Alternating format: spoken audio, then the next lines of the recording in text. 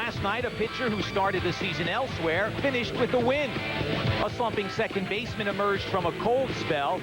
A supposed light bat continued to get hotter and hotter, which earned a tip of the cap from the biggest hitter on the squad. And a way was finally realized to slow down a speed demon.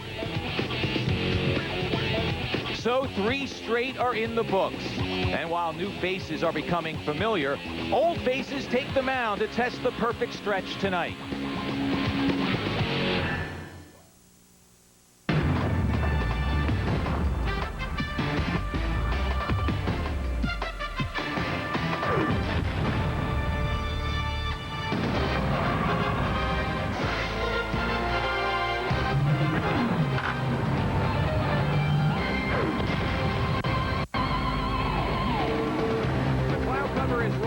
The temperature is dropped, but there's no stopping the red-hot New York Mets, who tonight go for a sweep of the Toronto Blue Jays. And with the win, they'll run their overall winning streak to 4 straight games as we welcome you to Mets baseball here on Fox Sports Net, New York.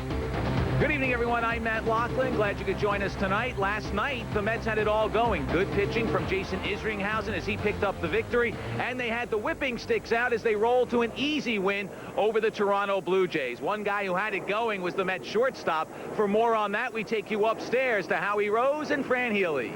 All right, Matty. Bobby Valentine has liked what he's seen from Ray Ordonez lately. He says he's more patient and his pitch selection is better. And especially in this series, it's really paid off. Well, he had 4 hits in last night's ball game, so Ray Ordonez is able to lift the average. The amazing thing, it was not his first time having 4 hits in a ball game. So Ordonez swinging a hot bat and still playing great shortstop. Last night's ball game, that was one of his doubles. He thought about triple, but wisely hit it back to second base. And Ray Ordonez contributing offensively as well as defensively. The entire Met team has been on fire with the bats over this 3-game winning streak. And tonight, those bats will be challenged by a man who pitched a perfect game last year, but has been ordinary at best this year for the Blue Jays, and that's David Wells. Just goes to show you, when you pitch for a real good ball club like he did with the Yankees last year, it helps make you a successful pitcher. David Wells pitching that perfect game and capturing the hearts of Yankee fans throughout this country, but his heart was broken when he was traded to the Blue Jays in spring training. He's been very vocal about not only the Yankees trading him away, but also Roger Clemens. Well, David Wells is with the Blue Jays for a second time. He was originally drafted by Toronto, and he'll be pitching for the Jays tonight against Rick Reed for the New York Mets in the final game of this 3-game interleague series. We'll have more from Shea after this. New York Mets baseball is brought to you by Coors Light. Frost brewed for that refreshing taste. Tap the Rockies. By The Wiz, your ticket to entertainment.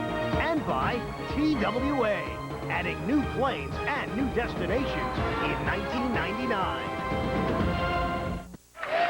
Welcome back to Shea Stadium. This is Hugo Chavez, the president of Venezuela, with a breaking ball for a strike to Edgardo Alfonzo, one of 3 native Venezuelans on the New York Mets. And the president of Venezuela is a guy who went to military school and pitched at that military school. In fact, he likes baseball so much that during the off-season, he had Sammy Sosa fly to Venezuela, where he threw batting practice to him. Well, you could tell. He knew what he was doing. Well, he threw 25 pitches to Sosa, and Sosa hit 10 of them over the fence. That was good DP. They claimed it was he was going to try to get him out. That's politically correct, too. I mean, Sammy Sosa, after all, 66 home runs. Might as well give up a couple to him. And there are the 3 native Venezuelan New York Mets, Edgardo Alfonzo, Roger Cedeno, and Melvin Mora. Former minor league player and also a major league player with that microphone, Damaso Blanco. Shortstop in the Giants farm system and later on with the San Francisco Giants. But Roger Cedeno's in the lineup tonight. Originally, it was Vinny Agbayani, who was injured during batting practice. 69 miles per hour, by the way, on that pitch from President Hugo Chavez of Venezuela. Now, is that our gun, by the way? Is that the Fox Sports Net New York radar? Oh, they put it up on the board here. Okay, so 69 on the Shea. on the Shea Stadium ray gun. it was 69 miles per hour. It looked like it had a little break to it. Our umpires for tonight brought to you by NAM, National Arbitration and Mediation, the most timely, cost-effective way to settle your legal disputes. Randy Marsh will call the balls and strikes with Marvin Hudson at first base, Angel Hernandez at second, and Larry Vanover at third. The Mets looking for a 3-game sweep of this interleague series. The second time the Toronto Blue Jays have played regular season games at Shea 2 years ago. The Mets won all 3, so they're 5 out of 5 against the Jays here in Flushing. And the Toronto lineup, presented by their manager Jim Fregosi, features Shannon Stewart leading off in left field, Craig Rebeck at second with Willie Green in right, Carlos Delgado the first baseman. Tony Fernandez dropped out of the cleanup spot tonight. He'll bat fifth with Darren Fletcher behind the plate, Jose Cruz Jr. in center, the rookie Chris Woodward at shortstop, and David Wells on the mound for Toronto. Taking the hill for the Mets tonight, Rick Reed. And Rick Reed, 3-3 on the year. He's pitched 49 innings for the Mets. 9 starts, a 5.33 ERA. Pitched well the other night at Yankee Stadium. This year he's got 36 strikeouts in 49 innings. But he was pitching on the corners the other night at the stadium. He started Friday night against the Yankees. So Rick Reed pitching against the Blue Jays will rely on good control. He'll throw that ball that moves a lot. He'll also throw that changeup, the old dead fish. And behind him defensively, Rick Reed looks at Olerud, Alfonso, Ordonez, and Ventura. Left to right in the outfield, Henderson, McRae, and Cedeno. Piazza behind the plate. 6 errors by middle infielders, the fewest in the major leagues. They got an outstanding defense in the infield. Robin Ventura, 5 Gold Gloves. We got Ordonez over there at shortstop. He's got a couple. Alfonso will end up with a Gold Glove before he's done at second base. And John Olerud, as steady as anybody at first. So you got to love it, especially if you can get the opposition to hit the ball on the ground. You got to love to pitch with this infield behind you. So Rick Reed set to go to work against Shannon Stewart, the Toronto left fielder. Stewart 0 for 2 in last night's game. And if he gets on, he's a threat to steal. He's second in the American League in stolen bases this year. He has 20. So the Blue Jays and the Mets in the final game of the season between these teams. Toronto will then take tomorrow off and will head down to Philadelphia for a weekend interleague series. The Boston Red Sox will be at Shea this weekend. So Rick Reed beginning his 10th start of the year. The first pitch to Stewart below the knees for ball 1. Shannon Stewart among the league leaders in several departments. He's tied for 8th in runs scored. We told you about his 20 stolen bases, which have him second to Tom Goodwin at the Texas Rangers. That's on the outside corner. 1 ball, 1 strike. He's had more singles than any hitter in the American League. And one thing he's been able to do fairly consistently, although lately his batting average has tailed off, is get on base. The 1-1 on the way, and it's ripped into left field. So Reed gives up a leadoff single to Shannon Stewart. And remember those 20 stolen bases. He's on at first with Craig Rebeck, the second baseman, coming up.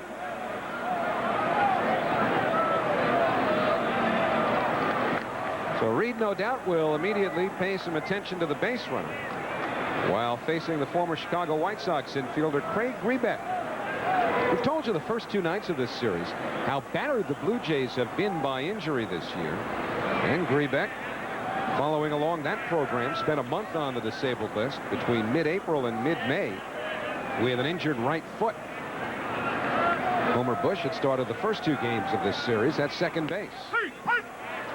A strike at the knees. No balls, 1 strike to Rebeck. If you recall last Friday night when Rick Reed pitched against the Yankees at Yankee Stadium, we made note that there was no catcher's box. And once again here at Shea Stadium, Mike Piazza will find himself restricted by the catcher's box.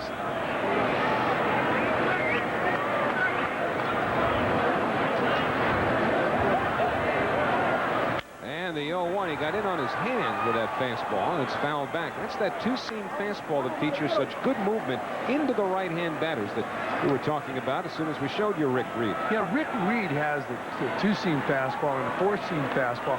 He surprises you with his velocity. He can get the ball up there. Of his entire arsenal, wouldn't you say that two-seamer is his most effective absolutely. He's got great ball movement with that two-seam fastball. Also, he has a very good changeup. He probably doesn't throw it as much as he should. He's ahead here, 0-2. Now a throw over to first base, and Stewart back in plenty of time. One thing that was impressive about Rick Reed when we saw him for the first time 2 years ago, and he seemed to throw the pitch even more then than he does now, was an over-the-top curveball. Yeah. Seems as though he's gotten away from that pitch a little bit. He relies more on that fastball. And the 0-2 pitch off the outside corner. I tell you, I think if you have a fastball that you can get to move quite a bit, and you change speeds off that fastball, you can mix in breaking balls and show them to hitters. But you don't have to be over-diversified where you don't have complete control of it. At least one pitch where you can throw it at any given time. I think sometimes pitchers feel they need too many pitches. In fact, the philosophy in baseball years ago was you can't win in the big leagues with only 2 pitches. Well, I don't believe that. Stewart bluffs, doesn't go, and a check swing roller that's going to be tough to get anybody. Nobody covering first base. That's Rick Reed's. Rick's got to get over there. He was watching Olerud field that ball. I'm sure if you ask Rick Reed right now, he's mad at himself for stopping. I'm not sure what was going through Rick's mind right here. He's got to get over to first base and cover it. You see Alfonso charging the ball. Olerud fielded the ball. It's up to Rick to get over to first base. It hurt him. Now the Blue Jays with runners on first and second. And now he'll face the middle of the Toronto batting order. Willie Green, the right fielder, a left-hand batter, to be followed by Carlos Delgado and Tony Fernandez.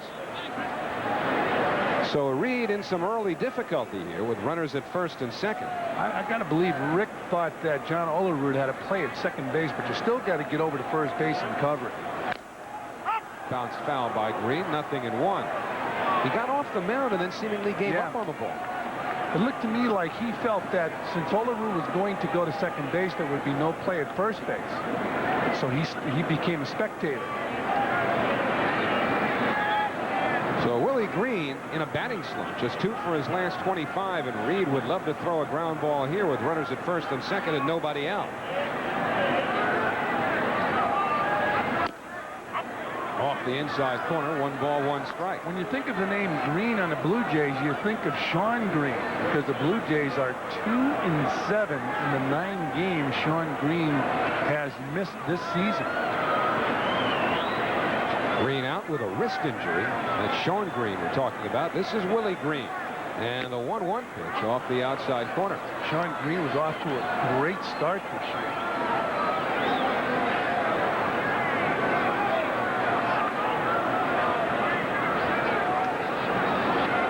Different team with him. 2 balls, 1 strike. Nobody out. Just getting started here at Shea.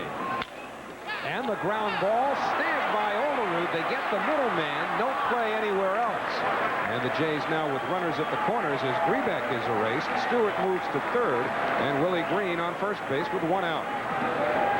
Think about this. Grebeck hits a ball softly and gets a base hit. Green hits the ball hard. Olerud reaching as far as he can reach makes the play, and they get the force at second. Wisely, Ordonez does not return the throw to first. So you see Olerud over to Ordonez, and on this play, Rick Reed got over to cover first, but Ordonez knew that he could not throw Willie Green out at first base. So Reed got his first out. Now he'll face another left-hand hitter, Carlos Delgado. Quick throw to first, not in time. And interestingly, Reed over his last 5 starts has fared much better against left-hand hitters than he has against right-hand hitters. The lefties are hitting only $1.59 against him. Well, Rick Reed will pitch outside. He'll run the ball away and he'll run the ball down, and left-handers try to pull him. Consequently, they hit the ball on the ground. Which is exactly what Reed would like to see Delgado do here, but he misses with the first pitch, 1-0.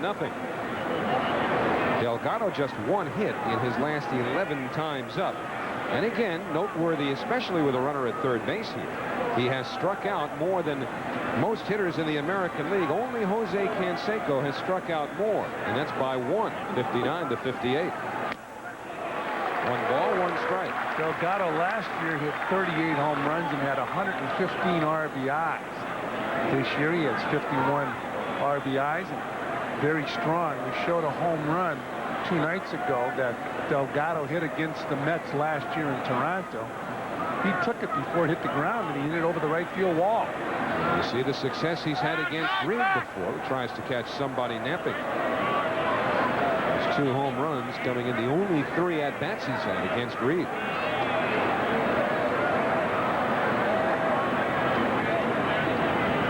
Willie Green leading from first. Shannon Stewart from third with 1 out here in the first inning. Let's respect Delgado's power. Playing him to pull in the outfield. Reed disses outside. 2-1.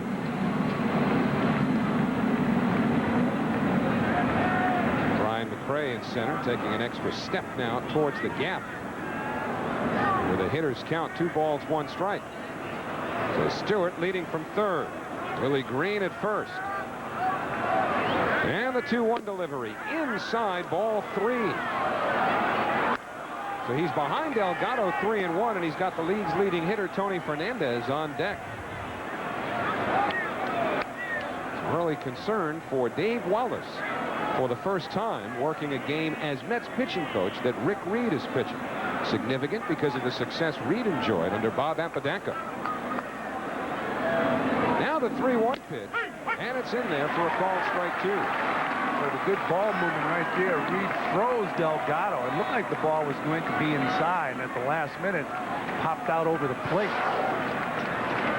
You see Piazza setting up inside. The ball looked like it was off the plate and just came back and got the corner.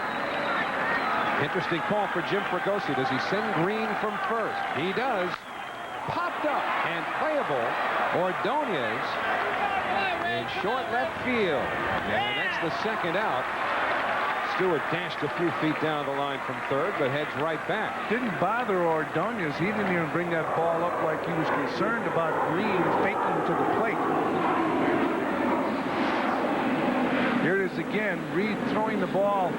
Good ball movement. That's the ball movement we were talking about. And Delgado pops it up. Ordonez goes back and makes the grab. And Shannon Stewart with good speed faked like he was going to come home, but really not an anxious reaction by Ordonez. He had everything under control. Shannon Stewart with good speed, the fake, and no big deal. Ordonez said, I'll give you a couple more steps and I'm going to throw you out at the plate.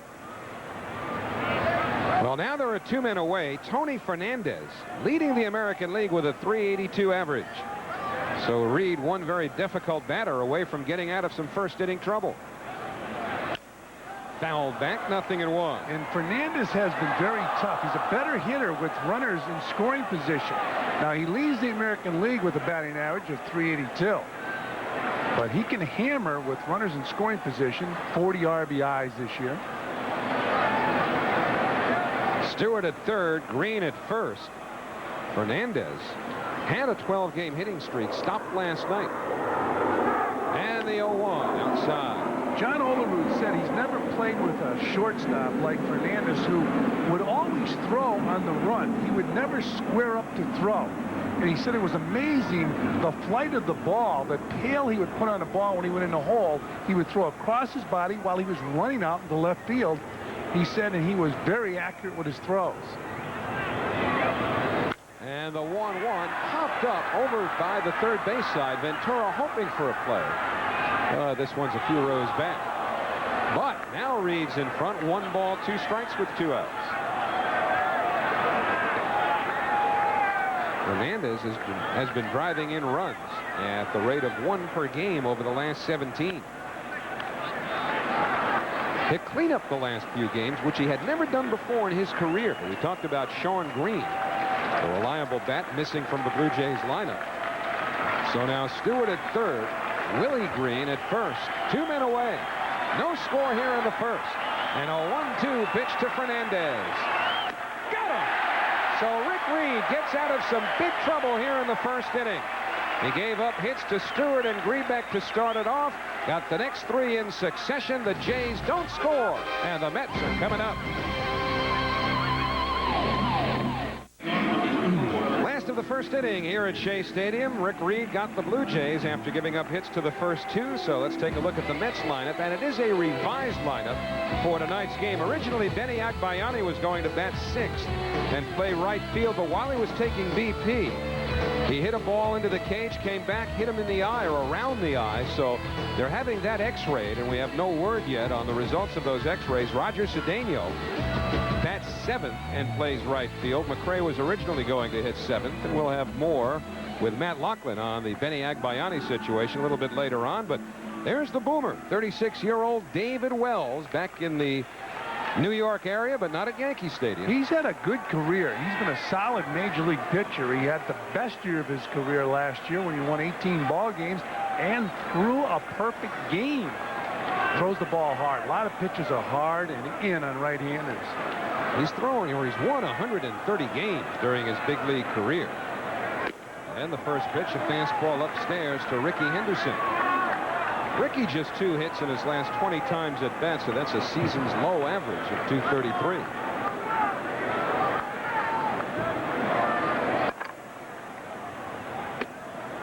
And that just misses inside. 2-0 now to Henderson.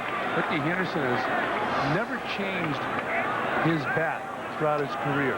Usually hitters make adjustments, go to lighter bats. Low, 3-0. You do have to make adjustments on hard stuff as you get older. He admitted to that.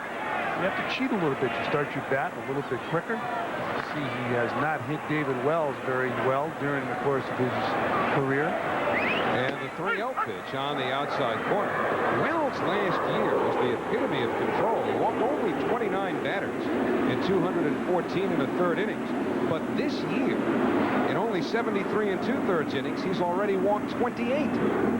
And the 3-1 pitch to Henderson upstairs. And so with that pitch, Wells has now walked as many batters this season as he did all of last year. Well, he certainly had a home at Yankee Stadium. It broke his heart when he was traded away. And tonight, his defense, Delgado, Grebeck, Woodward, Fernandez in the infield. Stewart, Cruz, and Green left to right in the outfield. Fletcher behind the plate. 25 errors by the middle infielders with the Blue Jays, in contrast to the number of errors by middle infielders with the Mets. And here's one of those middle infielders, Edgardo Alfonzo. That's a strike, 0-1. Alfonzo was very cool, very, I would say, nonchalant, matter-of-fact about getting a chance to meet the president of his native land today. One of 3 native Venezuelans, along with Roger Cedeno and Melvin Moore. I'm sure they were excited, but they were playing it cool, not showing it. No balls, 2 strikes now to Fonzie. Why are you sure? I'm just assuming. I mean, how often do you get a chance to meet the president of your country? I mean, whatever your politics, if the president of this country walked into the booth, you'd have to get a little charge out of seeing him, regardless of what year or which president. Bill Clinton, just a little over 2 years ago, was right here in this ballpark for the Jackie Robinson night ceremony. That was quite a night, wasn't it? Fouled off by Alfonzo, one of the most memorable nights I've ever spent in this ballpark. Absolutely. His electricity was unbelievable. Rachel Robinson joined us in the booth that night. You know, that night when we asked her if Jackie was alive today and was making his selection of what sport to play, would it be baseball? She said no. Yeah, football. No. Track? Basketball. That's what I meant. Were you with us? I think Ralph was there. That's it. Ralph was with me when we asked that question. You were napping at the time, I believe. No balls, 2 strikes to Alfonzo. Henderson running. That's strike 3, but the throw from Fletcher not in time. Well, I remember her saying, though, that football was what she thought was his best sport. Oh, yeah. Everybody felt football was the question I thought you were talking about. And she said he loved basketball. Well, here it is again. Big jump off first base by Henderson. Now, I know, people think that a guy like Ricky Henderson with no move by a left-hander, most of the time, a good base stealer, he just picks a pitch against a left-hander and takes off. And not all pitchers tip moves when they're going home or when they're going first base. And Ricky will tell you, he just will take a certain pitch and say, I'm going. And if they throw to first, they'll still have to throw him out at second base. So Ricky's got 13. The 21st stolen base against Wells, more than any other pitcher in the major leagues. He and Randy Johnson, another left-hander, interestingly. That's surprising. John Olerud takes a fastball, 0-1. You know, pitchers, it just takes some work to get a good move to first base. I mean, a God-given gift is a fastball, but you can work on a move to first base. 0-1 to Olerud. Henderson leading from second.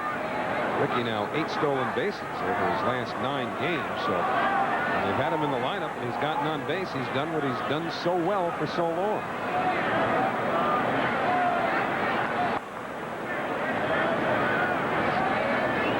Last of the first inning. The Jays did not score in their half, and now the Mets have a runner in scoring position.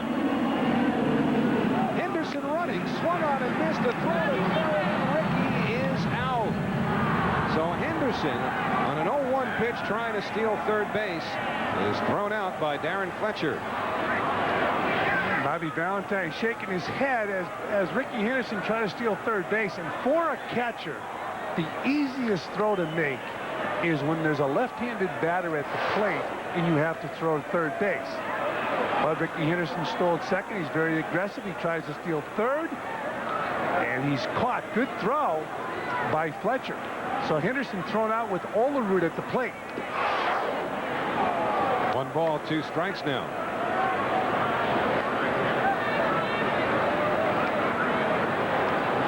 So Ricky Henderson thrown out for the 5th time this year. Wonder if he's gotten antsy about stolen base opportunities, having spent so much time on the bench while he was hurt watching Roger Cedeno do his things. Cedeno, of course, leading the majors with 31 stolen bases. Well, it's always tough when you try to steal a base with a number 3 hitter up and you're in scoring position and you're thrown out at third base. Or your number 4 hitter at the plate. 2 balls, 2 strikes now on Olerud. I'm sure the manager would have to justify it by saying, well, you know what, we want our players to be aggressive. And then when they're caught, doubt creeps into your mind. But you keep it inside because if you're asking them to do it, when they're successful, you're happy. Well, when they're unsuccessful, you got to try to digest it. And the breaking ball gets Olerud. So David Wells strikes out Alfonso and then Olerud. No runs, no hits. We go to the second, scoreless. Well, fans, the New York Mercantile Exchange presents the Subway Series at Shea Stadium. The Yankees are coming here on July 9th, 10th, and 11th. And now you can order a special Subway Series t-shirt commemorating the series. Call right now with operators standing by, and you can get this great t-shirt for just $16.99. To order, call 718-507-TIXX. That's 718-507-TIXX. We've got operators standing by as we speak. Great shirts. And last night we talked about the Subway Series hats. Good-looking hats. So the Yankees coming in here 1 month from now, as the Mets have won 3 in a row, including the last one at Yankee Stadium, David Wells' old stomping grounds. Wells talking things over with the manager of the Blue Jays, Jim Fregosi.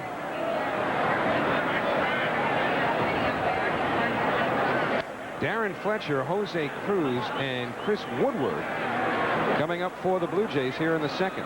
Well, they're going to have a press conference right now concerning Vinny Agbayani, so we should get that report from Matt Loughlin in a few minutes. Hopefully Vinny's okay. Then Benny was hit in the eye with a ball in the batting cage while he was taking BP before tonight's game. When you want to talk about a reaction, I was standing next to that batting cage and Bobby Valentine ran into the cage. Well, here's a guy who suffered a serious injury, although it could have been worse, in the exact same fashion. Darryl Fletcher, he was doing the same thing, taking BP, and a ball came up that he fouled off, hit him in the eye, and he missed a month, missed just about all of May, suffering a non-displaced fracture of the medial orbit. And hopefully, Agbayani didn't suffer even that much damage. But here's a drive deep to right field, and gone. A home run for Darren Fletcher. And the Blue Jays take a 1-0 lead. So Rick Reed gives up his 7th home run of the year, the 6th for Darren Fletcher.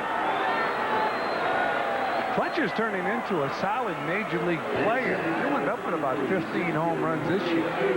He's getting better every year as an offensive player. So 1-0 Toronto. And Jose Cruz will be coming up.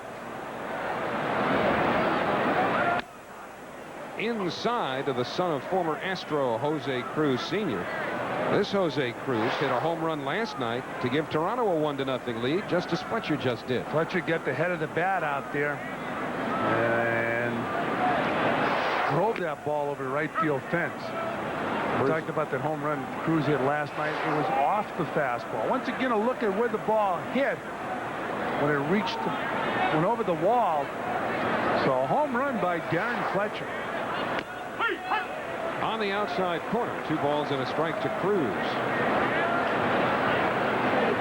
Cruz hit his home run in the 2nd inning last night after Jason Isringhausen had retired the first 5. Outside 3-1. Talked to Izzy today, and he said his forearm started to tire or tighten on him last night. He said that's just something he's going to have to get used to and work through, but he felt he threw pretty well. Yeah, he should be very happy with the way he threw. I thought he threw the ball as hard as I've ever seen him throw it, even prior to his arm injury. He got a good curveball, but a real impressive fastball, good velocity where he threw it by a lot of the Blue Jays. So a walk to Cruz, and still nobody out here in the 2nd. Chris Woodward, the shortstop, will come up. Woodward, the rookie who was called up from Syracuse, made his major league debut in Game 1 of this series on Monday night. Had RBIs in his first 2 plate appearances. Sacrifice fly and a base hit. 0-1 to Chris Woodward. Keeping in tradition with the Blue Jays of this season, he too was on the disabled list. Suffered a left groin strain. Spent some time working out at extended spring training in Florida before he went up to Syracuse. And now the count, 1 ball, 1 strike.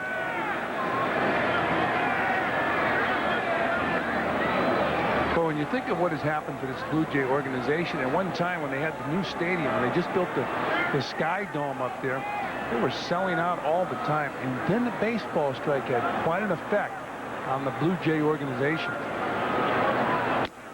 That's a strike. 1-2 to Woodward. You couldn't get a seat the first several years that Sky Dome was open. And really, they have not bounced completely back from the baseball strike. So Jim Fregosi, the manager, he was on the wrong end of that Joe Carter home run, which gave the Blue Jays their 2nd straight world championship in 1993. Fregosi was the manager of the Phillies. Mitch Williams, the pitcher. Fouled back, still 1-2.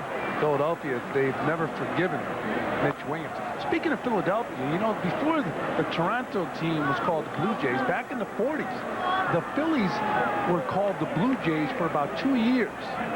They tried to get some excitement as far as the Phillies were concerned, so they were going to change the nickname. Never lasted. Yeah, that worked. Yeah. Cruz running, and a broken bat dunker that's caught by Ordonez. They'll have an easy double play. I'm surprised at Cruz. I mean, the ball was in front of him. It was a broken bat pop-up, and Cruz just kept on going to second base. Maybe he lost the ball. Cruz running to second base, didn't take a look. He was put in motion and didn't look at the hitter. And Woodward got jammed, and because he was not looking, Cruz was an easy out. And David Wells, the Toronto pitcher, nudges 1 foul up the first baseline. If Cruz took off and ran back to first base, 99% of the time they're going to throw to first and get him. But there's always that chance that they might throw the ball away. So 2 out, nobody on now. Jays with a run in on the home run by Darren Fletcher.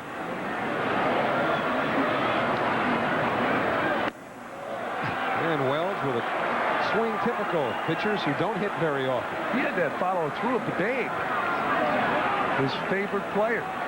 He wanted a wham. number 3 when he went to the Yankees. He wanted them to unretire the number and allow him to wear it. Foul back. He's got to follow through like the Babe. Remember when the Mets had Brian Bohannon? Yeah. He looked a lot more like Babe Ruth than David Wells does. He's physical. Look at that follow through, huh? I'll guarantee you he imitates Babe Ruth's follow through.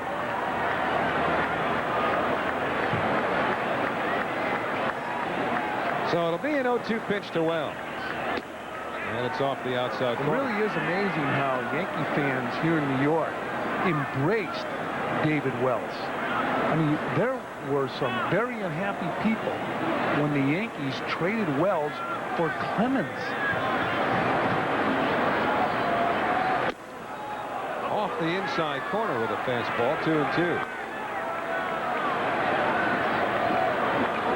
Well, a lot of that, I'm sure, goes back to the Yankee-Red Sox rivalry and how it's just almost impossible to accept certain players from certain opponents. You can make room for a guy like Clemens. Wells makes contact. Olerud to Reed, and the side retired. Wells just now pulling in at first base. So 1 run on the home run by Fletcher. Middle of the second, 1-0 Blue Jays. Well, here's the update on Benny Agbayani, who hit a ball off the cage during batting practice that rebounded and hit him just below the right eye. X-rays are negative. He's suffering just from a contusion. The eye is partially swollen shut. Just to take a precaution, tomorrow he will get a CT scan at a local hospital just to ensure that there are no small fractures. However, the Mets are confident and doctors are confident that that will not be the case. And so they're listing Agbayani as day-to-day, and that's the good news. Also, by the way, the Mets will make a change to that cage. There'll be extra padding added so that no longer can a ball rebound that easily. Fellas?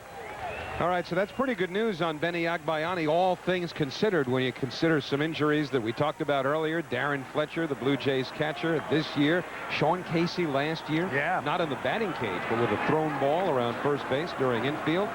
So Mike Piazza in the second inning leading off for New York goes after the first pitch and fouls it back. You know, during batting practice, I was standing there watching Mike Piazza, and Robin Ventura and John Olerud were also hitting in his group. So when John Olerud walked out of the batting cage and Mike got in there, he hit the first ball, hit a bullet over the left field fence, and Robin turned to John and said, "Put on some blinders, we don't want to watch this." I mean, this guy hits the ball so hard he impresses his teammates. That's hit hard and into left field. He one-handed that thing, hit a bullet. Last night he hit a shot by Fernandez at third base, and Robin Ventura was telling me he was on deck. Couldn't believe how hard Piazza hit it. I'll tell you, when you impress your teammates who see you day in and day out, you're good. And you see that one-handing a line drive in the left field. So using those grippers all his life, and their weights have made Mike Piazza extremely strong, and right there slapping a line shot into left field. Well, he had 2 hits last night, and this one extends his hitting streak to 14 games. Robin Ventura now, 8 out of 17 in his last 40. Takes a strike from Wells.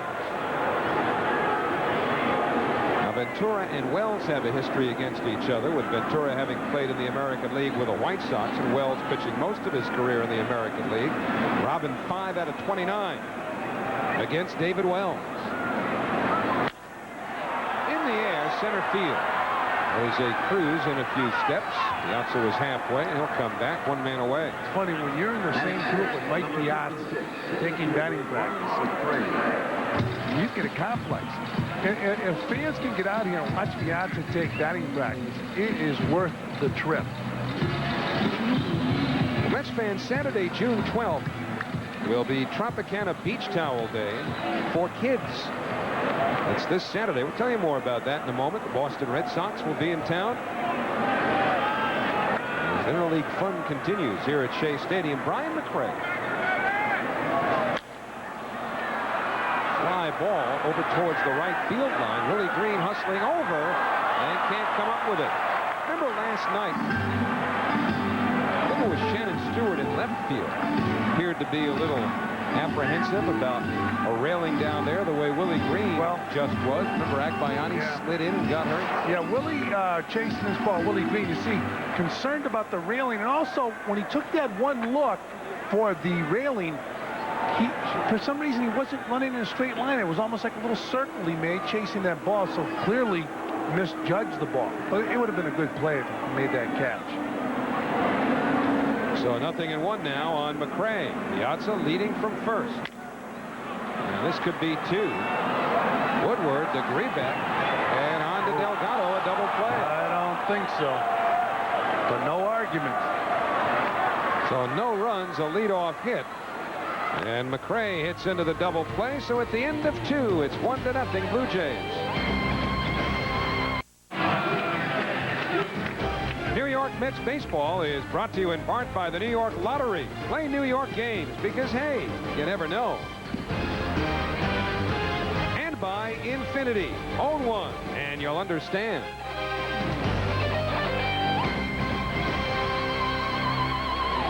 Third inning here in Flushing. Blue Jays 1, Mets nothing on the Darren Fletcher home run, which came leading off in the second inning. And we'll go back to the top of the Toronto batting order with Shannon Stewart, Craig Grebeck, and Willie Green face Rick Reed. Reed making his 11th start, but as we mentioned before, his first one, at least officially, under Dave Wallace as the pitching coach. Gets a breaking ball over for a strike to Stewart. And remember, Rick Reed really began to flourish at the minor league level in AAA at Norfolk when Bob Apodaca was his pitching coach. And they shared a pretty good relationship. Yeah. So it'll be interesting to see the dynamic of Reed's work with Dave Wallace, who is an accomplished pitching coach in his own right, going back to his Dodger days. Yeah, well, clearly Rick Reed, I'm sure, is very grateful for the help Bob Apodaca gave him and the confidence he helped him develop. And Dave Wallace, as you mentioned, has been very successful as a pitching coach with the Los Angeles Dodgers. Robin Ventura across the diamond to get Stewart one away.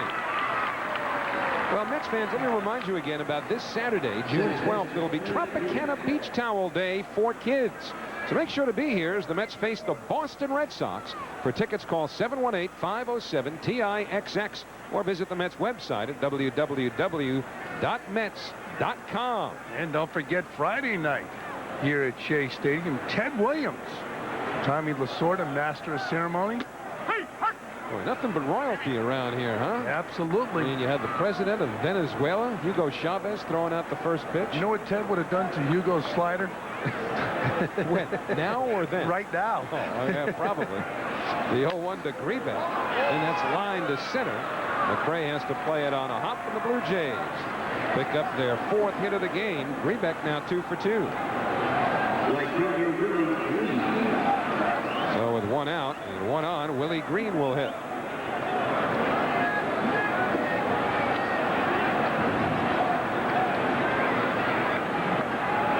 Strange how Reed's had so much more success over those last 5 starts against left-hand batters than right-hand hitters, isn't it?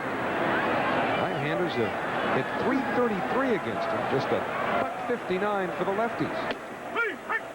That's a strike to Green. We talked about Rick Reed getting away from his breaking ball. We were talking about that earlier in the game. And with those left-handers, he gets good ball movement and running away, makes good pitches inside on the corner to keep him honest. A lot more fastballs from Rick Reed this year. Well, that's the pitch. I was talking to Jim Leland about it when we were in Colorado, because Jimmy Leland had Reed with the Pirates when Rick made his major league debut, interestingly against the Mets back in 1988. But Leland said that two-seam fastball is the pitch that really made Rick Reed a successful major league pitcher, a pitch he did not have working for him in Pittsburgh. They'll check the swing at third. Nothing doing, according to Larry Vanover, so it's 2-1 on Willie Green. Well, Rick Reed, we have seen him throw that fastball where it moves quite a bit. See Willie Green from the side. Did he go around? Not according to Larry Vanover, he didn't. So it's 2-1, and we'll see if Grebeck might be in motion here. Green misses pitches more than just occasionally. Gets under this one. The runner was not going. And an easy play for Brian McRae. This copyrighted telecast is authorized under television rights granted by the New York Mets solely for the private, non-commercial use of our audience. Any publication, reproduction, retransmission, or other use of the pictures, descriptions, and accounts of this game without the express written consent of the New York Mets, Fox Sportsnet New York, is prohibited. And Orel Hershiser still has his son with him. Teach him how to throw. In fact, earlier today, he was throwing him some ground balls at second base. That's Jordan Hershiser. Jordan said, you know what? Howie Rose has been talking about that two-seam fastball. Well, Carlos Delgado just punks one down the left field line. On his way to third is Grebeck. Henderson up with the ball. He's being waved in. The relay throw short hopped Ordonez, and Grebeck scores. Well, on to second is Delgado, and it's 2-0 Toronto. And that was similar to the ball a few years back against the Cardinals when Gilkey threw it to Ordonez and short hopped him. Ordonez from his knees was able to catch it, but because he went down on his knees, he had to throw from his knees, and he made the throw to the plate. Once again, it's a short hop. That's why he goes down on his knees. Ricky Henderson, if he throws it chest high, then Ordonez will stay standing. But watch this. Henderson picks it up, and the short hop drives Ordonez to his knees, and he's unable to feel that ball and throw it. Say Grebeck going all the way around to score. Terry Bevington, the third base coach, sending him. And Ordonez once again tried to feel that ball cleanly, even though it was a short hop, but he just couldn't get the handle. So 2-0 Toronto. Delgado at second. Tony Fernandez fouls the first pitch off, 0-1. Fernandez struck out his first time up with 2 aboard in the first inning. You know, we've talked about Cedeno, how fluid he looks running. You watch Fernandez, he hits he swings the bat as smoothly as he plays defense. Everything is very relaxed. There's that fastball on the outside corner, 0-2.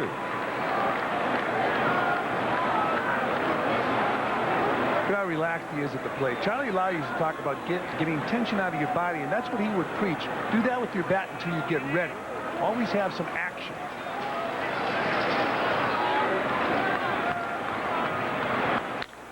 Lined over Alfonso into right field. Cedeno up with it. Delgado coming to the plate. The throw, the slide. Out at the plate.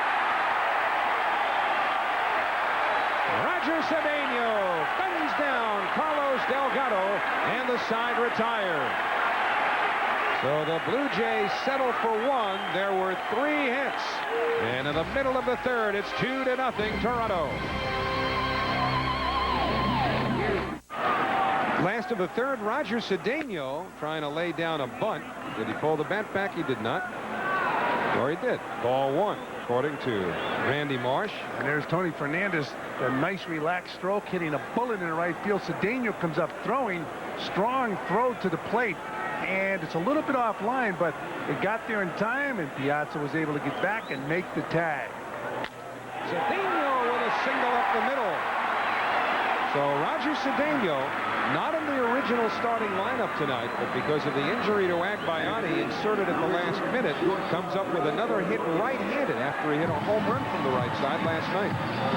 Well, take another look at the throw from Cedeno to Piazza, offline, but got there in time. And look at Piazza getting over there and making the tag. Nice play by Mike Piazza. Face first. You want to recommend to Mike to keep that mask on if he's going to dive face first into spikes. So now it's Ordonez, 6 out of 8 in this series to get his average back up to 266. But in truth, it's been climbing since before the Blue Jays came to town. He's got 12 for 35 over his last 11 games. 5 times in his young career, he's had 4 hit nights. It's incredible. You know, the guy on first base, Roger Cedeno, is such a tone, sets a tone to a ball game. It's got to be a tough decision for Bobby Valentine. He must agonize over the fact that he's not playing a guy like Cedeno. Well, it's interesting how Bobby arrived at not playing Cedeno tonight. We were talking about this before the game. Yeah. Bobby was, asked by Brian McRae and a couple of the other veterans. They want to know when they're playing. They want to know the night before. And Bobby has been reluctant to do that. But you know what? He said, the way things are going lately, the guys are voicing their criticism. I'm going to respond to it. And now he's sorry he did. I'll tell you why. As Cedeno runs, the pitch popped up by Ordonez. The First baseman Delgado there. Cedeno just gets back. Seriously, this kid was on second base. His foot was on second base, and he still got back. Magnificent speed with Roger Cedeno. Watch this. He gets a nice jump off first. And the ball's popped up. But again, he's trying to steal a base, so he's not taking a look. Now look at him get back. How many guys can do that? Touch second base. You see the big jump. He's not looking. He says, this is a straight steal. Whoops.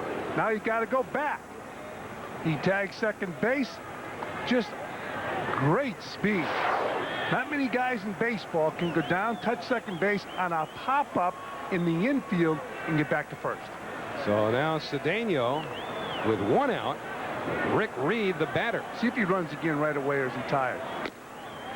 Swing and a miss, 0-1. Let me get back to Bobby Valentine's reasoning about not being enthralled with the idea of letting players know in advance. He figured, all right, I'm going to commit. I'll tell McRae that I want him playing against Wells. So he told him a couple of days ago that he'd be in here tonight, meaning Thursday. Wednesday. And then what happens? Last night, Cedeno hits a home run against a left-hand. And Brian McRae strikes out against a left-hand batter. Of course, McRae's a switch hitter, so he batted from the right side. Cedeno, a switch hitter, he batted from the right side. And so Bobby had made a commitment that although he wouldn't specify whether or not he would have changed, felt sort of hamstrung by the commitment that he made to McRae, and he said, that's it, I'm not doing it anymore. So Valentine will not tell players any longer. As Reed punches one into right field. Cedeno holds on here at second base, and there are two on with one out.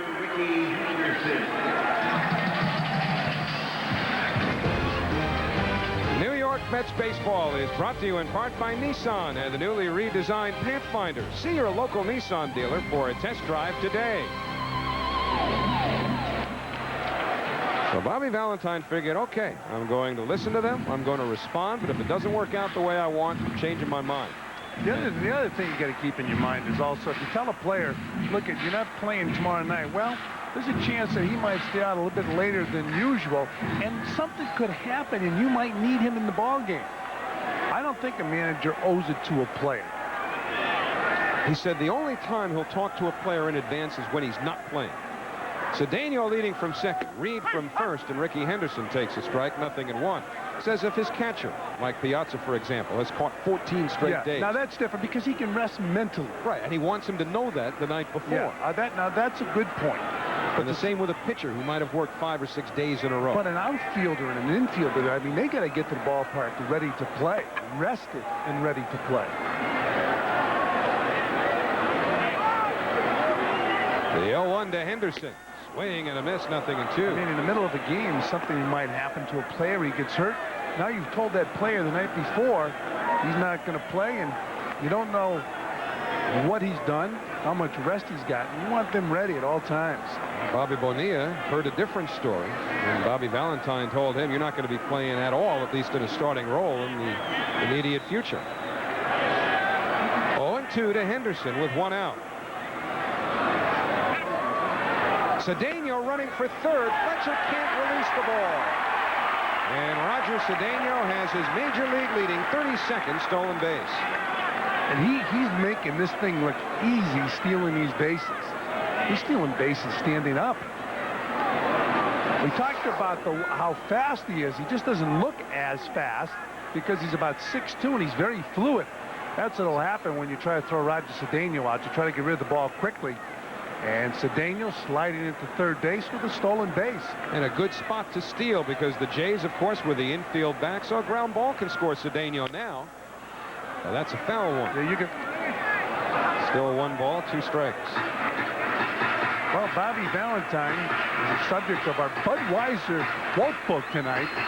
And we've been discussing it. And it may be frustrating for the players, but I think they all know we have to do what is best for the team. And what's best for the team is you hope everybody comes to the ballpark ready to play. And there will be isolated instances where you will notify a Mike Piazza that you're going to get a day off. Because as we have said in the past, the ability to rest mentally for a guy is much more important, I think, than even physically. Mickey Brantley, the new hitting coach, sitting with Bobby Bonilla. So the 1-2 to Henderson. In there for a call at strike 3. So Ricky Henderson down on strikes as Wells slipped the fastball by him. 2 men away. And for David Wells, his 3rd strikeout. So David Wells, who loves to throw that hard stuff, and he'll bust you in, gets Ricky Henderson with a tough pitch. Inner part of the plate. Pitches a little bit like Al Leiter, the hard stuff in on right-handers. And here's his money pitch. Got him. So now 2 men away. Edgardo Alfonzo, who struck out his first time up, will bat. On the inside corner, no balls, 1 strike. Again, a hard pitch inside to Alfonzo. We've seen Alfonso turn on that ball that's from the middle of the plate in. He did it last night. He's telling me before the ball game that bone bruise he sustained in Pittsburgh is no longer bothering him. It goes back 2 weeks. Got jammed, fouls it off. It's 0-2. Again, Wells inside with hard stuff. Alfonzo can handle that bat. You see now, that hot zone will tell you that he's best middle of the plate in. But isn't that misleading? Don't you think of him as a right field hitter? Absolutely. I mean, the hot zone's right 99% of the time, but right there, I don't believe it. We've seen him swing that bat and hit that ball from the middle of the plate out a lot more than hit the ball from the middle of the plate in. I agree. Hot zone is lukewarm. And the 0-2 to Alfonzo. Breaking ball got him. So David Wells freezes Alfonzo with a curveball after throwing him a hard slider and a hard fastball. He went in with the hard stuff, and the target was inside again. It gets the inner part of the plate. There's that lukewarm zone. 4th inning, 2-0 Toronto. Let's take a look at our Aflac trivia question for tonight. And this one has to do with home runs off of a man who will be enshrined in baseball's Hall of Fame this year. And these are active players. We want 3 of them, the only 3, still active to hit their first major league dingers off of Nolan Ryan. There's one guy you're never going to get unless we give you a hint. I thought you owned Denny McLain. He didn't say anything about Ryan. No. But I didn't own anybody. I owed. That's not what you told me. Let me tell you something. Nolan Ryan pitched his best game of his career in Double-A ball. A lot of people don't know that. Darren Fletcher fouls the first pitch in front of the photographer box. Nolan pitched a game in Williamsport, Pennsylvania. He didn't have a curveball. He had a fastball. He was about 19 years old. He struck out 21 batters. How many times did he get you? I was proud to say I was 5 of those 21. Hannah, baby, 5. I'll tell you, it was a bad night. Balanced foul. It wasn't my fault. The manager had me batting 3rd. If he had me batting 9th, I could have batted 4 times. Yeah, it was the night. How many? If you got up 5 times and he was that overpowering, how many did he walk? He walks. Let me tell you something. The first thing you were concerned about when he gave you that oof, that you were going to see a strike. You were hoping it wasn't going to be behind you. 0-2 to Fletcher. But out behind him. I asked Nolan Ryan. We got a show coming out on Nolan Ryan, Hall of Fame show, and I asked him that question. And I was told at the time, you gotta be kidding, all the games he pitched in the big leagues? And then the answer was, you know what? You might be right. That might have been my best. The 1-2 to Fletcher. Just off the inside corner. So he's come inside twice on Fletcher. And now they count 2 balls and 2 strikes. Fletcher with a home run to lead off the second. His 6th home run of the year. Blue Jays added a run in the 3rd. Could have had more, but Roger Cedeno cut down Carlos Delgado at the plate for the 3rd out. Still 2-2. Well, Fletcher hitting the ball over the right field fence. Rick Reed got the ball out. It was tailing away, and Fletcher got the head of the bat out there and picked up his 6th home run of the season. Now has 21 RBIs.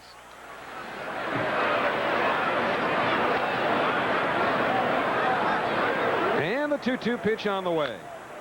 Popped up into short right field. Cedeno coming in hard. Alfonzo back. And it's the second baseman, Alfonzo, to put it away.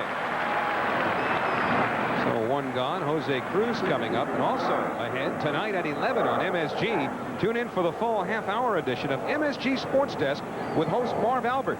Later, keep informed on the national sports scene with Fox Sports News tonight at midnight on MSG Network. It's more than just a game. A little extracurricular activity earlier this afternoon at Shea Stadium when Bobby Valentine was holding his pregame press conference in the dugout. Well, two personalities, very forceful personalities, were very forceful tonight. And I'm telling you, both of those guys were not happy after it. Marty Noble's been very unhappy about some comments that Bobby Valentine made on FAN with Chris Russo and Mike Francesa. And Marty addressed it tonight. High fly ball deep to right field off the bat of Cruz. Cedeno looks. That's a gunner. Jose Cruz, his second home run in as many nights. The second home run given up by Reed in this game. And it's 3-0 Blue Jays. Last night, Cruz hit the ball over the left field fence. He walked his first time up tonight and just hit a home run, his 9th of the season, over the right field fence. So Rick Reed in his ball game has given up 2 solo home runs. One to Fletcher and one right here to Jose Cruz Jr. Number 9 on the season. Chris Woodward, the shortstop, takes strike 1. We were talking about Marty Noble and Bobby Valentine having a verbal altercation. Let's make sure people know now. Marty Noble covers the Mets for Newsday, Long Island newspaper, for those who don't live around Long Island. He's been a long-time reporter covering the Yankees for years and then the New York Mets. And during the press conference with a number of writers and members of the electronic media around Bobby, Marty confronted Bobby about words that he issued on FAN. Marty said some things or heard some things that Bobby said that he didn't believe, and Bobby didn't believe some of the things that Marty had written about specifically the relationship between now former pitching coach Bob Apodaca and a couple of his pitchers, Al Leiter and Dennis Cook. Apparently that was the impetus for the discussion on the radio. And Henderson played that on the short hop. Chris Woodward with a base hit. So anyway, things got pretty testy between two forceful personalities before the game. Yeah, Marty showed up with words on a paper. He wanted to be accurate, and he talked to Bobby Valentine about what he said on WFAN and showed him the paper, showed him what went on with the dialogue. And Marty was very upset. Bobby was very upset. Bobby was upset that Marty did it the way he did it, the way he confronted him in front of the rest of the media rather than talking to him in private. And Bobby, of course, Bobby did talk to Mike and Chris on the radio. So it was an ugly scene for a few minutes here at Shea Stadium. But I guess it's been patched up. You think so? No. So you can't be trusted. Anyway, David Wells now, the pitcher, who has a 3-0 lead with Chris Woodward at first base. Wells grounded to first his first time up. Boy, they pinched tight from the corners. Olerud charging from first. Ventura charging from third.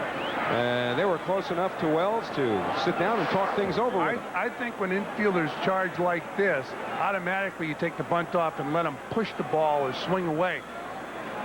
But David Wells tried to bunt the ball. They would have had to play at second base if he lays down the bunt either to Olerud or Ventura. The old pick yourself up a set of teeth play. That's it. Barry Bevington, former manager of the Chicago White Sox. Third base coach now under Jim Fregosi.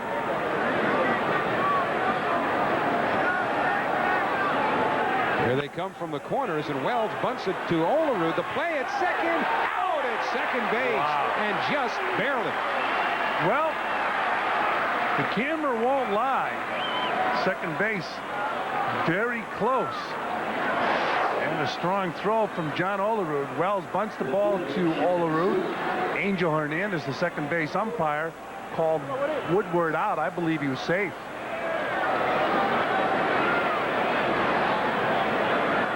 No argument from Jim Fregosi. I'll tell you what, from that angle, it did look like Woodward got in there first, but Jim Fregosi just stays put. Yeah, I thought he was safe when we first saw it.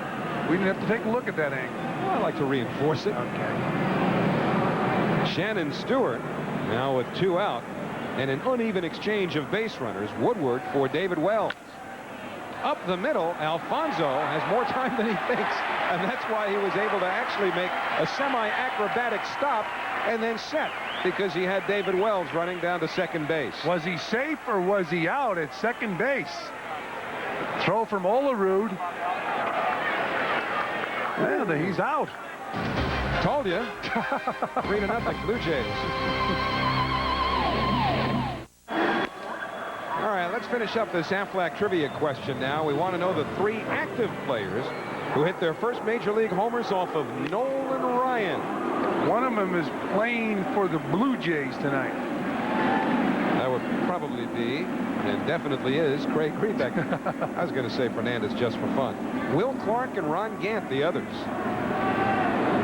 So Craig Grebeck has that much to take into his post-playing career. I'll tell you, Nolan Ryan, the most intimidating pitcher most major leaguers have faced. Although this guy, Randy Johnson's got to be very intimidating today. I brought up Denny McLain with you because, well, what's the story now? Was it your first major league at-bat or plate appearance? You asked me one time who I got my first major league hit against. Well, this one's stuck in my head. Yeah, Denny McLain. But it was one hit.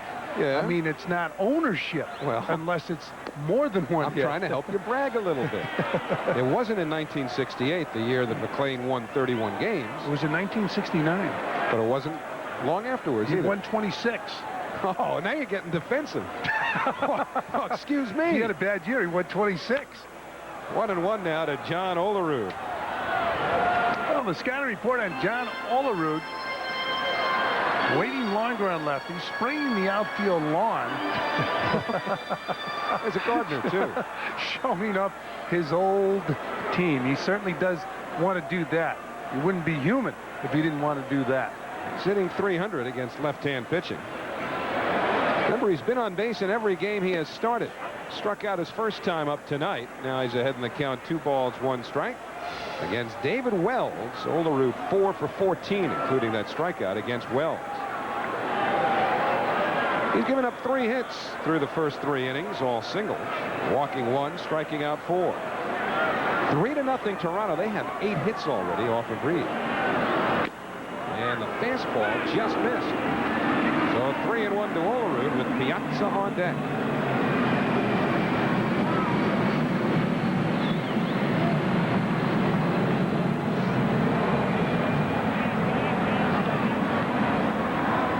And the pitch to Olerud, a chopper. Woodward waited on it. Now he'll have to hurry, and he gets Olerud 1 away. A lot of hang time on that ground ball. Olerud now 0 for 2, and Piazza will hit with the bases empty. He was able to wait because he had a slow runner as opposed to someone with the speed of Roger Cedeno. You can't wait on that. No, he would eat that ball for Cedeno. But he gets Olerud by a step. John Olerud hitting the ball in front of the plate with that high Baltimore chop, but Woodward throws him out at first. No infield hits for a guy like John Olerud. Just think if he could add like 15 infield hits. Mike Piazza singled his first time up, extending his hitting streak to 14 games. Another guy, very few infield hits. But he has that .331 batting average.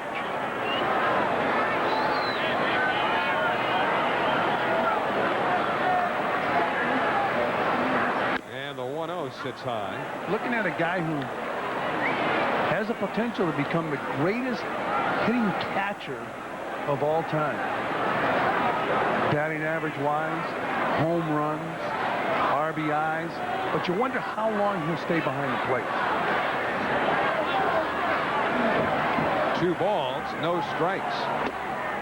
Ball 3. It was addressed last offseason, just as Piazza was into his negotiations. As you look at our New York Life in-game box, Mike with one of the 3 hits for the Mets. And Piazza said that down the road he'll be amenable to whatever the Mets might suggest about a change in positions, although certainly nothing is imminent there.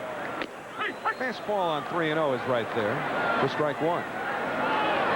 But, you know, you look at the history of most real good hitting catchers over the course of their careers, and once they get around age 30, if they continue to catch, 130, 140 games, the batting average usually starts to decline a bit. So Piazza may be faced with a decision in the next year or so. I'm going to guarantee you another thing, that he's the strongest catcher that ever played the game. He doesn't really, well, he's still a young guy. But he doesn't tire. And the other thing is, his batting average is unbelievable for a catcher. Piazza's 30 years old now. He'll turn 31 in September. Like Santini, our producer, just mentioned Lance Parrish, who was a very strong catcher. But I'll tell you what, I bet you Mike is stronger. And Lance, I wouldn't want to tell Lance that. So if he's in the building, let's get out of here. It'll be a payoff pitch to Piazza. It's hit in the air, center field. There's a Cruz waving off everyone, most notably the right fielder Willie Green. 2 men away, but Cruz wanted to make sure he got the sign. Well, when you pay to watch the Mets, you like to watch Mike Piazza take a swing like this. You hope it's a home run, but he just missed it. He wanted to go to school tomorrow and say, I saw Piazza hit one. Robin Ventura, a little dribbler to second. Greenback throws him out, and the side retired. So David Wells gets the Mets 1-2-3 for the first time tonight. And at the end of 4, final game of this 3-game series, 3-0 Blue Jays. Mets baseball is brought to you in part by Jeep, the most award-winning brand of 4x4s on earth. 3-0 Toronto over the New York Mets. The Mets trying to put a smiley face on this one, but they're down 3 as we go to the 5th inning. And with a play-by-play, always smiling, Fran Healy. All right, Howie, and Greg Rebeck will lead it off. 3-0.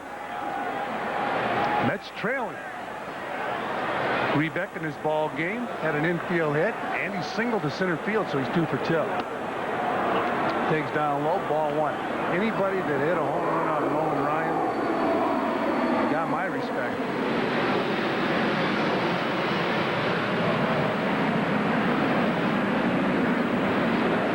Rebeck will be followed by Willie Green and then Carlos Delgado.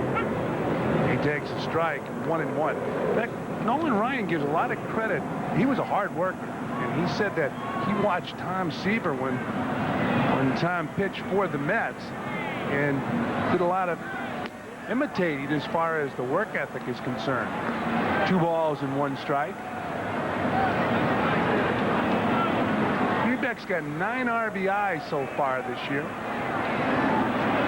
And the 2-1 pitch hit off the end of the bat. Ordonez grabs it. 1 down. So with 1 man out here in the top of the 5th inning and the Mets trailing 3-0, the batter will be Willie Green, who's 0 for 2.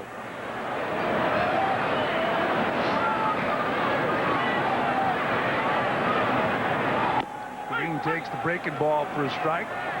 No balls and 1 strike on the Blue Jay right fielder. 8 hits in his game and 3 runs for the Jays. 3 hits and no runs for the Mets. Hit off the end of the bat. It's 0-2 on Willie Green. Giving him 2 pretty good breaking balls. Threw the first one, a curveball for a strike, and Green hitting that breaking ball off the end of the bat. You know, we were talking about Nolan Ryan.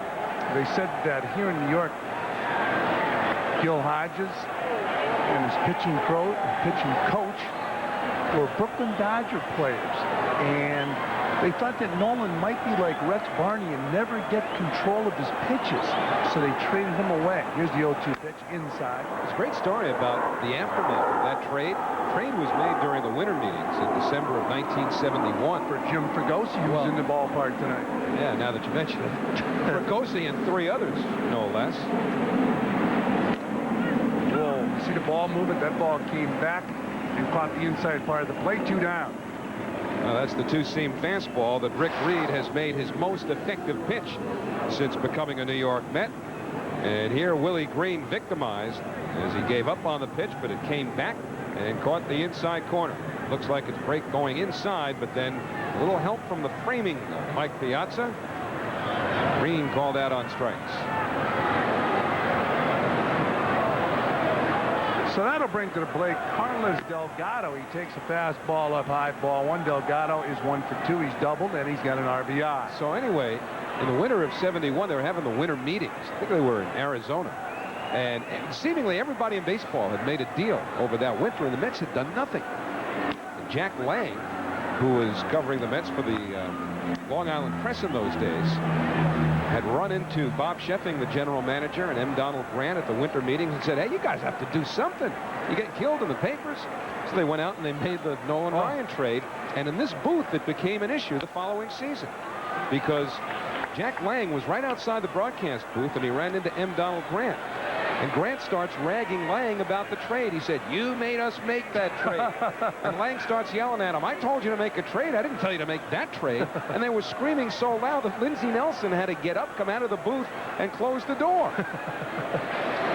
2-1 pitch outside. In fact, Jack Lang comes to a lot of Met games. Jack is retired. I guess semi-retired. Still does some writing. You see Jack about once a homestand. Yeah. So Jack Lang made that trade. Well, that's what M. Donald Grant accused him of doing. Breaking ball down and in. In fact, Lindsey, as Delgado goes to first base with the second walk issued by Reed, Lindsey Nelson went out to Jack Lang between innings and said, listen, I got to start showing you a little more respect. I didn't know you were involved in player personnel decisions. Boy, that's a great example of how the media can have an influence on management as far as trades are concerned. At least it did in that case. Rick Reed now will pitch to Tony Fernandez. Fernandez struck out and he singled. Single to right field in the third inning. And Delgado got thrown out at the plate by Roger Cedeno. Nice tag by Mike Piazza.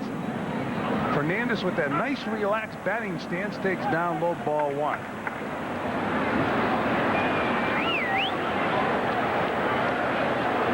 Piazza out to talk to Reed.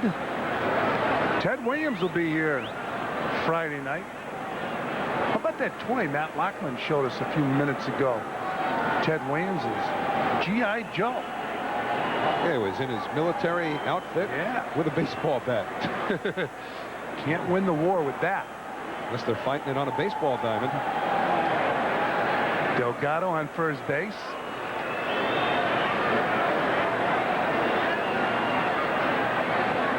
1-0 on Tony Fernandez. Fouls it off. 1 ball and 1 strike. Watch how relaxed Fernandez approaches this ball from his batting stance. Looks like he's going to hit it off a tee. Yeah. And a nice easy swing. He fouled it off. Getting it down on the bat. He's fluid in every phase of the game, offense and defense. 36 years old. He's a third baseman now, and he fouls it back. 1-2 on Tony Fernandez. 2 men are out here in the top of the 5th inning. You going to keep that toy? I'll play with dolls. It's the Ted Williams Korean War fighter pilot G.I. Joe from the G.I. Joe Classic Collection. Although if Matty gets Ted to sign this on Friday, it'll be worth holding on to. That's right. 1-2 on Fernandez with Delgado on first base, being held on by John Olerud. Fastball running outside. 2 balls and 2 strikes.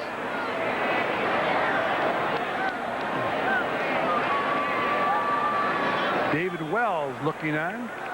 Right now, his team on top of the Mets, 3-0.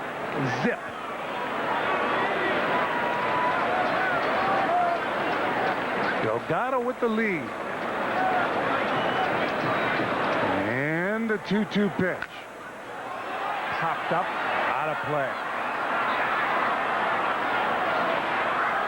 Well, Tony Fernandez trying to win a batting title this year. He's 37 years old, or will be at the end of this month.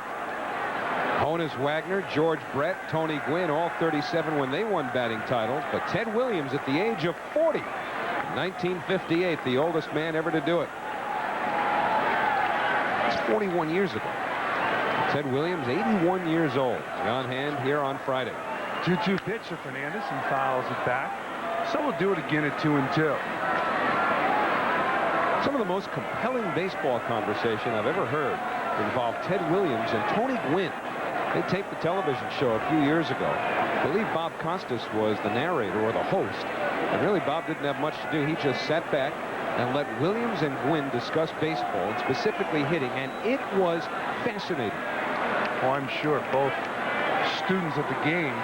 Ted, of course, didn't have access to the videotape that Tony Gwynn has been able to employ. Fouled back again, so Fernandez has fouled off a number of pitches. It's still 2-2. Apparently, Ted didn't need the videotape. He could draw Van Gogh-type pictures in his mind.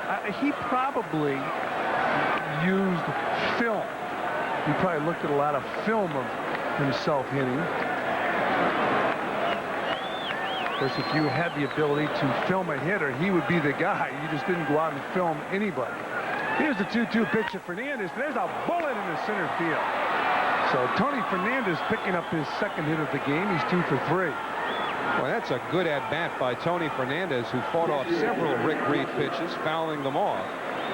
Just as Ted Williams, we're sure, used to do. I say we're sure because I never saw him play. Fran did, but his former team, the Red Sox, will be here all weekend, and Saturday is Tropicana Beach Towel Day for kids. For tickets, call 718-507-TIXX or visit the Mets website at www.mets.com. So now Rick Reed will take on Darren Fletcher, who homered back in the second inning and popped to second base in the fourth. Runners on first and second. 2 men are out, top of the fifth. Mets trailing 3-zip. Fletcher takes down low, ball 1.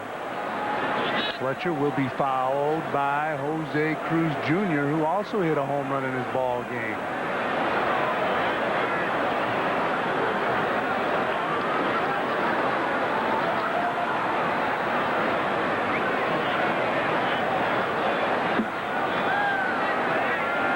And the 1-0 pitch. Breaking ball. 1-1. Talking about Ted Williams when he was in the service. He did some training up at Amherst College in Amherst, Massachusetts. They had an indoor batting cage, and the myth has it that he took a lot of batting practice indoors, but never put the nets down. So there's a lot of chips on the brick. There's a chopper that'll put no chip on anything. This is an out. Alfonso to Olerud scored 4-3, and that'll do it for the Blue Jays. They strand 2. But as we go to the bottom of the fifth, they have a 3-zip lead.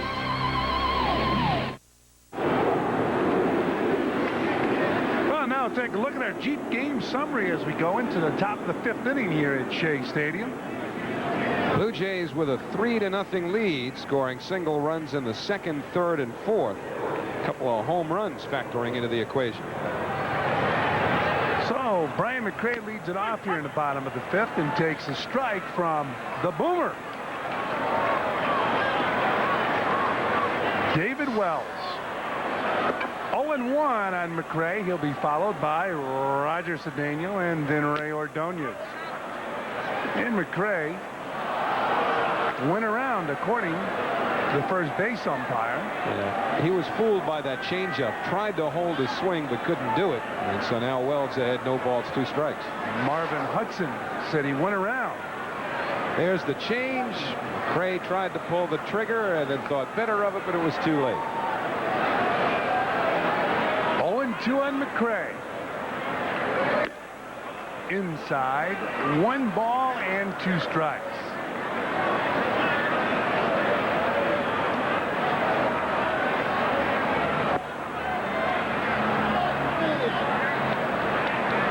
And the 1-2 pitch. Well, it's a nasty breaking ball, strike 3. That's all you can do when you're hitting is walk back to the dugout, 1 down. 5 strikeouts now for David Wells. And now we'll take a look at our Jeep game summary.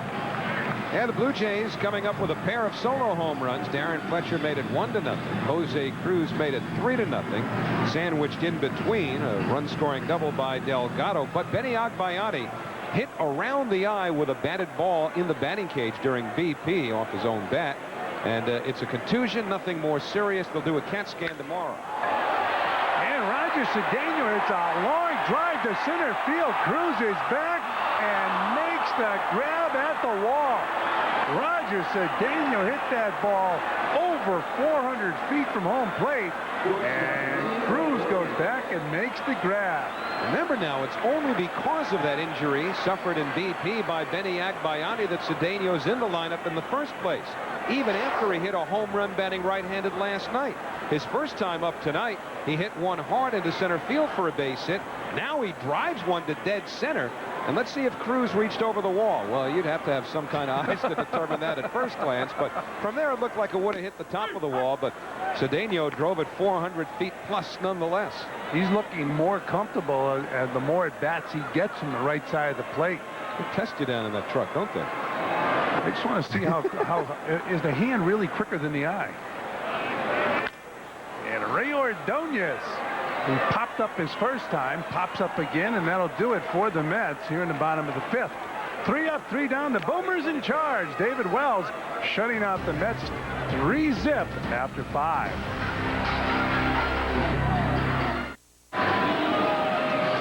Well, back here at Shea Stadium, where the Mets trail the Blue Jays 3-zip. We go to the top of the 6th inning. Jose Cruz Jr. will lead it off. Nice shot from outside, right behind the center field fence. Yeah, Long Island Railroad platform. You ever take the LIRR to the ballpark? No, I have not. You know what? I think that as a player with the Giants, I would do that. Really? Absolutely. Now we would take. So you were too big a deal to take the subway then, huh? You had to go for the Long Island Railroad. No, we take the subway. We take the subway. I take that back. We take the subway. Hey, what did I know?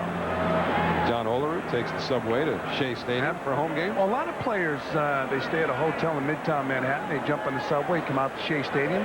You're out here around 2:30, 3 o'clock. You see a lot of the visiting players coming into the ballpark through the right field fence. 0-1 on Jose Cruz Jr. But the Long Island Railroad, although they tell me it's a magnificent and on-time service, down low, 1-1. I believe you were the one who told me that. You believe anything? Absolutely.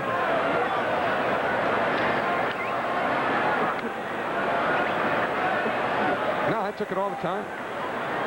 Over here to the ball. Yeah, well, it's great.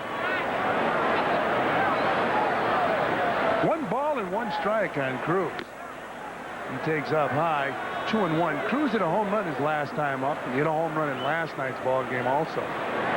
See, you don't understand what it's like growing up in a small town where you didn't have access to Major League Baseball unless you took a nice car ride for about 3 hours.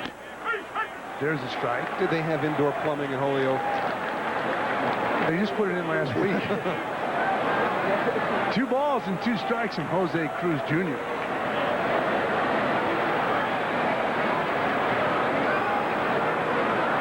And the 2-2 pitch. Ball came back. We were talking about it the other night in Yankee Stadium. Sometimes an umpire will give up on a ball. That was pretty good ball movement right there. Full count on Jose Cruz Jr.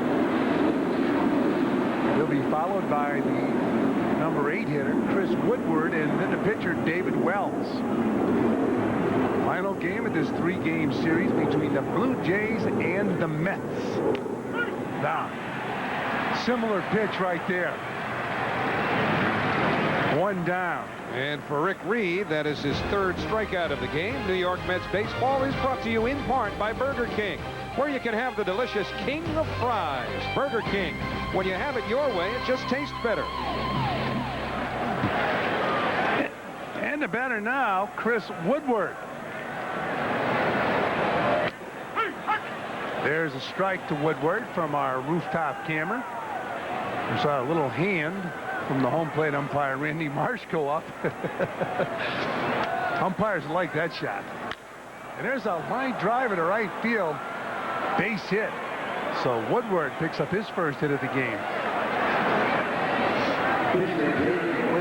Yeah, the Blue Jays now with 10 hits off of Rick Reed. Only 1 out here in the 6th inning as David Wells, the pitcher, will hit. Reed has now hit the 100-pitch plateau. And John Olerud will go in and talk to Reed. With the runner on first base, Chris Woodward.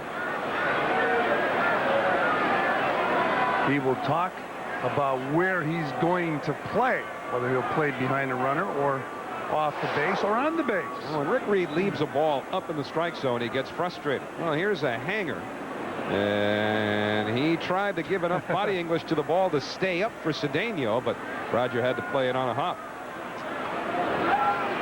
So John Olerud will hold the runner on the base this time.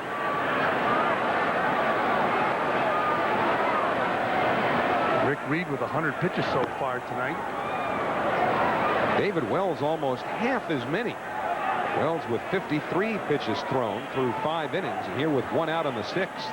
Rick Reed is at the 100 mark. And David Wells 0 for 2. Grounded to first twice.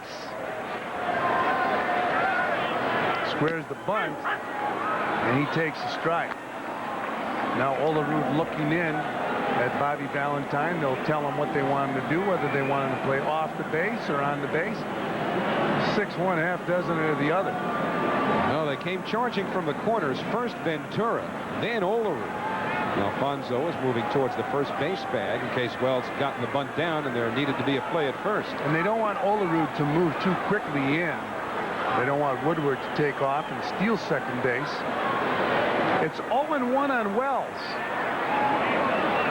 Day off tomorrow for the Mets, and then the Red Sox come to town as Reed checks Woodward again.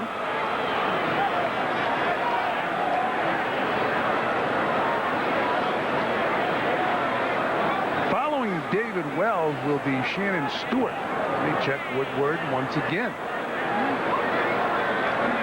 Trying to keep him close in case Ventura or Olerud can get that bunted ball and get the force at second base.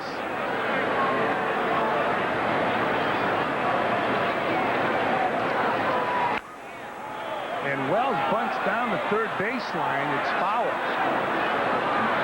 Now, see, the reason Rick Reed did that is to ensure that that ball would not kick back and wind up in fair territory. The last time we saw a pitcher do that with his glove was Paul Byrd in Philadelphia when he saved a run, kept the ball from going in the dugout. See, just because a ball rolls into foul territory, it doesn't mean it's automatically foul. Because if you let it roll and it hits a rock or kicks back fair, then it can potentially be a fair ball. But here, Reed takes no chances. Slapped it away. I'll never forget that play by Paul Byrd. That might be the play of the year, defensive play of the year. Paul Byrd saving a run in the game the Phillies and the Mets played in Philadelphia. Byrd almost killed himself jumping into the dugout. Slapping the ball away. Rick Reed just slapped a foul ball. He slapped it down the left field line with his glove. Here's the 0-2 pitch to David Wells as Ventura charges. Right back to Reed. Reed goes to second. They get the force. So once again, the Mets are able to get a force at second base on a bunted ball off the bat of David Wells. And Reed was not happy with his throw. He knew if he made a better throw, it would have been a double play. Well, the ball was bunted hard back to Reed. The runner was not in motion until the ball was hit, so Reed's got time here. Remember, Wells, the hitter, a slow runner, so Reed had time perhaps to set and make a better throw. Rushed the throw a bit. It sailed on him, costing him any chance they might have had to double up Wells. And here comes Dave Wallace out of the dugout. Wells is on first. Dave Wallace going to the mound to talk to Rick Reed. 2 men are gone here in the top of the 6th inning. It's 3-0 the Jays on top of the Mets. The batter for the Jays will be Shannon Stewart. I think he's just going out to settle Reed down, make sure his emotions don't get the better of him facing the next batter now, Shannon Stewart. Yeah, because he was visibly upset at his throw to second base. There is action in the Mets bullpen. But you see Turk Wendell throwing in the bullpen. Standing in front of him, Al Jackson, the new bullpen coach.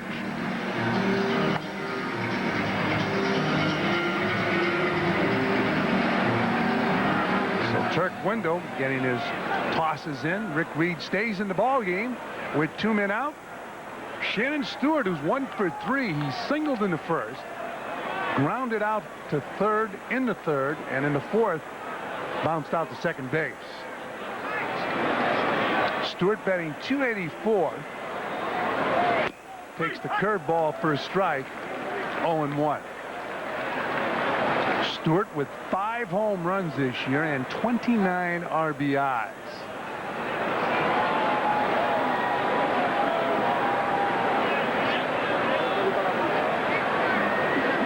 In 5 interleague games coming into tonight's action, the Mets were 5-0 against the Blue Jays.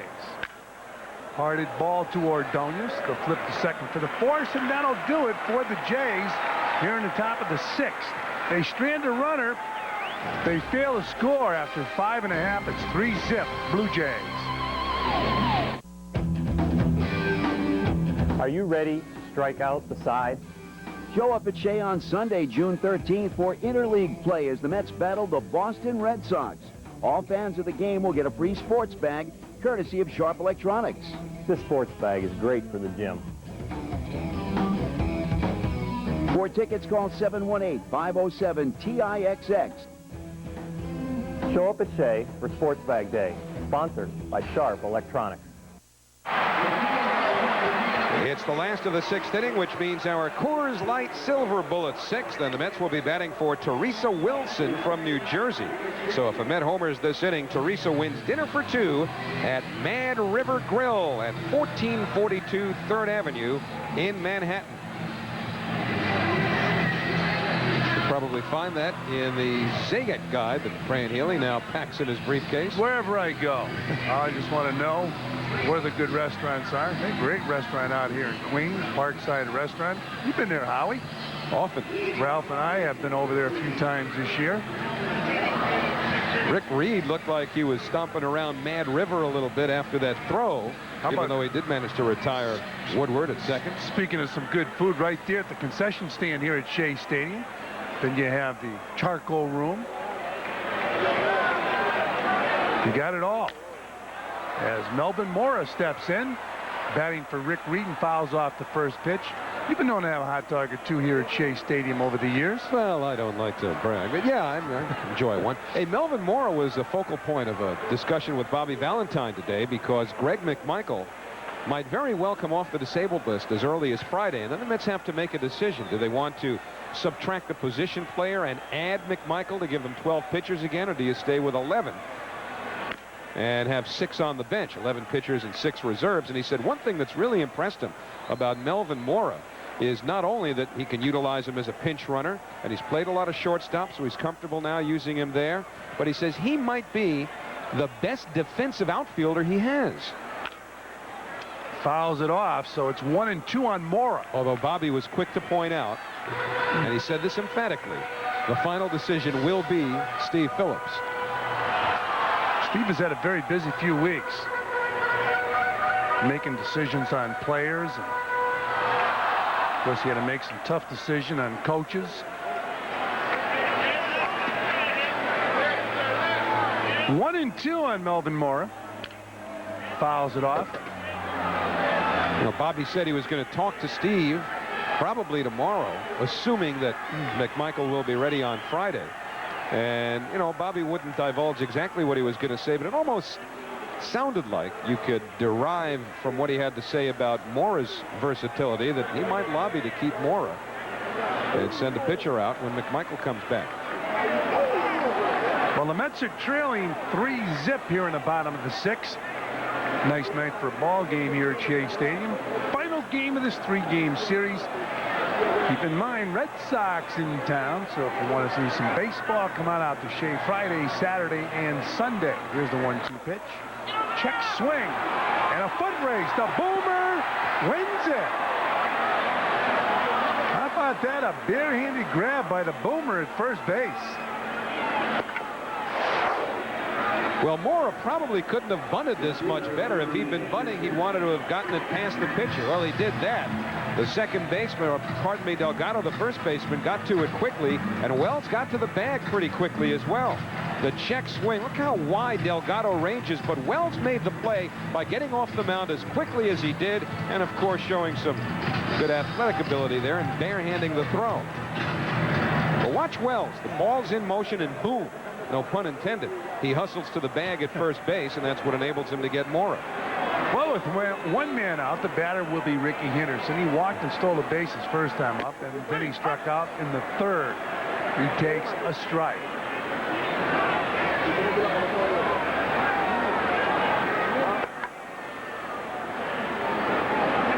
Mets with only 3 hits off David Wells.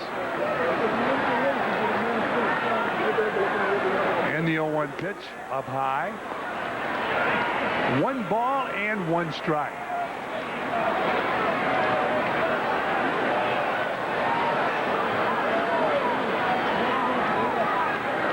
First pitch strikes, the key to success. One of the keys to success for a pitcher, as Henderson fouls the ball back. 1 ball and 2 strikes. Even with all those first pitch strikes, Wells had allowed the leadoff man to reach each of the first 3 innings for the Mets. In the last 3, he's kept the leadoff man on, but the Jays turned a double play in the 2nd inning, and Henderson was thrown out trying to steal third base in the 1st inning. Henderson and Alfonso struck out with 2 men aboard in the 3rd. Right back to Wells. Easy play. 2 down. Let's take a look at what's coming up for the Mets. Our Delta Airlines schedule features the Boston Red Sox here at Shea over the weekend. WB11 handles Friday and Sunday. Fox Network will take Saturday's game. And then we'll be back at you from Cincinnati Monday, Tuesday, and Wednesday. All 3 games against the Reds will be on Fox Sports Net New York. Don't forget Matt Loughlin and Geico Mets on deck preceding all Mets games, as otherwise noted here on Fox Sports Net New York. Alfonso fouls off the first pitch. He struck out twice in his game. We showed that hot zone earlier tonight. Seems that we have recorded his hot zone inside. David Wells has pitched him in the hot zone tonight and got him both times. So it's 0-1 on Alfonso.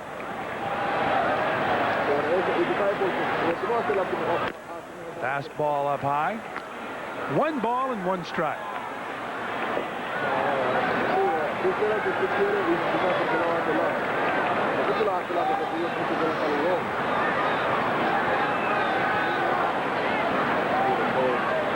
And the 1-1 pitch. Hard inside, a bounce to short. Woodward to throw to first. Not in time. The ball gets past Delgado. If it's a good throw, they get him. It's scored a base hit by Red Foley, the official scorer here at Shea Stadium. Well, Wells had retired 10 in a row. Make up your own mind here. Even if Delgado had been able to make the pick on this throw, they still might have had Alfonso. Woodward set, but he short hops Delgado, and I think if he comes up with that short hop, Alfonso's out. So, I mean, never even mind just a good throw. If he makes the pick there, he's got him by a half a step. Well, it looks like we'll have to talk to Red Foley after the game. Here is nemesis. Red's not going to listen to us anyways. John Olerud, the batter, takes down low ball 1. I had an opportunity to talk to Joe Shannon last night. Oh, you were ripping him, weren't you? Well, I was talking to him about that indifference call a few weeks back here at Shea Stadium, a close ball game. You know what? Come to the conclusion. He can't change his mind. Well, Bill was indifferent towards your conversation. He was silent. I don't blame him. It was weeks ago. I understand. It was the first time I got to talk to him. There's his strike. 1-1. But they do a great job. Very intelligent official scorers. And unless you disagree. And somewhat cantankerous when you do disagree with them. 1-1 on Olerud. Mike Piazza on deck.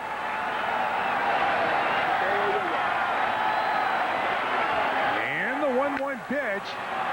Fouled off down the left field line. So it's 1 ball and 2 strikes.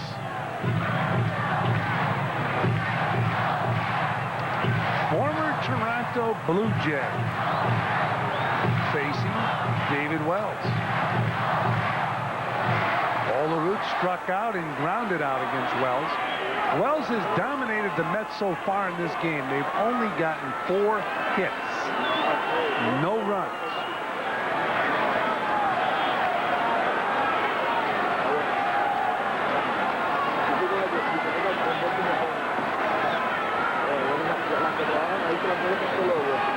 And the 1-2 pitch.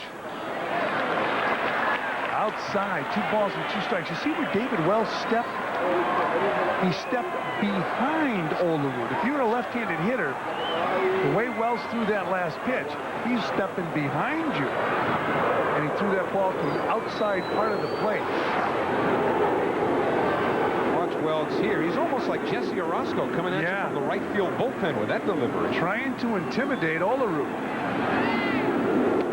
Now, he was pretty much opened up there, but the pitch before, that was an intentional stride to try and intimidate Olerud and throw the ball to the outside part of the plate. Now Alfonso will have a free pass from first base with 2 men out and a 3-2 count on Olerud. Mookie saying, have a nice trip. I don't think so. Send a postcard. So 3-2 on Olerud. Piazza will follow.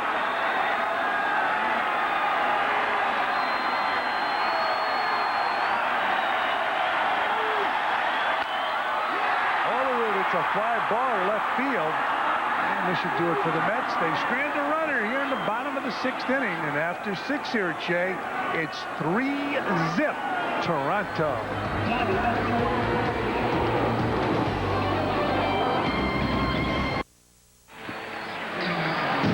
New York Mets baseball is brought to you in part by Omnipoint, the exclusive wireless carrier of the New York Mets. And by Bud Light, for the great taste that won't fill you up and never lets you down. Make it a Bud Light.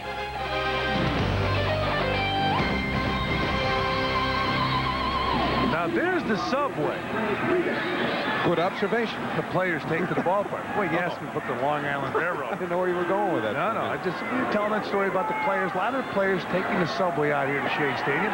David Wells, if he continues the way he's throwing, he can go back in a limousine because he's shutting out the Mets 3-zip and go to the top of the 7th. New pitcher Turk Wendell, and back in with the play-by-play, Howie Rose. All right, Fran, so Turk Wendell enters the ball game in relief of Rick Reed, who went 6, gave up 10 hits and 3 runs, all earned, 2 of them home runs. And Craig Rebeck fouls the first pitch back. Rebeck has 2 out of 3 in this game.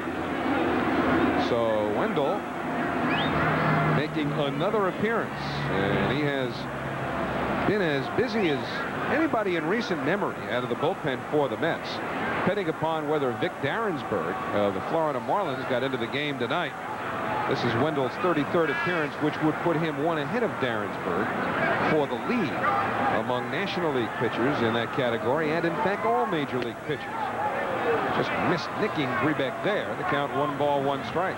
Wendell with a great energy level. Not only does he pitch about every game, he's out there in the community at least once a week, maybe more. Well, Wednesday is his day when the Mets are home. The pitch fouled back, but Turk's also behind a cause that we want to remind you about, and it involves the weekend here at Shea Stadium, because the Mets and Turk will be hosting Harvest 99 Makes Sense on Saturday and Sunday. That's because just 99 cents will help feed a child for a week. So Island Harvest and City Harvest volunteers will collect pennies at all stadium entrances Saturday and Sunday, so bring as many as you can. Rebeck down on strikes, and Wendell as the leadoff man here in the 7th.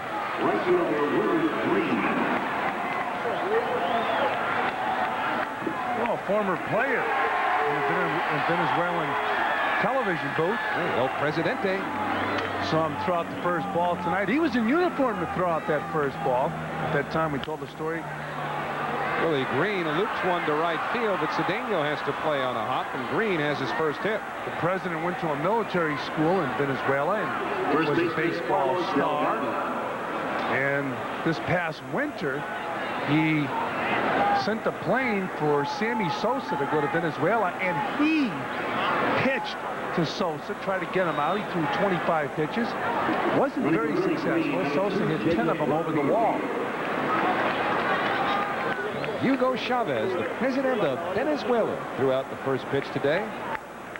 El Presidente reminds me of the great call made by Dave Van Horn, the voice of the Montreal Expos, when Dennis Martinez, native Nicaraguan, pitched a perfect game. They called Martinez El Presidente, And the last call, the call on the last out of the game by Dave Van Horn, El Presidente is El Perfecto. Great call by Dave Van Horn.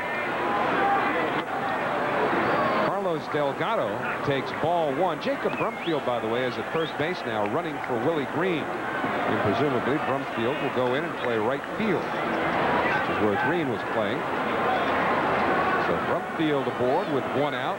Delgado doubled in a run in the 3rd, then was thrown out by Cedeno trying to score on a base hit by Tony Fernandez. That's on the outside corner. 1 ball, 1 strike. 2 types of sliders that Wendell will throw, and that's the one he's trying to throw a little bit more to the left-hand batter rather than the hard sweep that comes down and in, which could be a vulnerable spot for a pitcher against the left-hand batter. This one, though, is popped up, and Delgado fires the bat almost into the Toronto dugout. Olerud puts it away for the 2nd out.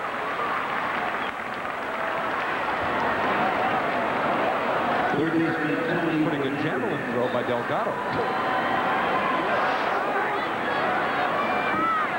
Well, Delgado with that big swing, and when you miss a pitch, and that was a good pitch for him to hit, you're not happy. So what you got to do is you take it out on the bat. Well, interleague play highlights tomorrow's Baseball Thursday matchup as the Milwaukee Brewers invade Cleveland. Face those high-scoring Indians with Manny Ramirez tomorrow night at 7 on Baseball Thursday here on Fox Sports Net New York. Tony Fernandez, who has 2 hits tonight, adding to his league-leading batting average, which is now up to .386, takes ball 1. He was 3rd in the league with 76 hits coming in.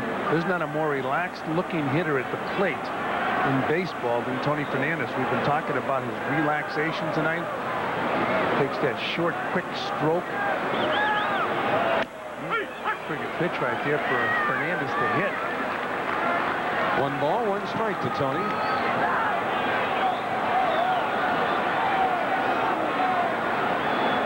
Fernandez is the only player in team history to have 3 separate times around with the Toronto Blue Jays. John Olerud told me when he got traded with Fred McGriff to the Padres with Joe Carter and Roberto Alomar, John Olerud was shocked at the trade. Everybody in Toronto was shocked that Tony Fernandez was traded away. Runner goes, the throw by Piazza. Plenty of time, and Brumfield is out. Good throw by Mike Piazza. He got rid of it quickly, and more importantly, Turk Window held the runner close to first. Watch Piazza come out of the chute and make the throw. Gave the infielder plenty of time to apply the tag. Last of the 7th inning, Mets find themselves 3 runs behind as the Blue Jays put up single runs in the 2nd, 3rd, and 4th innings off of Rick Reed, and the Mets have been able to do very little against David Wells. Mike Piazza, who leads off here in the 7th, has one of those 4 hits, and that was good enough to extend his hitting streak to 14 games. So it'll be Piazza, Ventura, and McRae.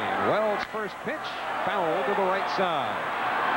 Good shot last time Piazza was hitting. He took that big rip and just got under a pitch at a high fly ball to center field, but a great shot of some of the kids here at Shea Stadium reacting to the swing and the contact in anticipation of the long ball.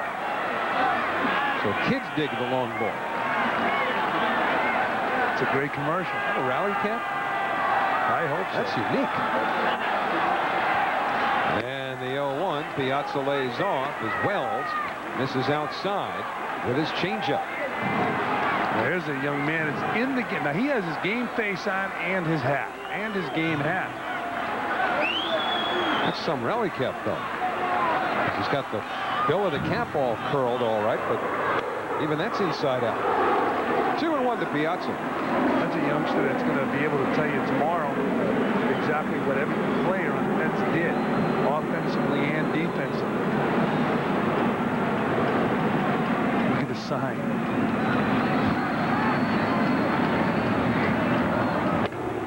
Low and outside, 3-1.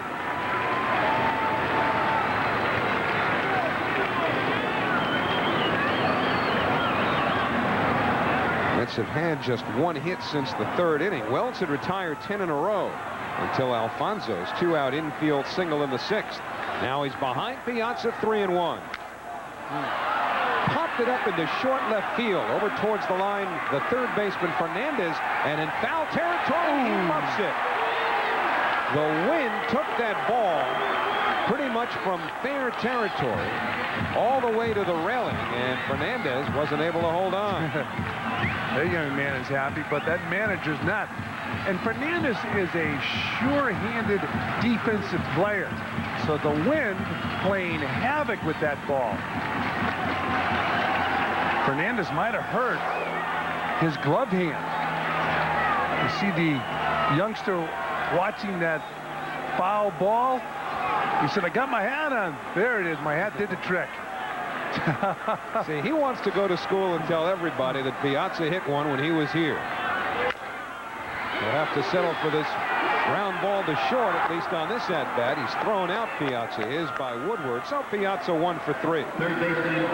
You know, after Fernandez chased that foul ball, as you look at that young Met fan, Fernandez was flexing that hand on his glove hand like he hurt it. That would be a shame. In fact, he's still flexing that hand. He's leading the American League in hitting, and you can't lead a league in hitting with a sprained hand.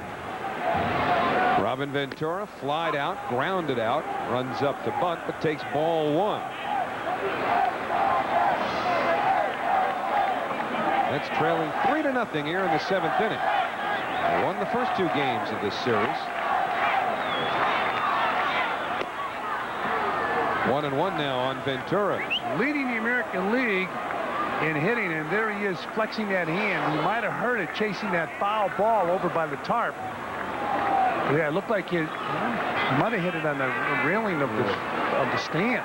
Oh, that's not good. He's flexing that hand and wrist. Whoops. The check swing, and David Wells throws out Ventura.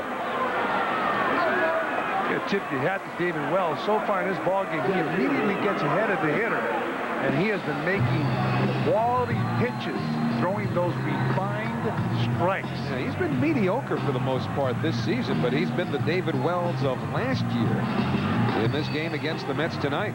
He likes New York.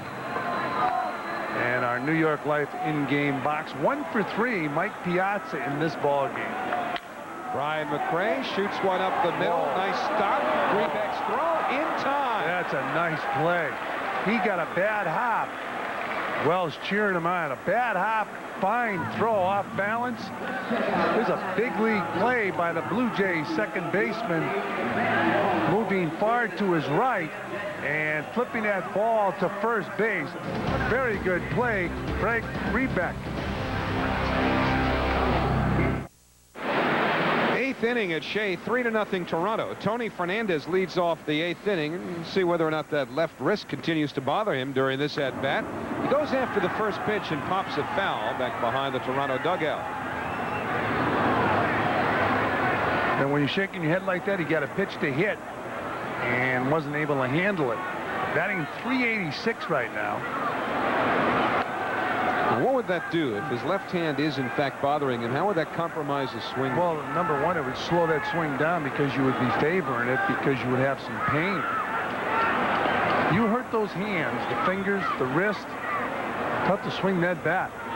That's why I marvel at Mike Piazza. You know how many foul balls we've seen him take? And yet he gets up there and hammers the baseball. Just missed the outside corner. 1 ball, 1 strike on Fernandez, who has 2 singles and 3 trips. David Wells been terrific. Got some help from his defense in the last of the 7th. Wendell leaves it outside and high, 2-1. Grebeck made an outstanding play to end the inning. He made a backhanded play on a bad hop, and then an off-balance throw. Slider, and it's 3-1 to Fernandez. Well, Craig Grebeck, a couple of hits and a good defensive play. Slider got in on the hands of Fernandez there, and that runs the count full now. Valentine won all 3 games ever since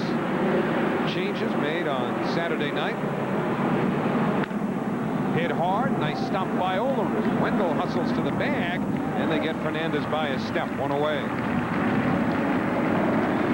Let's remind you to tune into MSG tonight, immediately following Game 5 of the Knicks-Pacers series, for the Toyota Knicks post-game special. And then on Monday, John Olerud and the Mets will be in Cincinnati. That'll be a 7 o'clock start here on Fox Sports Net New York. So there's plenty of action coming up. Please check your local listings. Darren Fletcher has 1 out of 3, but that home run started the Blue Jays towards their 3-0 lead. Fletcher led off the second inning with a home run. The Jays scored 1 and more in the third, and then Cruz hit a home run in the 4th inning. And that's their 3 runs. They've had 11 hits. Wendell falls behind Fletcher. 2 balls, no strikes.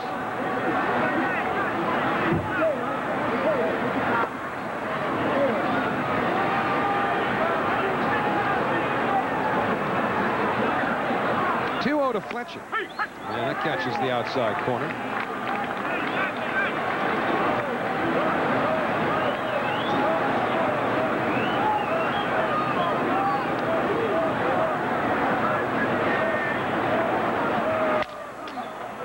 Broken bat. Alfonso gobbles it up. And Fletcher retired, 2 men away. Wendell has the first 2 here in the 8th inning, but coming up now, the man who provided our Dodge drive of the game in the 4th inning. Well, last night he hit a home run, and again tonight. Jose Cruz hitting the ball over the left field wall last night, but tonight he goes the other way. It's the ball over the right field fence. And that's our Dodge drive of the game, Jose Cruz Jr. He's got 9 home runs now this year. Cruz, a switch hitter, has also walked and struck out tonight.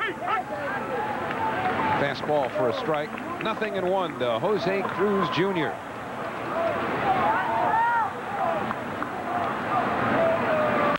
Jose Cruz Sr., first base coach now for the Houston Astros, for whom he was an outstanding hitter.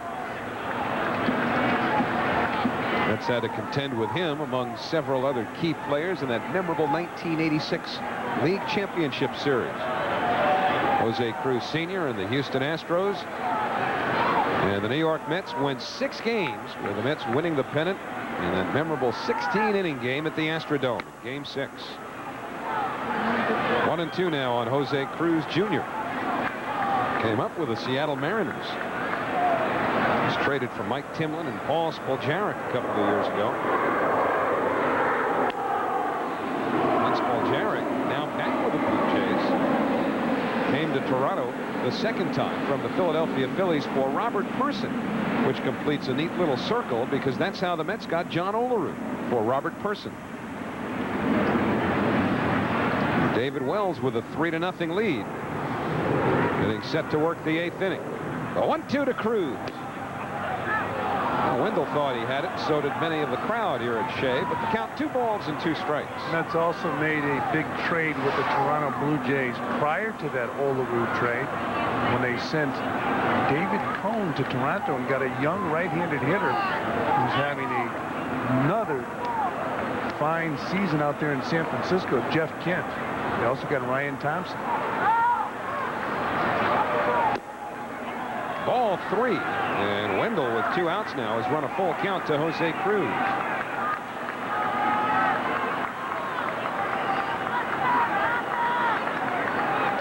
A good thing your buddy Jack McKeon's not around, or Wendell would have to use a different glove. Swing and a miss and a slider. So Wendell strikes out Jose Cruz. And the Blue Jays go down in order, middle of the 8th inning. It is 3-0 Toronto.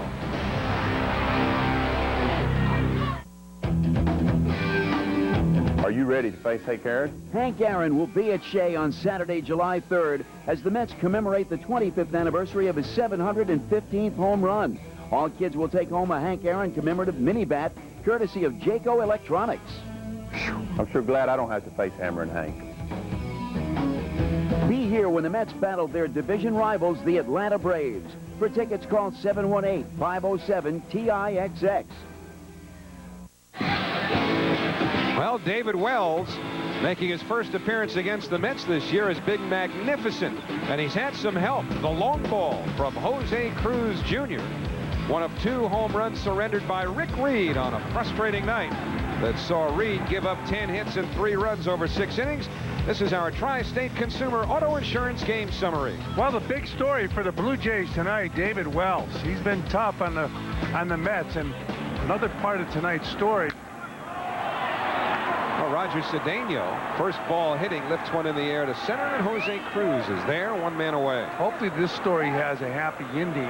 Vinny Agbayani was injured prior to the game. He hit a ball in a batting cage. The ball did not leave the cage. It hit a post above the cage and came back and hit Agbayani right in the face. Well, you were saying they're going to make some repairs to that cage, too, huh, to try and ensure that that doesn't happen again? Yeah, they're going to put some foam on the piping on the cage.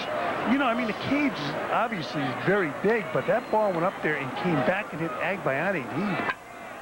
He was in tremendous pain. Bobby Valentine was standing around the cage, and he jumped in there in a hurry, yelling for the trainer. Fastball to Ray Ordonez. 1 ball, 1 strike. Ray has popped up twice tonight. Once to first base and once to second. Mets have managed only 4 hits off of David Wells. 1 since the 3rd inning. Inside with a breaking ball, 2-1.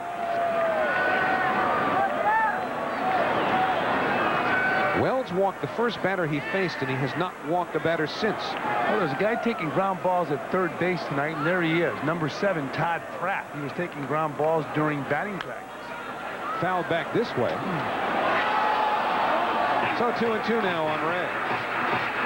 And I mean, it wasn't just taking ground balls, but Cookie Rojas was hitting in ground balls and instructing him. Well, Pratt has played first base.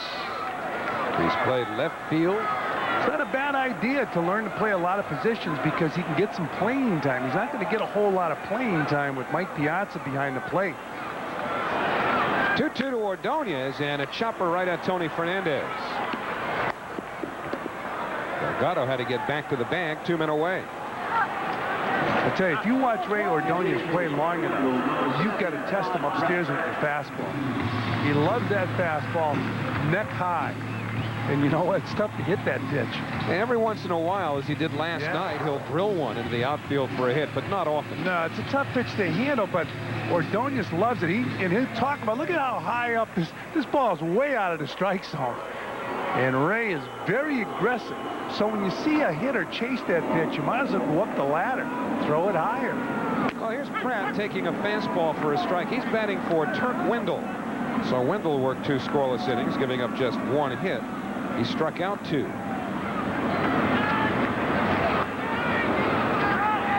Wells has been in complete command.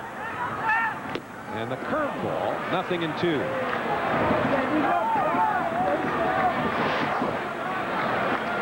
Well, he found a home in the Bronx. He's now pitching in Flushing. But he's been a dominating pitcher tonight, David Wells. Now, there have been all kinds of rumors about whether or not the Blue Jays would keep Wells if they fell completely out of wild card contention, whether or not the Mets might be interested later in this season. He strikes out Pratt with a fastball. With the stuff he's had tonight, anybody would have to be interested. He's impressive tonight. He's been throwing that curveball, the hard stuff inside. He's been almost unhittable. Good pitch. 6 strikeouts, 1 walk, and he's got them shut out through 8. Monday, New York's lineup is swinging for revenge in Cincy when the Amazons look to cut down Barry Larkin and the Reds. The Mets take on Cincinnati Monday at 7 on Fox Sports Net, New York. We go to the 9th inning at Shea Stadium. The Blue Jays lead is only 3 runs, but if it seems a lot more, well, that's because of just how effective David Wells has been. He's got the helmet on, and he's getting the bat ready to go to home plate. He'll be the second hitter here in the inning, but it's what he's done on the mound that has been so impressive. Well, he's just handcuffed the Mets all night. The Mets have one more shot at him in the bottom of the 9th, but so far he has made all the pitches that he's had to make tonight. Breaking ball, fastball, great command of the strike zone. Dennis Cook comes on to relieve Turk Wendell, but boy, talk about those breaking balls, the changeup that he throws to talking about Wells here. I mean, he throws them at any time in the count. Well, he certainly is a gambler. Fastball to Chris Woodward, 0-1. Woodward popped into a double play in the second inning. Jose Cruz on a hit and run took off from first, never bothered to look back. The ball was in Ray Ordonez's glove, and there was nothing Cruz could do at that point. Now it's 0-2 on Woodward. He also singled in the fourth and singled again in the sixth inning. I wonder if after the game when David Wells, if he does go on and shut out the Mets, will there be any discussion about his outing against the Mets compared to Sunday at Yankee Stadium with Roger Clemens? But Roger Clemens has been a magnificent pitcher throughout his career. Just off the outside corner, 1 ball, 2 strikes to Woodward. They should rename that Cy Young Award for Roger. But David Wells tonight, it was a Cy Young appearance for him. Wells won his first 3 starts this year before losing to the Yankees at Yankee Stadium.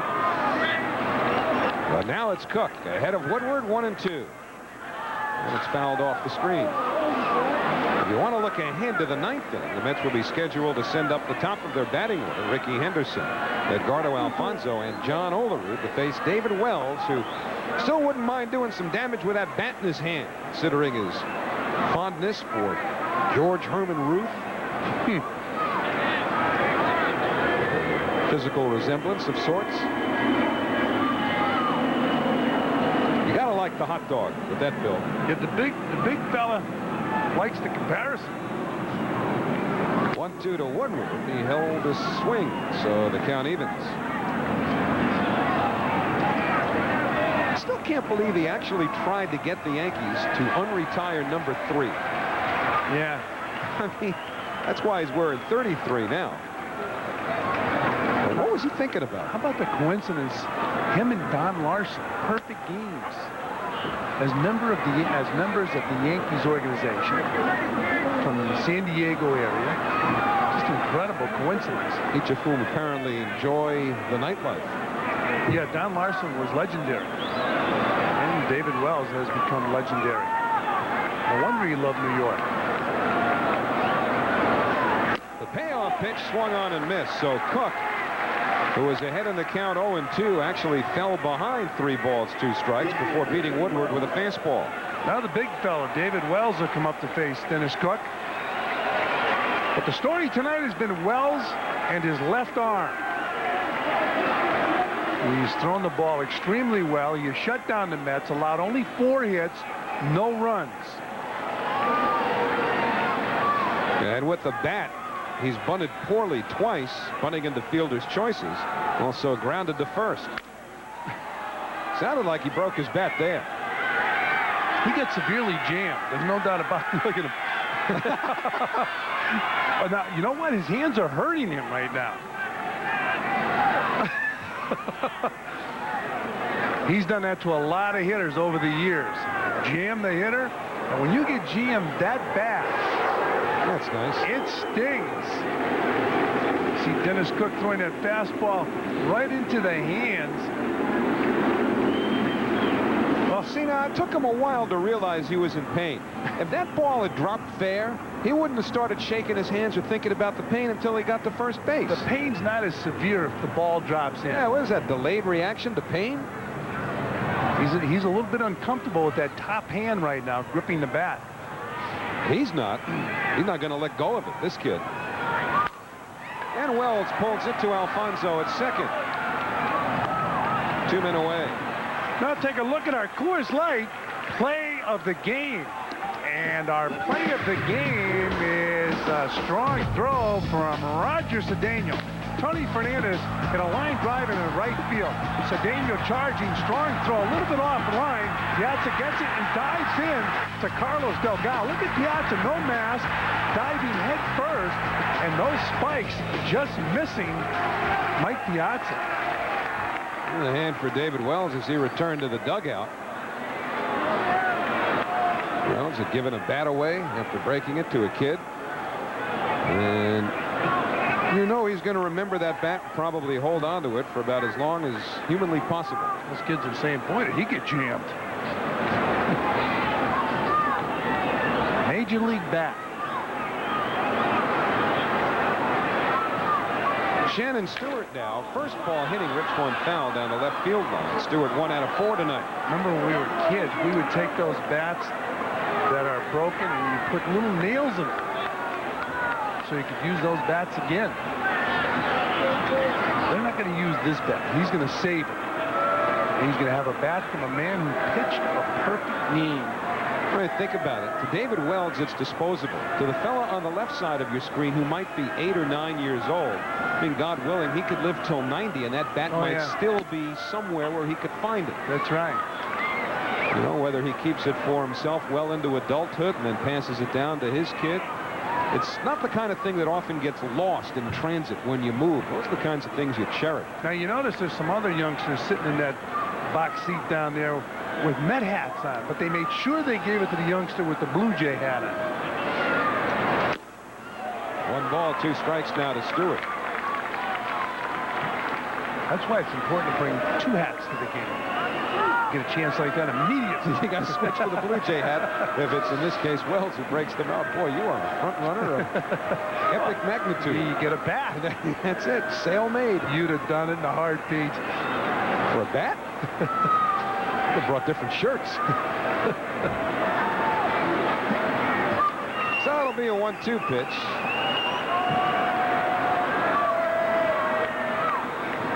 Cook, the third New York pitcher. Reed worked the first 6, gave up all 3 runs. Tork Wendell gave up just 1 hit, striking out 2 over 2 innings of work. Blue Jays have out hit New York 11-4. They lead 3-0. And the 1-2 to Shannon Stewart. In there for a call, strike 3. So Cook spots the fastball on the outside corner. He does his job. And now the Mets will see about this David Wells fella and whether or not they're close enough to make a run. He shut them out on 4 hits through 8. But here comes the 9th.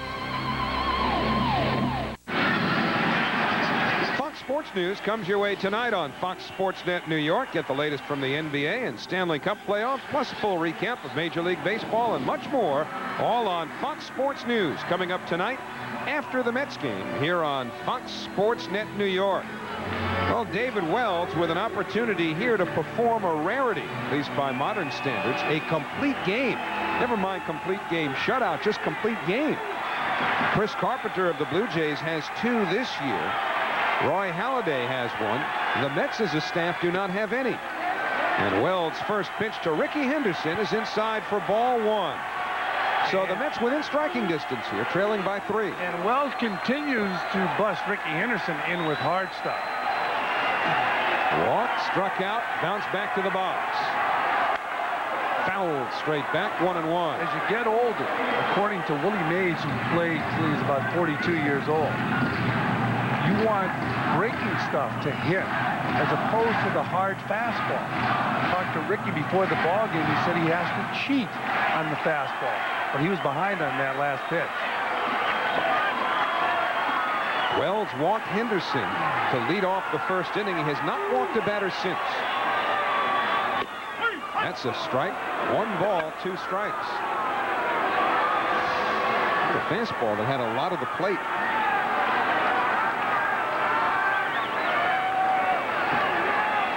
So Wells in front of Henderson, as he's been to just about every hitter. Only 3 over the minimum faced by David Wells through 8. And the curveball, 2-2.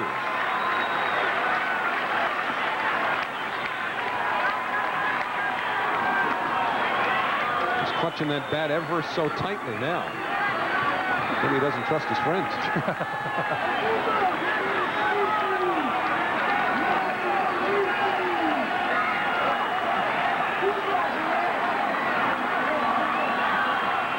The 2-2 pitch to Henderson. Pulled, and 1 hop by Fernandez. 1 man away. Let's remind you once more that later tonight you can turn to MSG Network for the Toyota Knicks post-game special. When Game 5 between the Knicks and Pacers is over, MSG is just getting started, bringing you up-to-the-minute reactions and press conferences as they happen. So don't miss the Toyota Knicks post-game special right after Game 5 tonight on MSG Network. It's more than just a game. But to David Wells, it's been a whale of a game. Alfonso struck out twice and reached on an infield single, drives one to right center. And Alfonso has his second hit. Cruz up with it. And Alfonso holds on with a one-out single. Only the second hit for the Mets since the third inning. Well, they got the right guys at the plate here in the ninth inning. Now they go to the number 3 hitter, John Olerud, and he'll be followed by the number 4 hitter, Mike Piazza. And this piece of esoterica involving Olerud, he puts that streak of having been on base in every game that he has started this year, in all likelihood on the line with this plate appearance. He has started 57 of the previous 58 games. He's been on base in all of them. 0-1 to Olerud. John struck out looking, grounded to short, fly to left. Mets need one more base runner to get the tying run to the plate. And if Olerud can reach safely, Piazza would represent that tying run. Delgado behind the runner. Alfonso takes off, and Olerud fouls the ball off.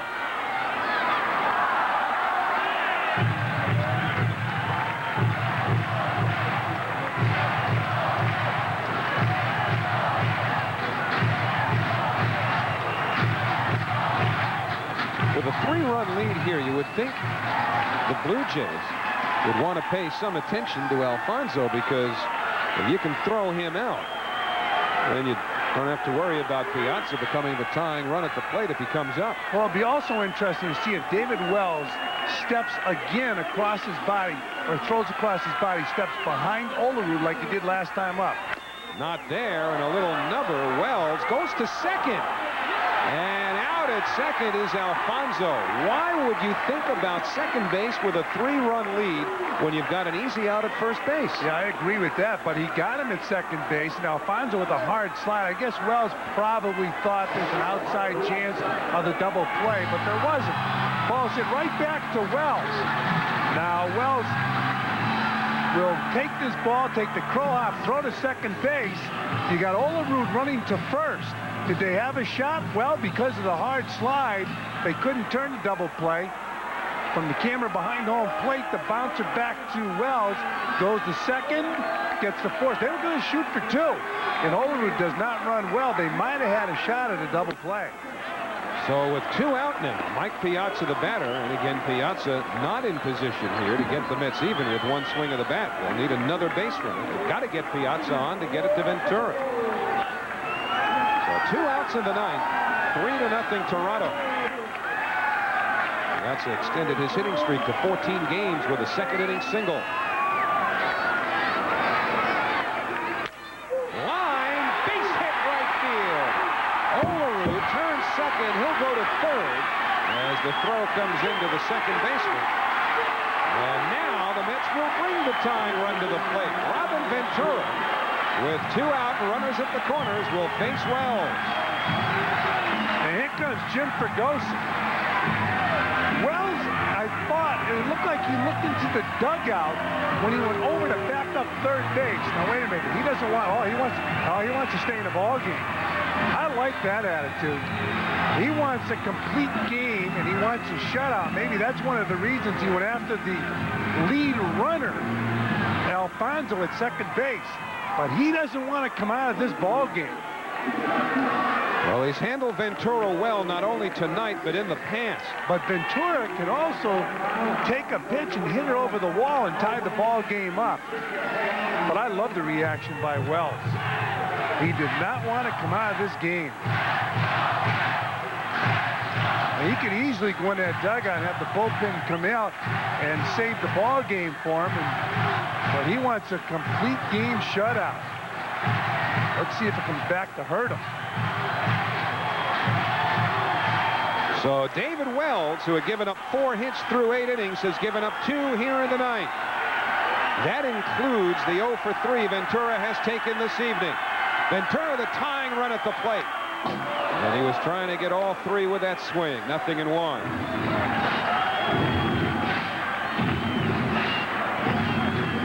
Ventura has 9 home runs this year, and 4 of them have been against left-handed pitching.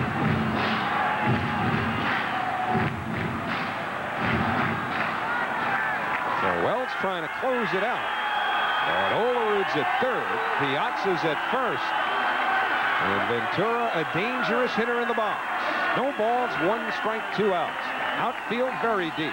Piazza takes off for second. They'll pay him no attention whatsoever. Well, at least that takes the force off. I'll tell you one thing. Base hit here. Now it's a 3-2 ball game. Forget the home run. They give him a stolen base. The 1-1 to Ventura. Taken, ball 2. They paid no attention whatsoever to Piazza. They give him a stolen base. Well, it's the discretion of the official score. And there's some guys that have different types of discretion. We got Red Foley tonight. We've had Bill Shannon, where Bill would have ruled that indifference, I'm sure. Wells working from the windup. Fields 2-1. It's fouled back.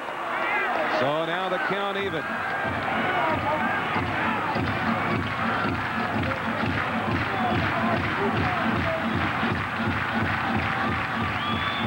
So David Wells continues his aggressive style of pitching, going right after Robin Ventura.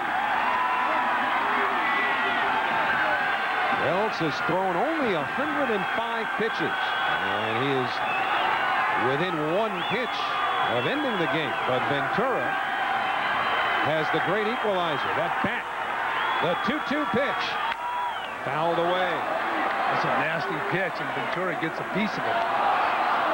So Fletcher will go out and talk to Wells. They'll discuss his next pitch.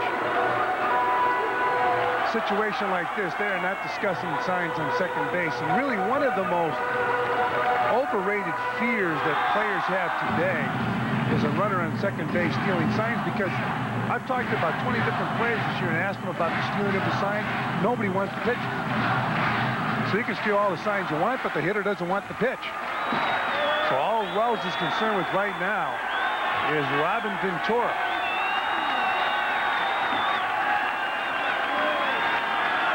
Two balls, 2 strikes, 2 outs. Wells delivers. And he fouls it again off the mask of Fletcher, who's taken a beating. It's a couple of times Ventura has nailed him. Ricky Brantley, the hitting coach, imploring Ventura to keep this game going.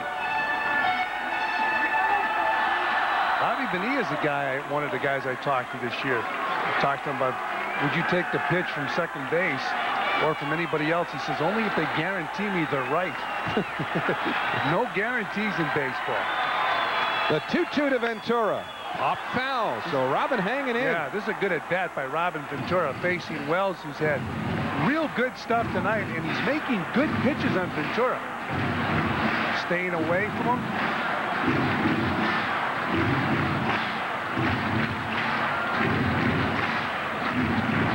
Of course, a good at-bat in the 9th inning can be worth a little extra if you've got a pitcher that's starting to show some signs of fatigue. You keep wearing him down, he may make the kind of mistake that you could drill, but Wells has an economical pitch count here. Yeah, he doesn't look like he's fatigued. The 2-2 again. Ground ball into center, base hit. Olerud scores. Piazza around third. He's coming home. It's a 3-2 ball game. Ventura now at first base, representing the tying run. And Wells wanted the complete game shutout. He's going to lead this ball game. Jim Fregosi going out to get Wells. But you could see his reaction when he gave up that base hit. He lost his shutout. The Blue Jays still with the 1-run lead. But Wells is going to be removed from this ball game. And he's not happy. He pitched a superb game. So now the Mets will have Brian McRae batting. They got a pinch runner, Luis Lopez, running. Look at that reaction.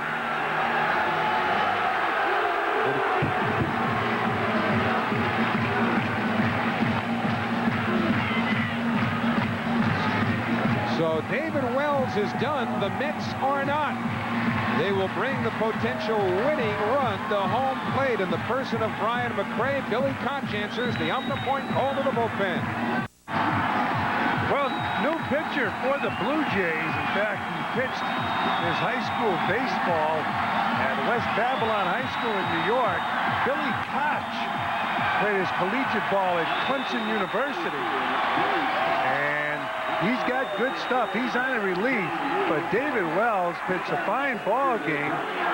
He was knocked out of the game by Robin Ventura.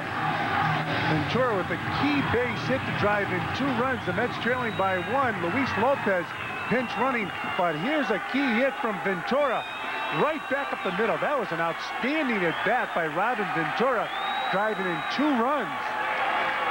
So now it's McRae, 0 for 3, all from the right side, batting left-handed. And Koch misses with a fastball, 1-0. So Brian McRae turning around to bat from the left side for the first time tonight. And Luis Lopez is at first base running for Ventura. Lopez the tying run at first. And McRae laid on the fastball, 1-1. Fletcher, not a real good throwing catcher, but you'd be a gambler to send Luis Lopez. Is it worth the gamble to get him into scoring position? You got Roger Cedeno on deck. And this kid throws hard. McRae was not able to get around on that last fastball, which was well up into the 90s. 1 ball, 1 strike, 2 outs. Line drive at the hole, headed towards the corner. Stewart after it. Lopez getting to third. Stewart can't come up with it cleanly. Lopez on his way to the plate. He scores standing up, and the Mets have tied it. Look at Robin Ventura.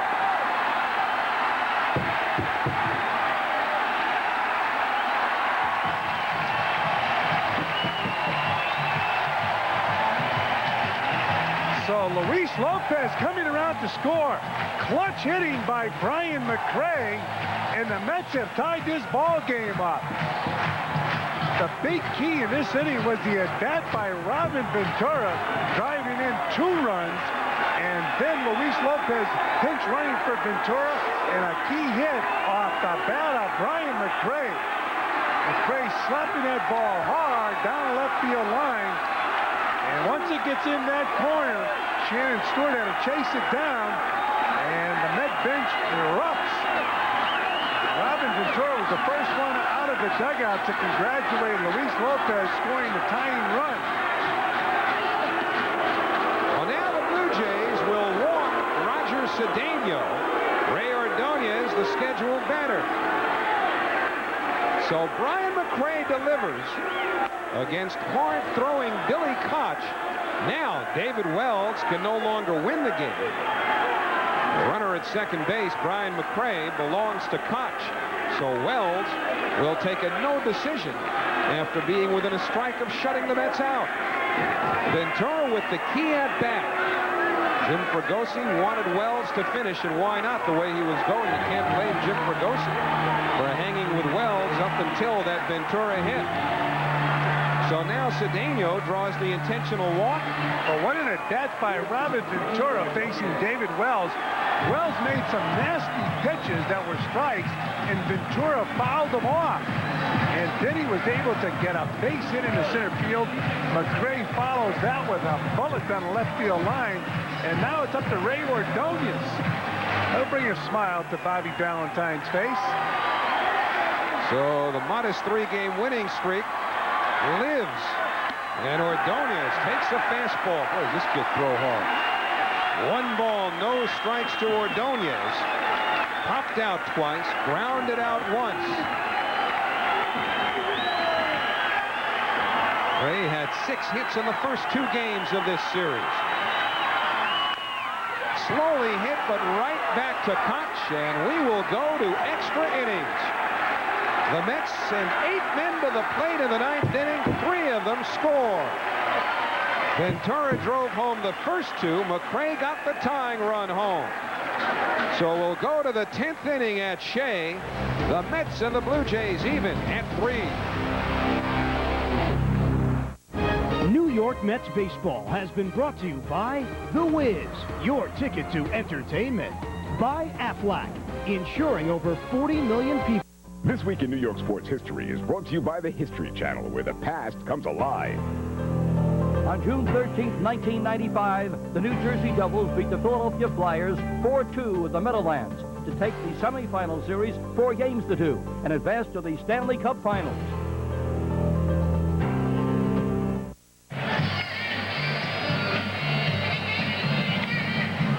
Well, Robin Ventura had the at-bat of the game as far as the Mets were concerned, and that's why we're going to the 10th inning. Yeah, David Wells threw Ventura some nasty pitches with runners on second and third.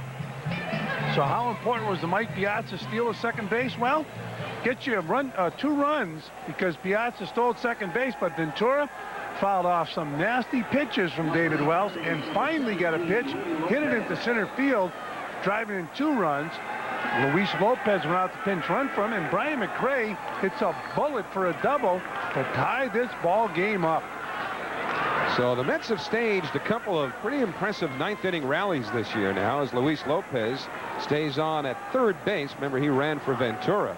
Nothing was more improbable than coming from 5 runs behind in the 9th inning to beat Curt Schilling.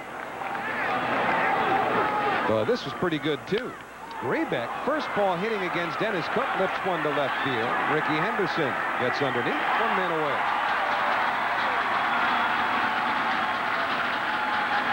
So Cook, who worked a 1-2-3 ninth, gets Grebeck to start the 10th. And Jacob Brumfield will hit for the second time.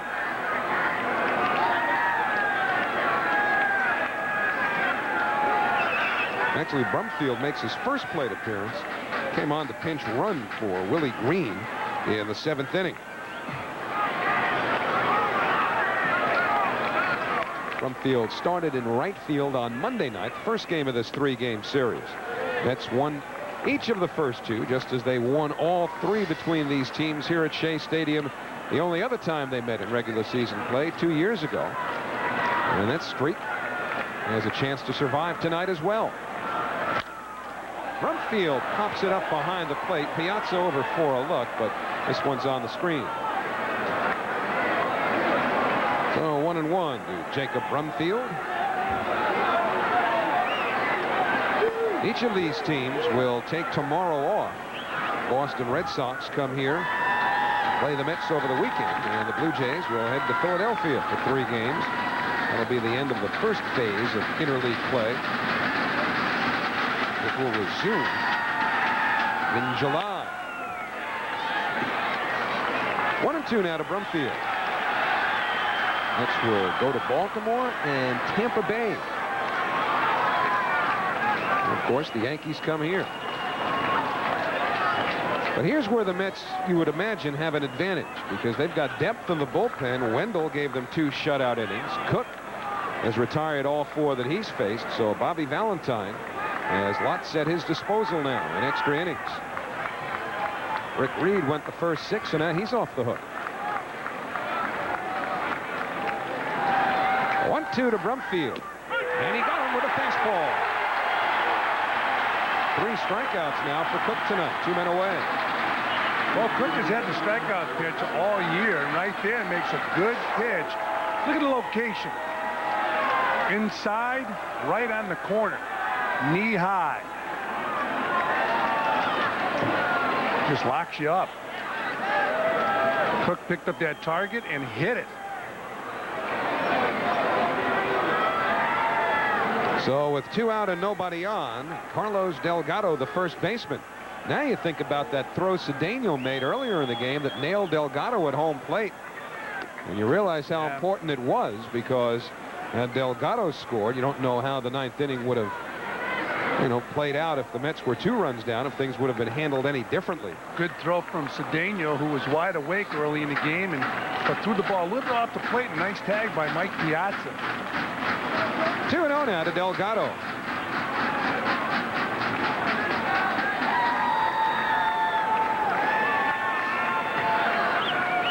And Dennis Cook working for the 2nd time in this 3-game series. John Franco is actually throwing in the bullpen, with the Mets batting in the bottom of the 9th inning. But Cook has the first 2 here in the 10th. And the 2-0 delivery. That's in there. He's got a nice live arm.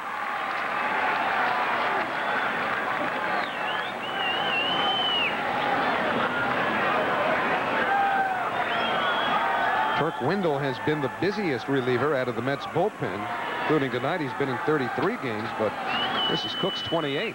Benitez has been in 29. And now it's 2-2 to Delgado. But Bobby Valentine has been able to keep his relievers fresh, even though he's used them often, because he generally hasn't used them for more than an inning or two at a time.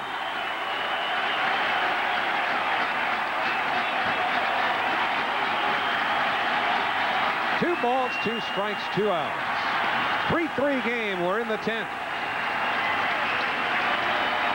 Cook delivers. And Delgado fouls it back.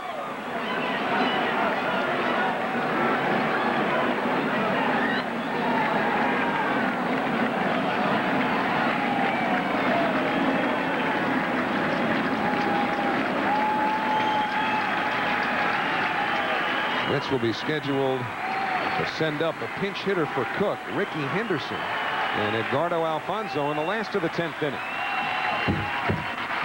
Cook trying to get them there even. And the 2-2 to Delgado. Outside. Well, Piazza was set up away, and the ball missing by a pretty healthy margin. The crowd thought it was a little closer than it appeared to really be. Cook dropped down and tried for that outside corner. That ball was well off the plate. So it'll be a payoff pitch to Delgado.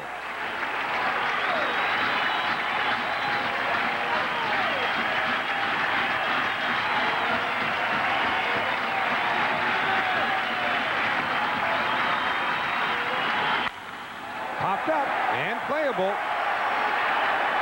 Ordonez, the shortstop, puts it away. So Dennis Cook has worked 2 straight perfect innings. And we saw Delgado throw his bat last time up. Watch this. He said, I should have hit it. Yeah, didn't have as much carry on this one, though. You're watching Fox Sports Net New York, home of the New York Mets and me, Mike Piazza.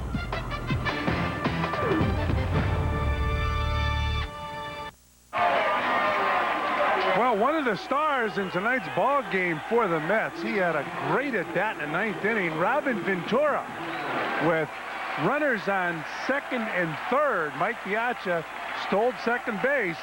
Robin Ventura fouled off some nasty pitches and then picked up a base hit in the center field. So as we go to the last of the 10th, Matt Franco pinch hitting for Dennis Cook. And a fastball from Billy Koch, a good one. No balls, 1 strike. Franco delivered a pinch hit last night. He's had 8 pinch hits in 25 pinch hit appearances, including a homer. And a fly ball, well hit, down the line, in right field. Does it have enough giddy-up? It's just foul. The Mets dugout had all come out. It was caught. And Franco retired, 1 man away.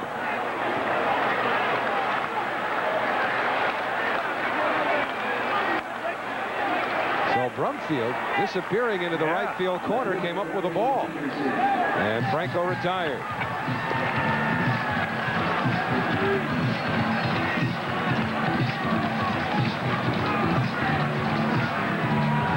Well, Franco flirted with one.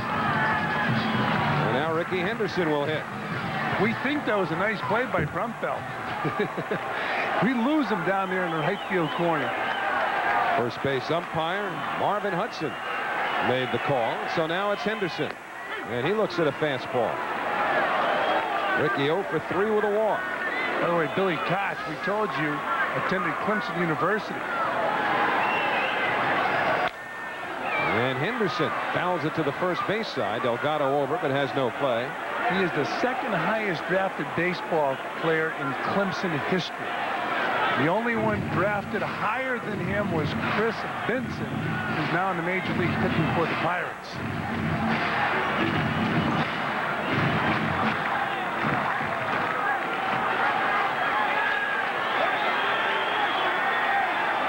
And the 0-2 from Koch, a fastball again.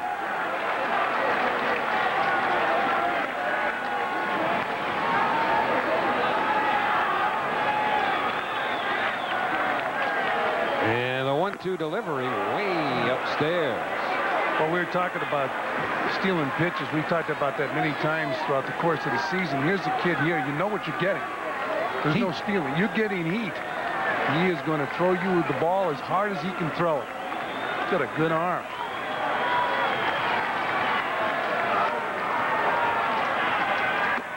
Hey, inside again.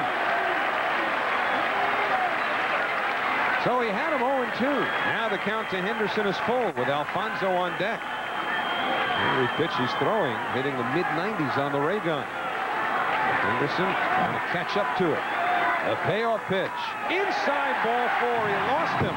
Well, Ricky Henderson has a stolen base in this game. He was also caught stealing. He stole second in the first inning and got caught trying to steal third. Mel Queen, the pitching coach, is going to come out to talk to Kutch. Kutch went right down the line, throwing that heater to Ricky Henderson. I'm sure he'll do the same thing with John Olerud. We're going to talk about the potential of Ricky Henderson stealing that base. Ricky measuring his lead down at first base. Keep in mind, Fletcher, average throwing arm.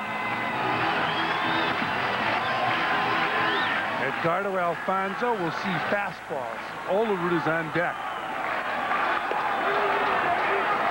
So we'll see about Henderson at first. Alfonso had the first hit in that 9th inning, and the ball is off the glove of Fletcher, and Henderson goes to scoring position. Oh, good fastball, too good. Way up high, and Fletcher was unable to come up with it. This could be scored a wild pitch. This kid throws very hard, and that ball is way up. Ordinarily, though, they call it a pass ball because it did not hit the ground. In any event, Henderson in scoring position. The 1-0 to Alfonso. Inside again. This kid looks a little shaken right about now. Delgado's gone in to talk to him. Plus, you get Henderson down there at second base, staring in at Fletcher as Fletcher gives signs. They did charge Fletcher, by the way, with a pass ball. So now Henderson at second base with 1 out. Alfonso 2 for 4 in this game. And the 2-0 pitch from Koch. Foul back. You know, it's funny how when a guy's on second base, if he's concentrating and looking in at the catcher, that would make a catcher uneasy about the signs. That's when you see the meetings on the mound. And when you're giving the signs as a catcher, you're looking out at second base.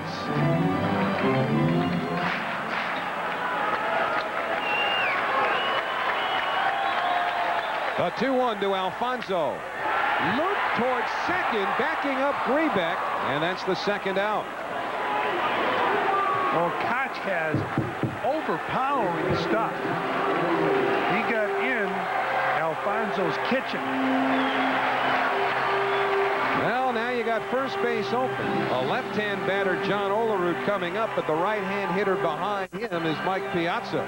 Well, if you go by the book, Olerud batting .323, I'd walk him. I'd go by the book, but not many people will walk Olerud to go after Mike Piazza.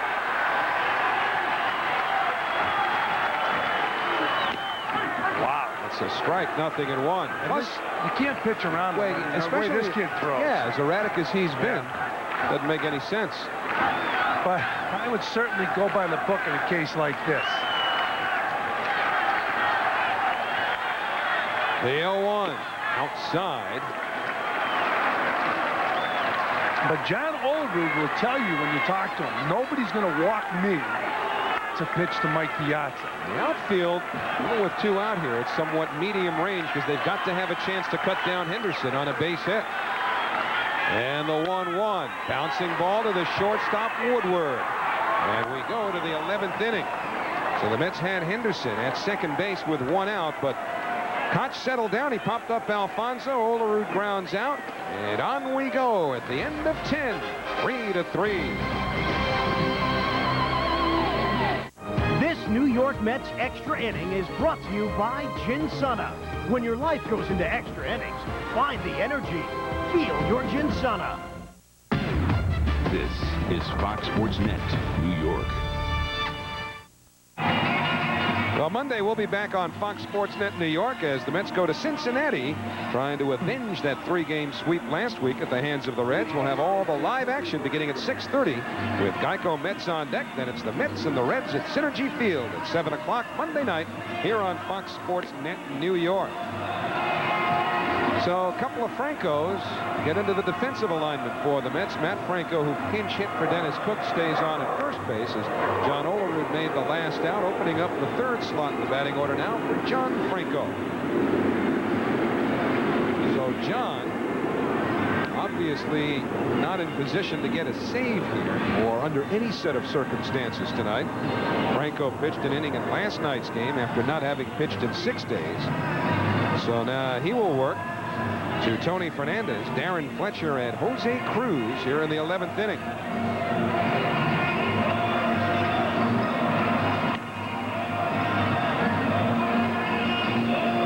That's playing only their second extra inning game of the year, their first here at Shea Stadium. They won their only extra inning game. It was in Montreal.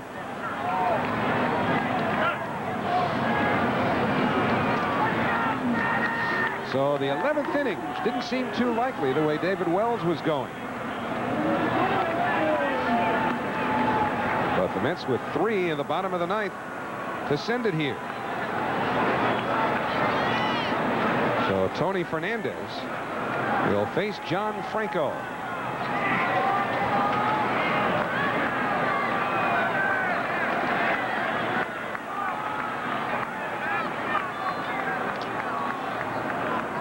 The first pitch off the outside corner to Fernandez.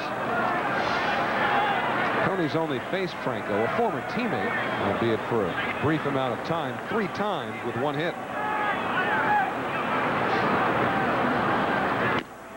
Outside, 2-0. Well, John Franco doesn't get a whole lot of patience, does he? Not from the crowd anyway. Behind 2-0 and already you can hear the discomfort. Up the middle, now they'll get a little more uncomfortable. So Fernandez with his 3rd hit, and the Blue Jays have the leadoff man on here in the 11th inning. Franco had saved 14 games and 14 save opportunities. Blew his first save last week in the Cincinnati series. Listening to the callers on WFAN, you'd think he'd blown 5 saves in a row. Guy doesn't get a break. He will say that he sometimes pitches in an uncomfortable manner for the fans. But you can understand sitting in the stands and the pitcher falls behind, whether it's John Franco or anybody else late in the ball game. There's unrest. I can relate. Darren Fletcher 1 for 4, homered in the 2nd inning. Franco misses, ball 1. Fletcher took a bit of a pounding during that Robin Ventura at-bat in the 9th inning. Ventura fouled a couple of pitches pretty hard off the mask of Fletcher. Ventura would wind up singling in the first 2 Met runs. McRae doubled in the tying run. Now Ventura is a spectator after having been run for by Luis Lopez, who's now at 3rd. Fernandez back easily to first base. Boy, it was a great at-bat by Ventura with Mike Piazza on second base. And the way David Wells was throwing it, Mike Piazza could have picked up the signs from Fletcher. It'd be a great time to relay him to a guy like Ventura, because Wells was throwing extremely well. A 1-0 to Fletcher, taken for a strike.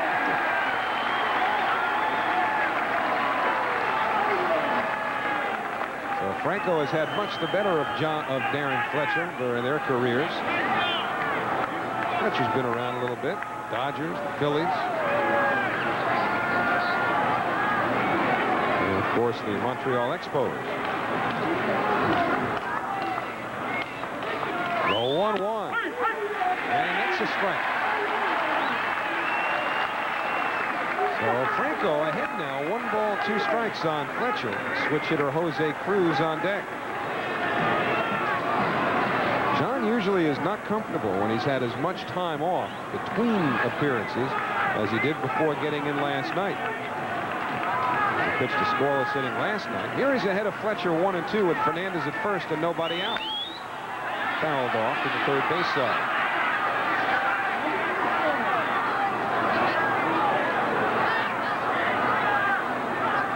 So the lineup card, something of a jigsaw puzzle now. Bobby Valentine, with Benny Agbayani having been hurt during batting practice, only has Bobby Bonilla remaining on the bench as an available hitter.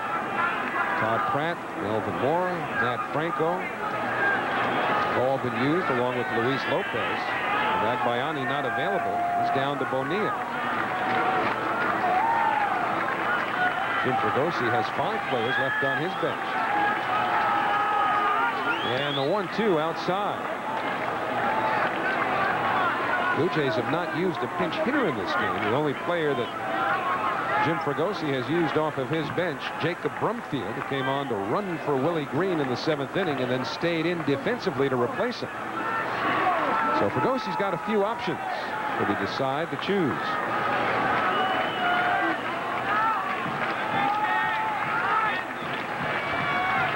And the 2-2 to Fletcher. Line foul. Oh, once again, this is a good at bat by Fletcher. We talked about Ventura, but Fletcher's been able to stay alive, fouling some pitches off.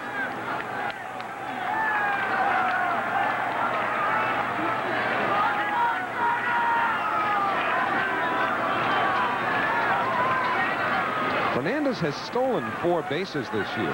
He's also been caught 3 times. He has not been in motion during any of these pitches to Fletcher.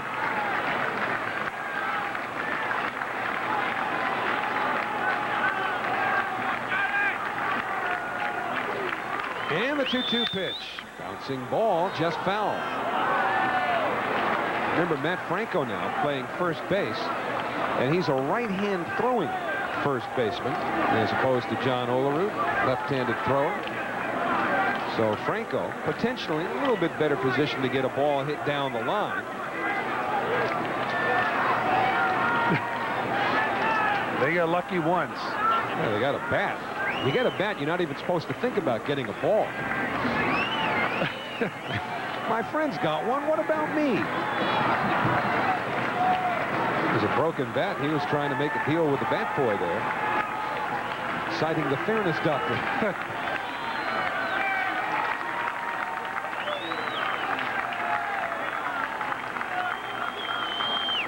And the 2-2 to Fletcher. Could be 2. Alfonso, Ordonez, Franco, and the Mets turn the double play. Well, Franco throws a ground ball, 2 men away.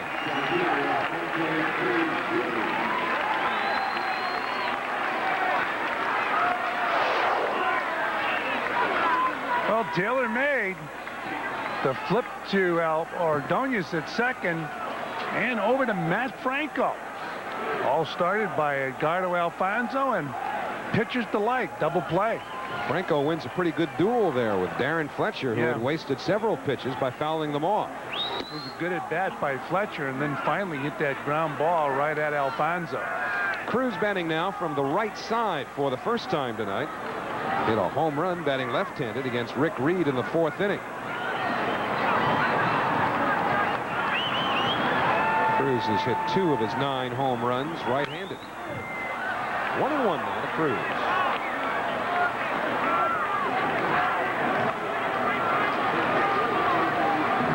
Much more comfortable night at Shea Stadium tonight than it was Monday or Tuesday when it was hot and humid. It's actually gotten borderline chilly. Not by April or May standards, but certainly by the standards of the last week. And the 1-1 pitch. Fouled away. And Franco ahead in the count now. Ball and 2 strikes.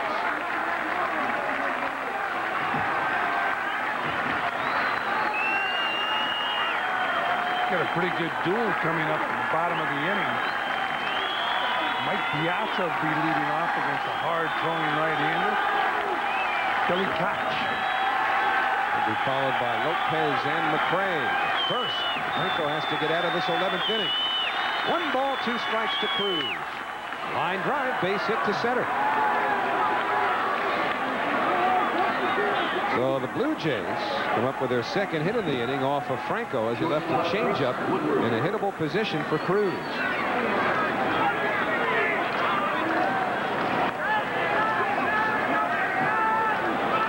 And with 2 out, Chris Woodward, the shortstop, will hit. Jays now with 13 hits. And Franco not making a real good pitch right here. Ball was up, and you see Cruz hitting the ball off the end of the bat into center field. Woodward 2 hits and 4 trips. But first they pay attention to Cruz.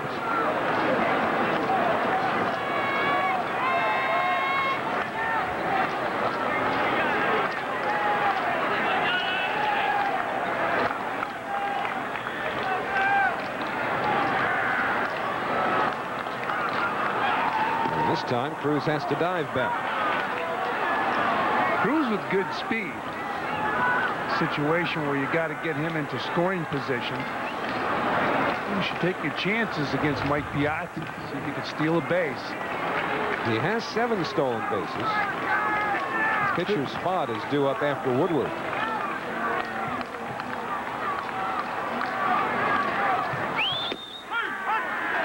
Nothing in 1 for the Toronto shortstop. Dave Hollins on deck. Hollins a switch hitter.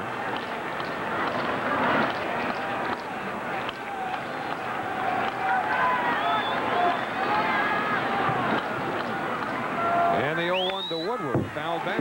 You wonder how comfortable Matt Franco is playing first base, playing off the base, faking to his left, faking to his right. John Olerud is comfortable doing it because he plays every day. But now you get a guy out there who doesn't play first base a whole lot, and he's got to adjust to playing first base. And instead of holding the runner on the bag, he's dancing to his left and to his right. Franco ahead 0-2 with 2 outs. We're in the 11th, tied 3-3. Cruz leads from first. Inside. 1 ball, 2 strikes on Woodward. I think this is an ideal situation where you have an inexperienced first baseman. Now, if he's moving back towards the base and John Franco throws to Matt Franco at first, he's pretty much on his heels. So if Cruz decides, I'm going to take off, and he takes off, then Matt Franco's going to have to set himself after being on his heels and make a good throw to Ordonez if Cruz breaks. Which is a little tougher for a right-hand throwing first baseman. And the 1-2 pitch, little dribbler. Franco thought about it. Now he gets to the bag, and Alfonso's throw gets there in time. So no runs. There were 2 hits. The double play very important in the inning. And we go to the last of the 11th. 3-3 the score.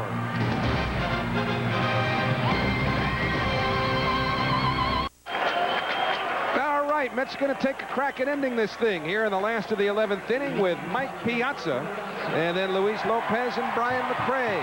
3-3 game.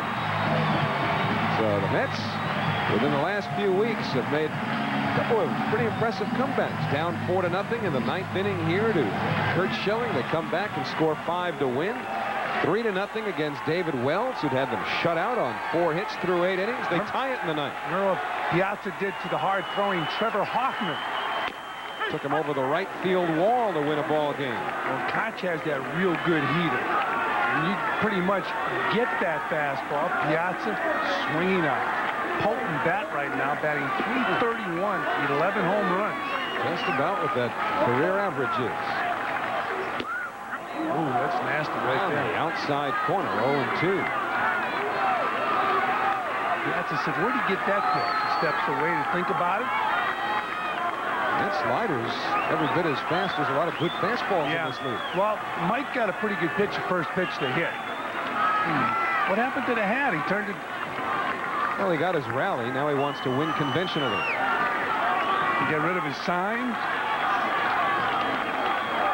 The 0-2 to Piazza. Ball came back out over the plate, but Mike fouled it off. Koch got away with that one. Yes, Mike's had 2 pretty good pitches in this at bat, although pretty good pitches. The ball's coming up there at about 98 miles an hour.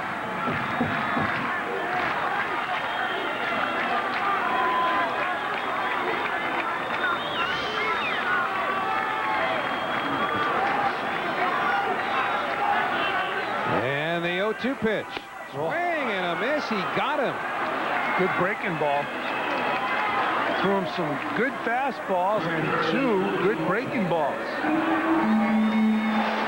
Took a little bit off this pitch after throwing the ball about 98 miles an hour. Then a breaking ball a little bit slower had Mike Piazza way out in front.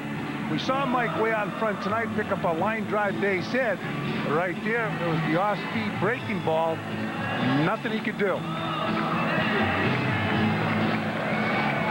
So Billy Koch gets Piazza. Now it's Luis Lopez. Luis scored the tying run in the 9th inning after pinch running for Robin Ventura.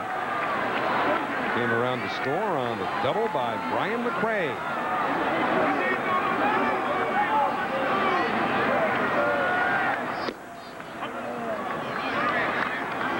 One on Lopez. Mike Piazza's second-guessing himself. He knows he's got a fastball. He could hit that first pitch he took for a strike. Broke his bat, and Delgado comes up with it. So 2 men away here in the 11th inning, and Brian McRae, the reason we're still playing, try and send everybody home. Luis Lopez not happy, but how about Mike Piazza slamming his fist against the wall? Bad judgment. Yeah, man, that's not a good idea. Well, if you look at the sequence of pitches, Koch threw him a nasty slider after throwing the fastball that was hittable for Mike, and then he came back and got him out. It looked like an off-speed curveball. So 2 out, nobody on. McRae doubled in the tying run with 2 outs of the 9th inning. And that was the first batter that Billy Koch faced. Yeah, he overpowered Brian McRae first couple pitches, and then Brian hit a hard double into left field. This one goes through the hole. And McRae is aboard with his second hit, so the winning run is on with 2 outs. And we'll see if he tries to find his way to second base with Roger Cedeno coming up. Well, it's worth it. You know, the situation, you have McRae representing the winning run on first base. If he steals second, he's in scoring position for Roger Cedeno. Unless they would walk Cedeno and go after Ordonez, as they did after McRae doubled. They could do that, but you still get the runner in the winning run on second base. McRae was on second in the 9th inning when the situation arose. Cedeno was walked intentionally, and then Ordonez tapped back to the box to end the inning. But you play aggressive baseball, you get in scoring position. Take your chances with Ordonez swinging the bat. He had 4 hits last night. McRae just getting back that time.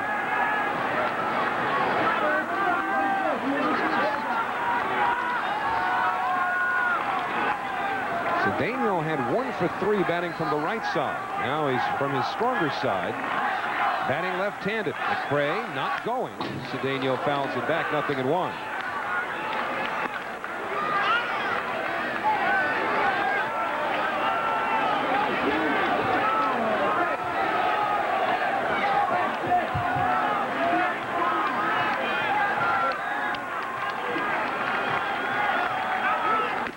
Outside, delayed steal attempt by McRae, and they've got him. So you got Cedeno leading off the inning, next inning. Good try, delayed steal. Bobby Valentine employs that more than anybody in the National League, but they got McRae. It wasn't a straight steal, the delayed steal, and they got him. You see the delayed steal, the hopping off of first base. Fletcher wide awake, and a perfect throw.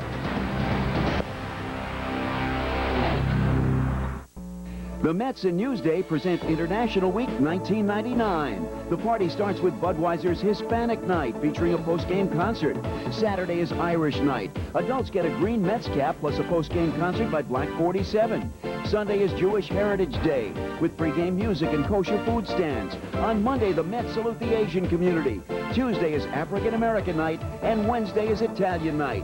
For tickets, call 718-507-TIXX. We're going to the 12th inning. The game tied at 3, and the reason we're tied at 3 is because of what happened in the 9th inning against first David Wells. Robin Ventura, after fouling off a number of pitches, picks up a base hit into center field, driving in Olerud and Piazza. Then Brian McRae slaps the ball down the left field line. Luis Lopez, who was running for Ventura, comes all the way around to score, and that's why we're still playing. Brian McRae smoking that ball into left field, and right there, Ventura talking to McRae. Tell you what, it's a good thing that one of the fans, and there were several leaning out as that ball skipped down the left field line, did not make contact with it, because then you would have had an argument either way.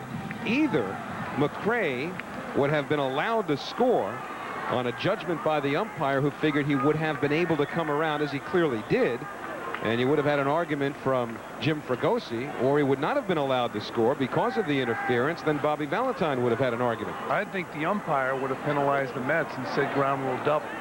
Well, Pat Mahomes will take over the pitching from John Franco, who worked the 11th inning. And Mahomes certainly on the bubble here when you consider the options available to the Mets when Greg McMichael comes off the disabled list, perhaps as early as Friday.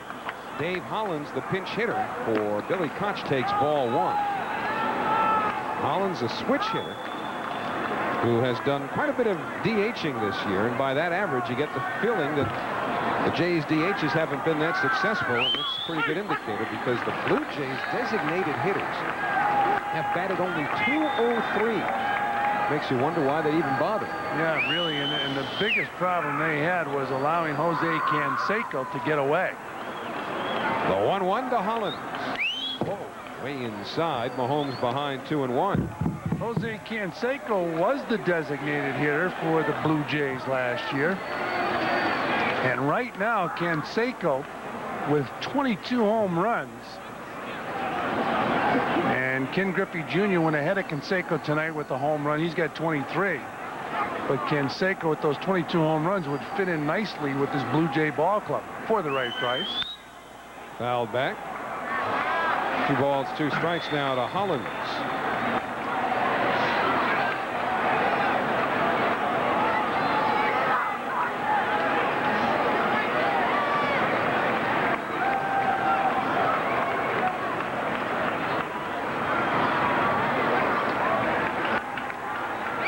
From Mahomes inside. So he's run a full count to the first batter he faces here in the 12th inning. Shannon Stewart and Craig Grebeck will be next for Toronto.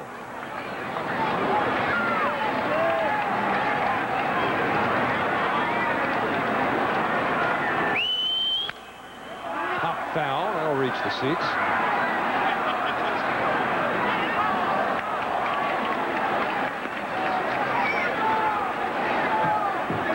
Former Philadelphia Philly. A couple of pretty good years down at Veterans Stadium. Yeah, that's where he really made a name for himself. He was a Rule 5 draft pick and really came on and had a solid career starting off with those Phillies. Ooh, fouled back again. He reminded a lot of the Philly people of Howard Johnson. Hard-nosed player. Oh, Joe now a scout in the Mets organization. So is Timmy Tuffle. Another part of that 1986 World Championship team.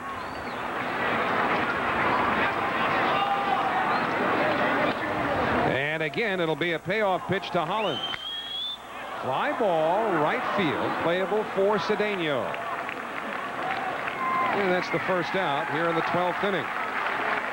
Cedeno will lead it off in the bottom of the 12th. For the Mets. Brian McRae was cut down to end last inning. Tried a delayed steal, so the catalyst will lead it off for the Mets.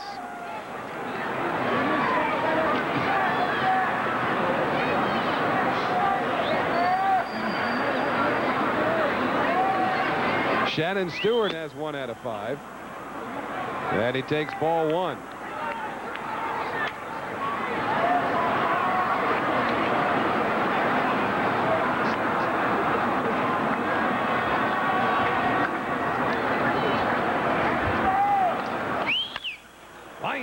drive base hit to left field by Shannon Stewart. That's his second hit of the ball game. And for the Blue Jays, their 14th hit. In Atlanta tonight, how about the 12th inning? The Tampa Bay Devil Rays and the Atlanta Braves are all tied at 3.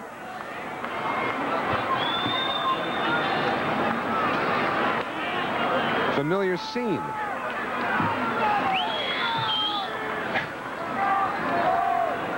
So now Grebeck, who had singles his first 2 trips.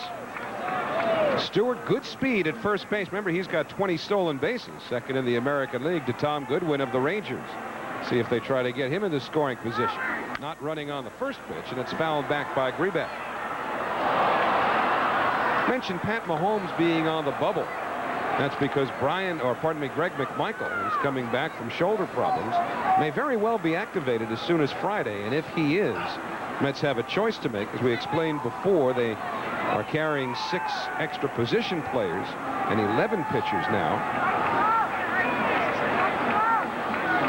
So they could keep Mahomes, go to 12 pitchers, drop a position player, or maybe Mahomes would be the pitcher to go down. Runner going, they pitch out. Piazza's throw, not handled. And it's a stolen base, number 21 for Shannon Stewart. Wait a minute now. Uh-oh. What happened here? Did he make contact with the glove? Oh, a catcher's? No, not a catcher's block. Grebeck awarded first base. It was a pitch out.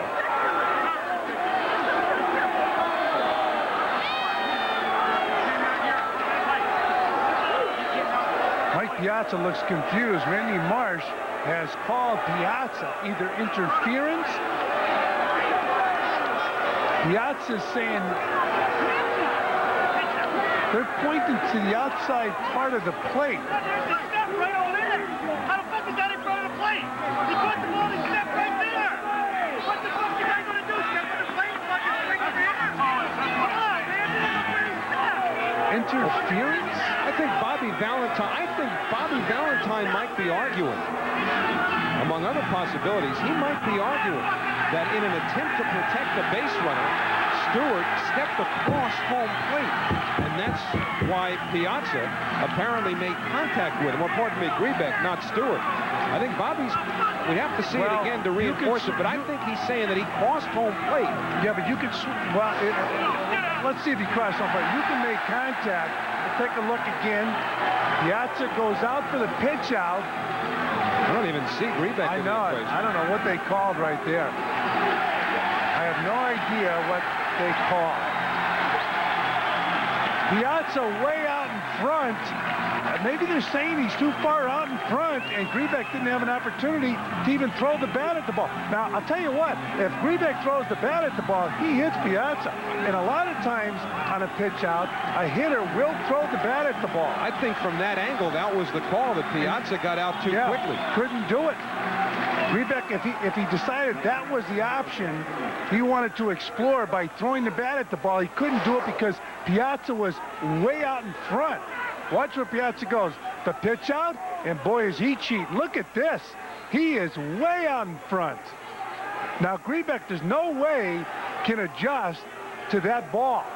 The only thing he could do is throw the bat and hit Mike Piazza in the back. And I'll tell you, Howie, that's about as far out as I've ever seen a catcher on a pitch out. I mean, he's in front of the plate. And they throw Bobby Valentine out of the game. Randy Marsh, the home plate umpire, throws Bobby out. Look at where Piazza is. Now, this is before it's released. He's way out, and he's in the batter's box, way out in front of the plate. So, if the hitter throws the bat, he's going to do some damage. So, Grebeck awarded first base. And the Jays now with runners at first and second. And the hitter has the option of throwing the bat at the ball.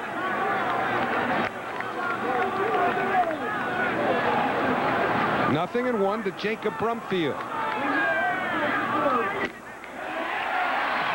Swung through a hanger. It's 0-2. Holmes left that slider up, and Brumfield talking to himself because he had a pitch that he either could have done some damage to or might have even laid off of. Here's that last pitch. It's very hittable pitch. You want to do some damage with.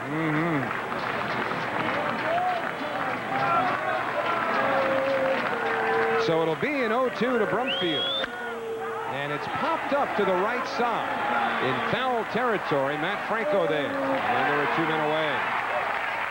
Shannon Stewart with that real good speed, stealing the base. And the Mets are aware of his good speed, and Mike Piazza came out of the chute.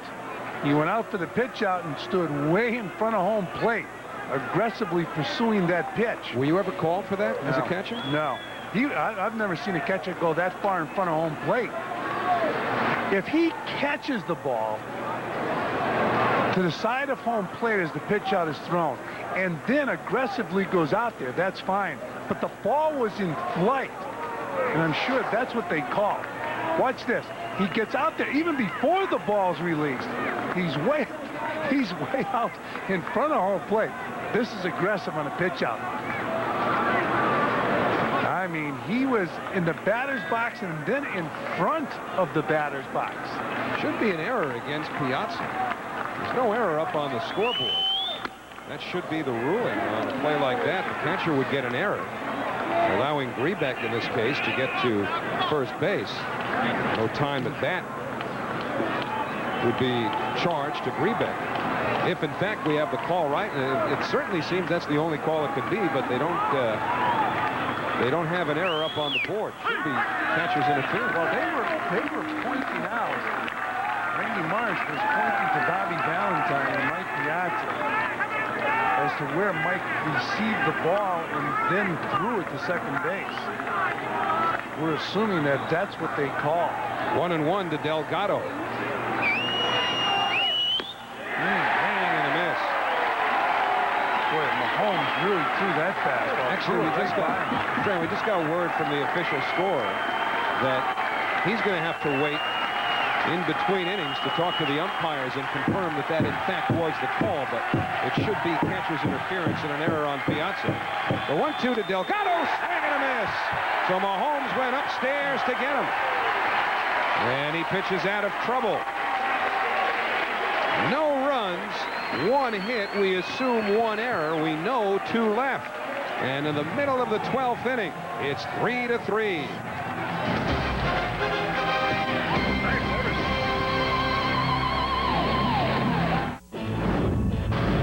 Monday, New York's lineup is swinging for revenge in Cincy when the Amazons look to cut down Barry Larkin and the Reds.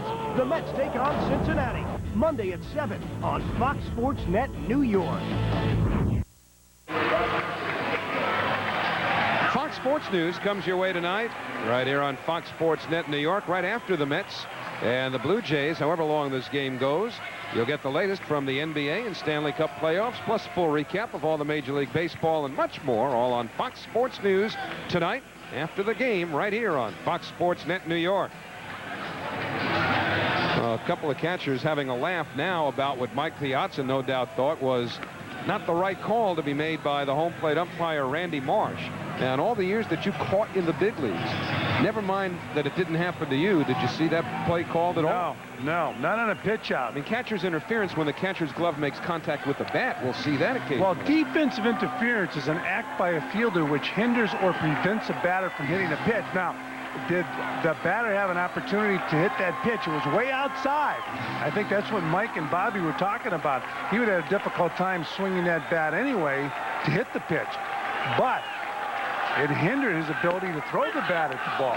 Well, Graham Lloyd, the new pitcher for the Blue Jays, in to face Roger Cedeno, who last night took him deep. So Cedeno leading off here in the 12th. To be followed by Ordonez and Matt Franco.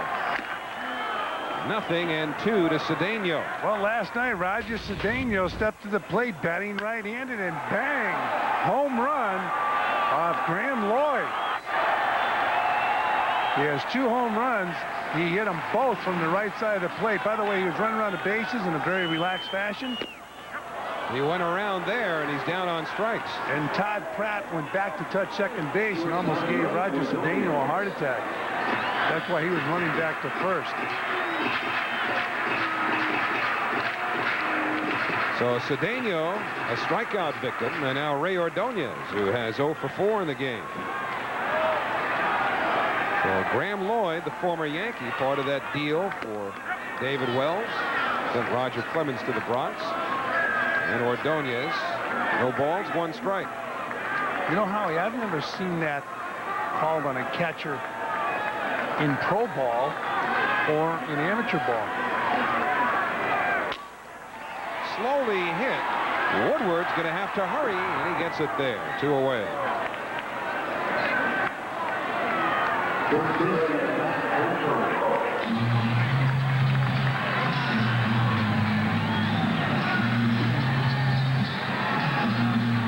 So Lloyd has the first 2 here in the 12th inning, and Matt Franco, who pinch hit, fouled into the right field corner, although he flirted with a game-winning home run in the 10th inning, and then stayed on to play first base. Will bat now.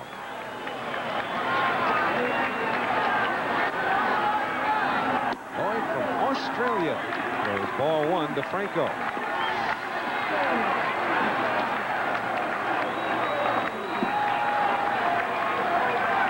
Inning, 3-3. Pull towards the hole. Way by Grebeck. And Delgado finally makes contact with the bags. They were playing Franco to pull. And Grebeck plugged the hole. The Mets go down in order in the 12th inning. We will go to the 13th. Still 3-3.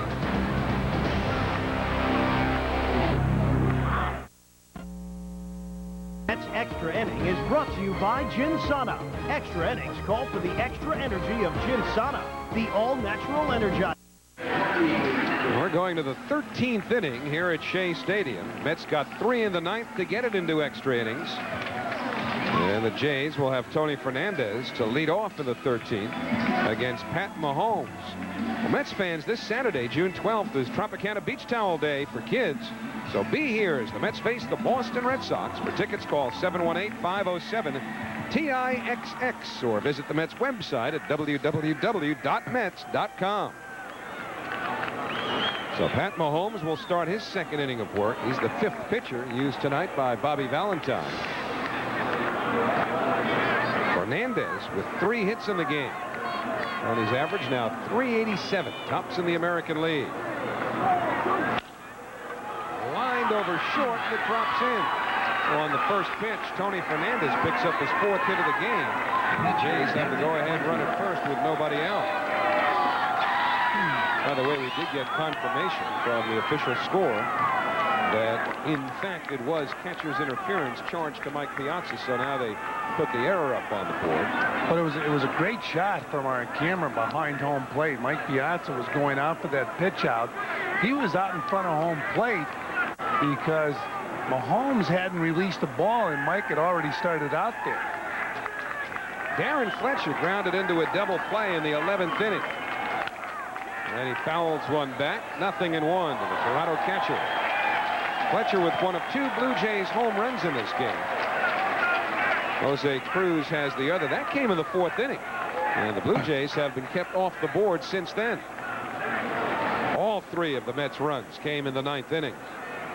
The Mets will look to turn 2 again on the infield. They play Fletcher to pull in the outfield. And Fernandez back easily.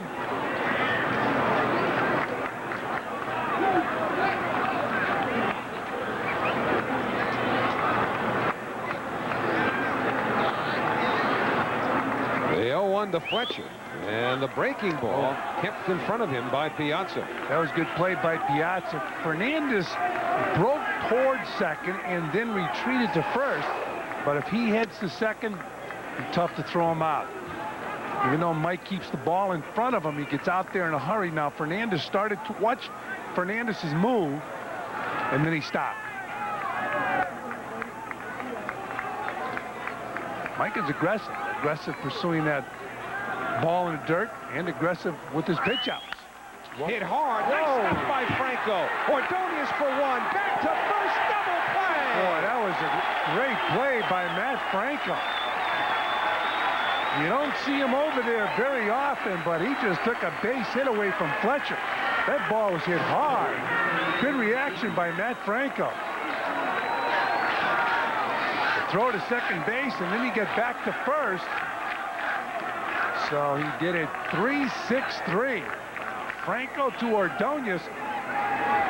Good play by number 15, Matt Franco. Well, that's a real good play for a couple of reasons. First, he's got to dive to his right with a glove on his left hand to make the stop. Then he's got to set and throw basically into a runner as a right-hand thrower. John Olerud would have had an easier play being a left-hand throwing first baseman, but nice job by Matt Franco to start and finish that double play. So Fletcher's hit into 2 double plays in a row. Jays got the leadoff man on in the 11th and the 13th. Fletcher with a double play ball each time. The 0-1 to Cruz. Side, a ball and a strike.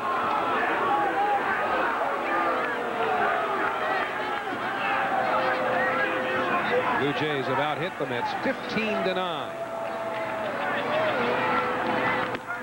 Side and high. 2 balls and a strike.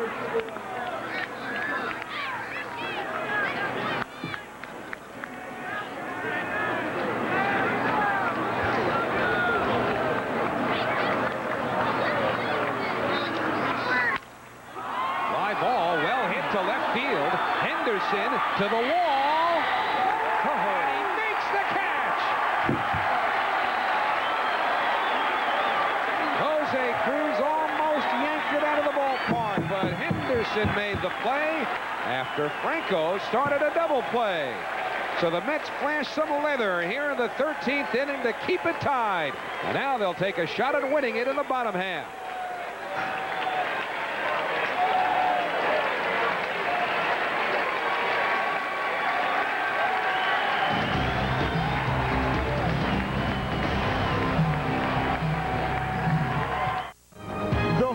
Of this extra inning is brought to you by Homewood Suites Hotel. Follow your instincts. Find your way Homewood. Well, Matt Franco broke out the leather in this game and made a sparkling play last inning with Fernandez on first. Fletcher hits the ball hard, and Franco gloves it, comes up throwing to Ordonez.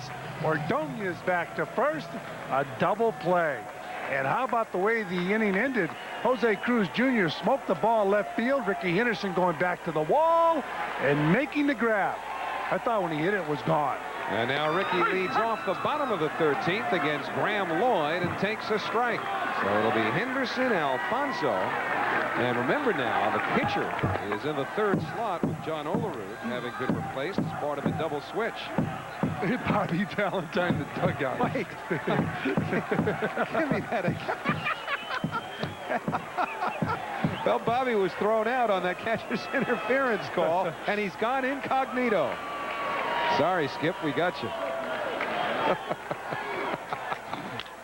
Henderson pulls it through the hole. And Inspector Clouseau in the Mets dugout will have to like that. The winning run is on with nobody out. You know, I've never seen that either. That's funny shot. I mean, we've seen managers sneak back in within camera range, but never in disguise. Well, they're usually in a tunnel, if at all, and Bobby Valentine is gone now. Well, yeah, that wasn't Bobby. Bobby? That wasn't him? Don't shoot the messenger.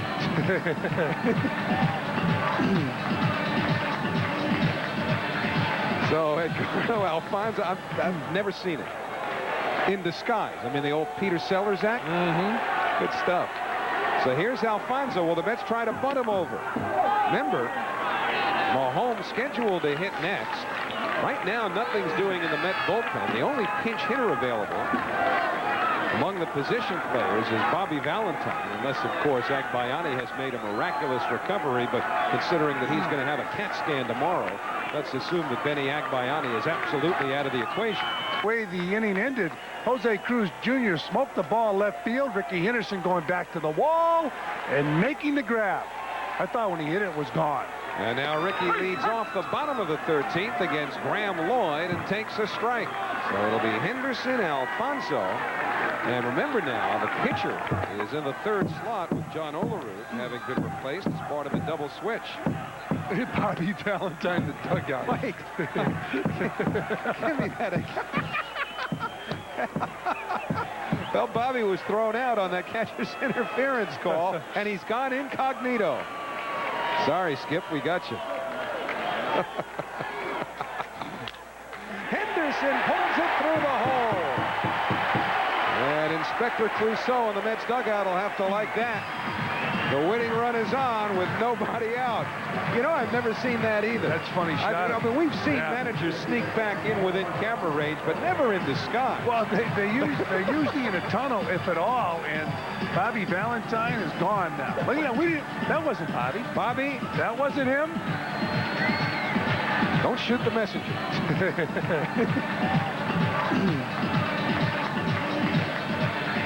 So, Alfonso, I've never seen it. In disguise. I mean, the old Peter Sellers act. Good stuff. So here's Alfonso. Well, the Mets try to bunt him over. Remember, Mahomes scheduled to hit next. Right now, nothing's doing in the Met bullpen. The only pinch hitter available among the position players is Bobby Valentine, unless, of course, Agbayani has made a miraculous recovery. But considering that he's going to have a CAT scan tomorrow, let's assume that Benny Agbayani is absolutely out of the equation. 1 ball, 1 strike, and with nobody throwing, and Mahomes on deck, the indication would be that Alfonso won't be bunting here. I'd let Henderson steal second base. Rookie measuring his lead, and now Lloyd throws in behind him.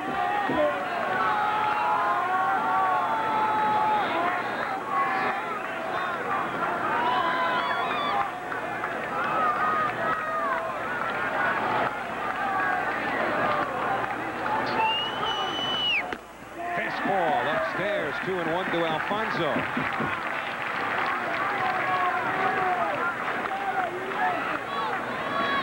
Alfonso looking down for a sign from Cookie Rojas.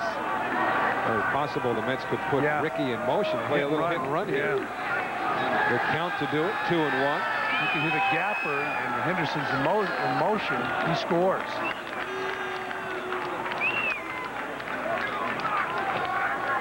Jays are playing step the other way in the outfield. With a left-hand pitcher on the mound. And again, Henderson back. See the center fielder, Jose Cruz, pulled a couple of steps towards right center field. Alfonso, a right-hand hitter. Lloyd, a left-hand pitcher. And Henderson, base-stealing king of all time. But it's hit in the air to short center. In comes Cruz. Out goes Green. That makes an outstanding play. Boy, that was an excellent play by Griebeck. Cruz came running in as hard as he could come in, and he wasn't going to get to that ball. Spectacular play by Griebeck going away from home plate, and the wind is playing havoc with fly balls. Super play. So now Pat Mahomes will bat as you look at Cruz coming in and Griebeck making the grab. So Mahomes will hit for himself.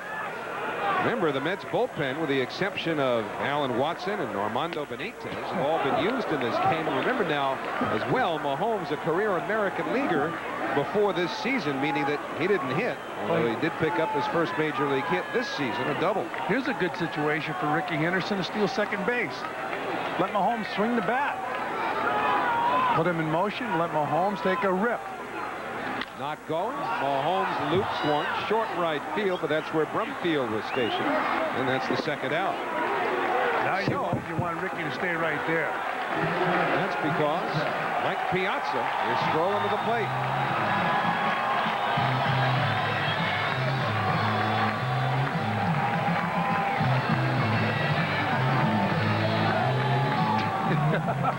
The rally caps are back in vogue.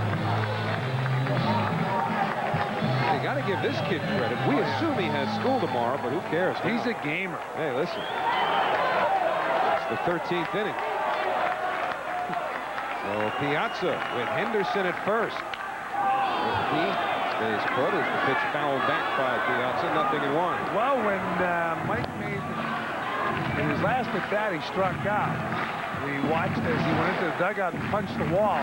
Right here, taking that big rip this time. Very aggressive on the first pitch.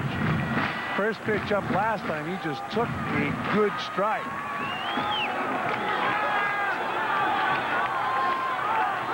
The 0-1 to Piazza, way out in front. So Graham Lloyd with a breaking ball that Piazza swings through. Lloyd pulling a string and getting Piazza way out in front. I think he hurt himself when he swung that bat. He walked away flexing his back. Well, I guess he's all right. No balls, 2 strikes, 2 outs. 3-3. We're in the 13th. Henderson runs, doesn't matter. Piazza down on strikes and the inning's over. So Graham Lloyd picks up his 2nd strikeout, a leadoff single by Henderson, and nothing more for the Mets. And so we go to the 14th inning. Still 3-3.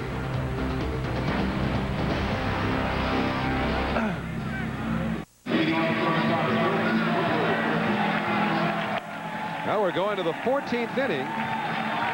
Robin Ventura hanging out in the dugout after having provided the base hit that got the Mets to within 1 run in the 9th inning. Al Leiter scheduled to pitch Saturday against the Red Sox. Bobby Jones still quite a ways away from being ready.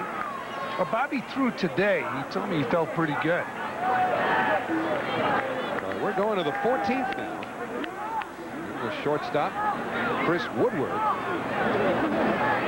will lead off against Pat Mahomes, who starts his 3rd inning on the mound for New York. 0-1 to Woodward. Pitcher spot due up next, but Homer Bush is on deck as a pinch hitter for Graham Lloyd. The 0-1. And now Woodward behind 0-2.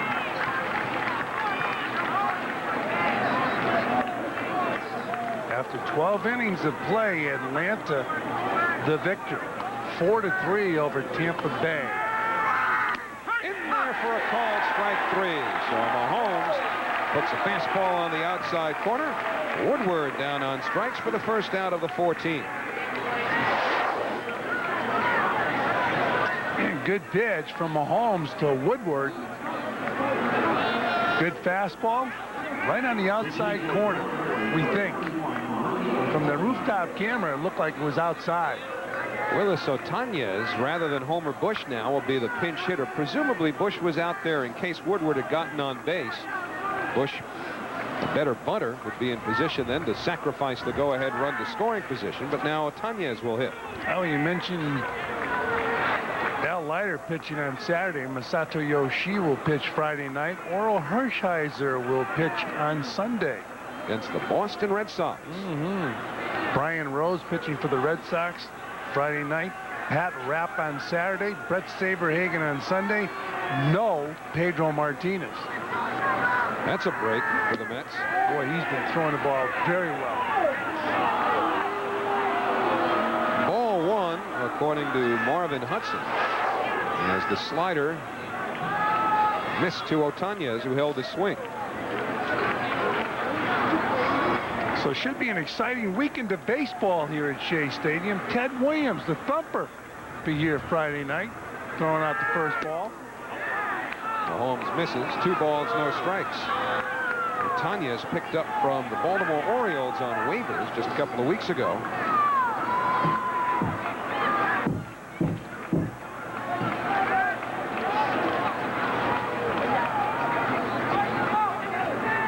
And the 2-0 pitch, he lays off.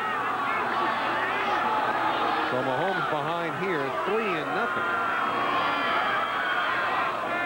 With Shannon Stewart up next. 14th inning, 3-3. The Jays have out hit New York, 15-10. And he misses outside ball 4, even though the crowd in unison. It's like the old Bill Veeck routine. Didn't he have a promotion once where he invited the fans to vote on whether or not a manager should have a runner steal or play hit and run or bring in a certain pitcher, and they would hold up signs, yes or no? But here the fans were trying to get Otañez to vote to swing. He was a promoter, Bill Veeck. So Sean Green going out to pinch run. Otañez out of the ball game, and Green who has been out of the lineup with a sore wrist. It's a good idea right there. He's getting his legs loose. You don't want to have him go out and pull a hamstring. I'd like to see that chart after this game. I think Jason Isringhausen said, you know, a couple of these pitchers, I don't care. Either that or it's going to take a while to get that pencil out of his hand. Yeah. Now part of the hand. So Shannon Stewart, the batter. Mahomes misses low. Stewart singled to lead off, or at least with one out in the 12th inning. He's had 2 hits and 6 trips. Years ago, they used to let the next day pitcher chart the game, and he could sit in the stands in the street clothes. Now they have the pitcher right in the dugout. Foul back. 1 ball, 1 strike on Stewart.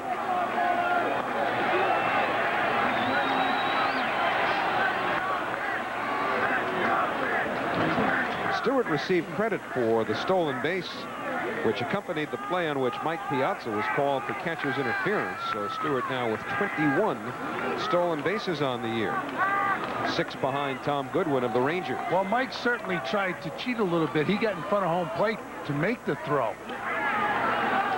One thing about Green, who has that bad left wrist, you can see it taped up there.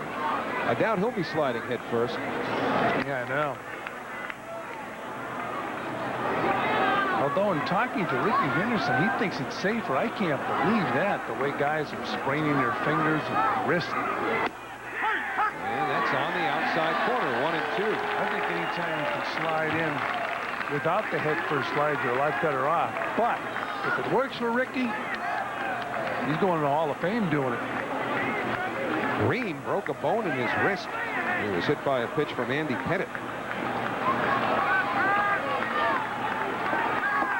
He was able to avoid the disablement, something you can't say about too many of the Blue Jays this year.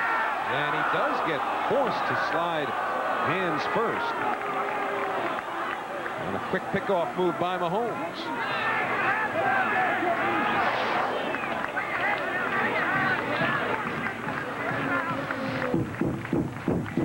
So it'll be a 1-2 eventually, but again, Green testing out that wrist. Looked like he was able to elevate that left wrist, the injured one, and put most of the weight, most of the pressure on that right wrist. Now the 1-2 on the way. Line foul. Yeah, for so many years, we've seen guys sliding into the bases head first. And they ended up on a disabled list, and we figured the best way to slide is going feet first. As you look at Alan Watson, Ricky Henderson joins the Mets and says, you know, I've been doing it all these years head first. It's the best way to do it. Mahomes has been working Green at first base while paying attention to the hitter as well. He's ahead of Stewart, 1 and 2. Green measures his lead, not running, and the pitch taken upstairs. A fastball that evens the count 2 and 2.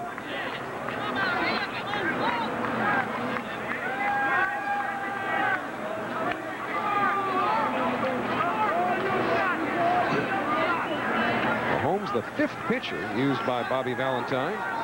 Rick Reed started, and Turk Wendell, Dennis Cook, John Franco. And this time, Green gets back standing up.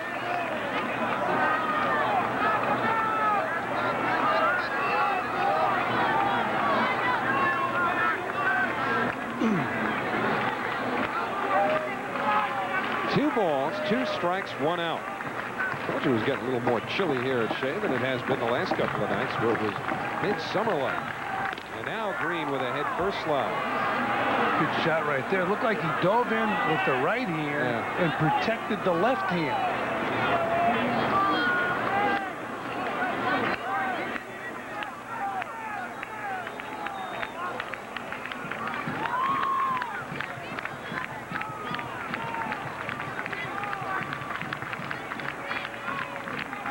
Now the 2-2 pitch.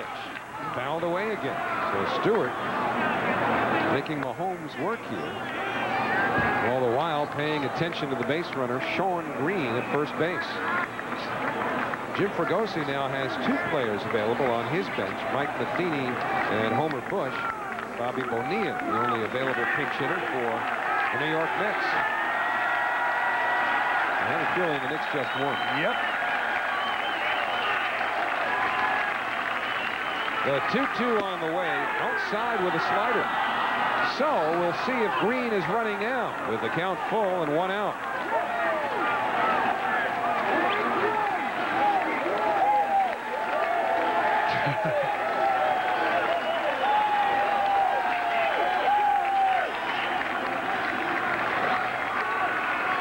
Three tie in the 14th. Green running. And the pitch fouled back. They'll do it again.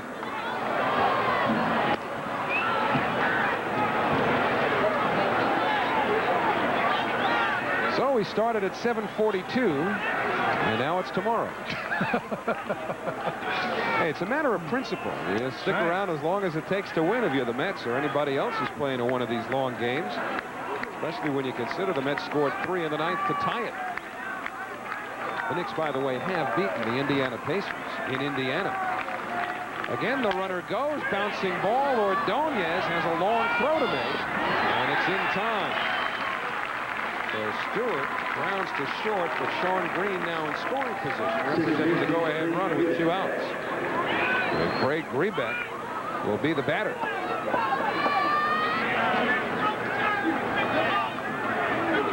Piazza out talking to Mahomes about Grebeck as Mookie Wilson moves the outfielders around, telling them, come on in.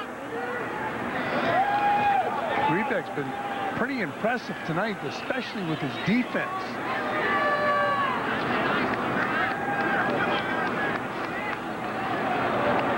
Grebeck had singles each of his first 2 trips.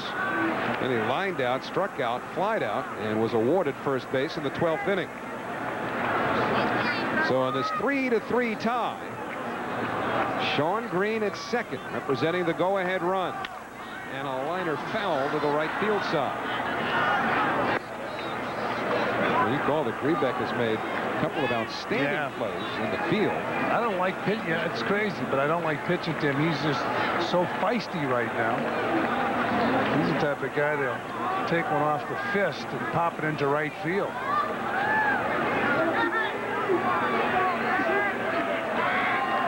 Mahomes with a good fastball tonight. So the 0-1 to Grebeck, it hogged the foul. And now Mahomes ahead. No balls and 2 strikes. How about that for a play? Well, the Mets flashed some leather in the 13th, or actually the 12th. It was the 13th inning. Now here's all coming together. It's so late. Some good hands right there. What a play. I like his balance, too. He said, this is easy. They'll ask me to play tomorrow. It is tomorrow. Stay loose, kid. 0-2 to Grebeck with 2 outs. Sean Green at second. And the 0-2. In there for a called strike 3. Good fastball, good location. Mahomes with 3 strikeouts in his 3 innings of work. And we go to the last of the 14th. Still tied, 3-3.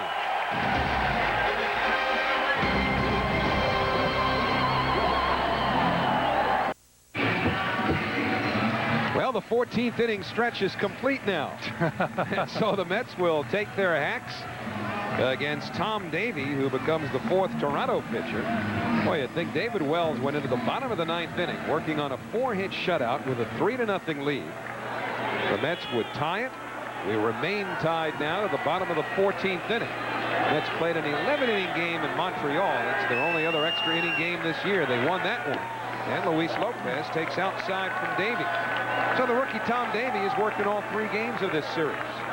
First 2 of which were won by the Mets. And for Luis Lopez, his second plate appearance, he ran for Robin Ventura after Ventura's 2-run single of the night. Ball 2.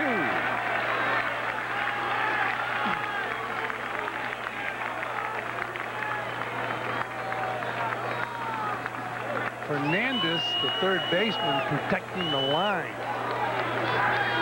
Outside, 3-0. After Lopez, Brian McRae and Roger Cedeno are scheduled. Look at the hole between third and short. Fernandez on the grass in front of the base, protecting the line. Pretty good hole right over there. The mean, you know, Lopez represents the winning run here. So you're basically daring him to slap one through a huge hole. What are the chances of him hitting the ball to Fernandez down the line or in the hole? They're expecting Lopez to be severely overmatched. You would think he'll be taking here 3-0. He is, and the pitch catches the outside corner. Fernandez staying pretty close to the bag. And that's incredible, really. Although they must have some great charts. Outside ball 4. The winning run is on with nobody out. So Tom Davey walks the first batter he faces. Robin Ventura still in the dugout. Mel Queen going out to talk to the big right-hander. You got Brian McRae, the next batter. Well, look at how the lineup shakes out here for the Mets. You have McRae now, who's a switch hitter. Now, you would think McRae might be in a position to try to bunt Lopez over with a winning run. Now, behind McRae, you've got Cedeno. When McRae was at second in the 9th inning, and at that time, there were 2 outs. They walked Cedeno, pitched to Ordonez, who tapped back to the box. Ordonez batting behind Roger Cedeno. So we'll see how. Well, you know, Bobby Valentine, usually very aggressive, might put Lopez in motion. Let McRae swing the bat. Shows no inclination to bunt and takes strike 1. How about a bunted ball to Fernandez with Lopez in motion? Lopez just keeps on going to third base as Fernandez throws to first.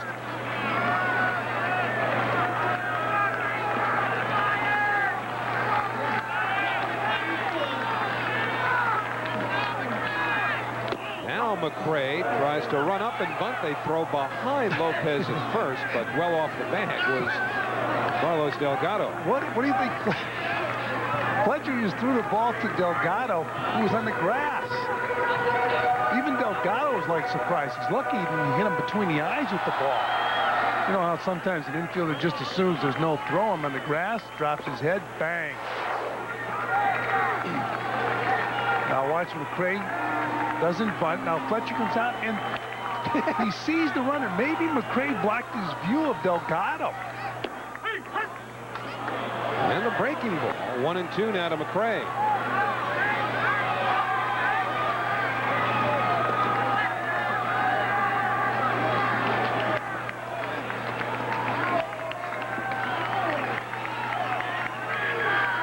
Lopez not moving. The pitch taken outside, and the count even. 2 balls and 2 strikes.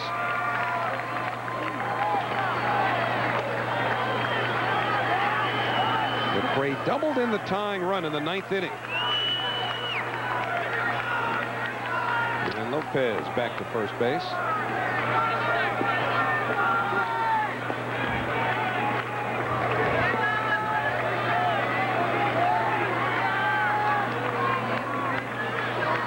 He's playing deep and straight away in the outfield.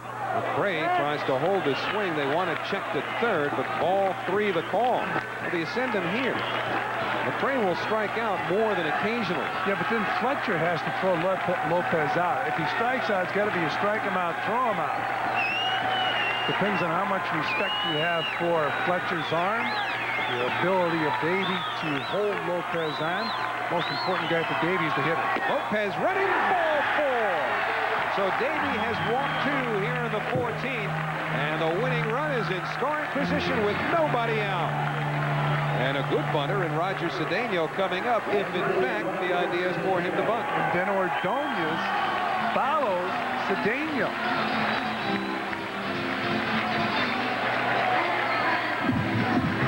So Jim Fregosi out of the dugout. He's going after the left-hander. So they're going to turn Cedeno around. Cedeno's 2 home runs are from the right side of the plate. The lineup card. Charlie Samuel was blocking our view there for a moment. There it is. Bruce Benedict.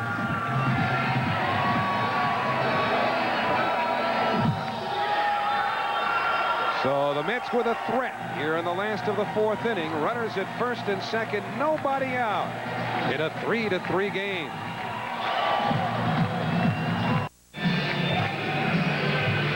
Boy, you see Robin Ventura talking to Todd Pratt. Well, Robin is not in this ball game, but he was a very important part of this ball game in the 9th inning with a great at bat against David Wells, and he finally won the battle, driving in 2 runs.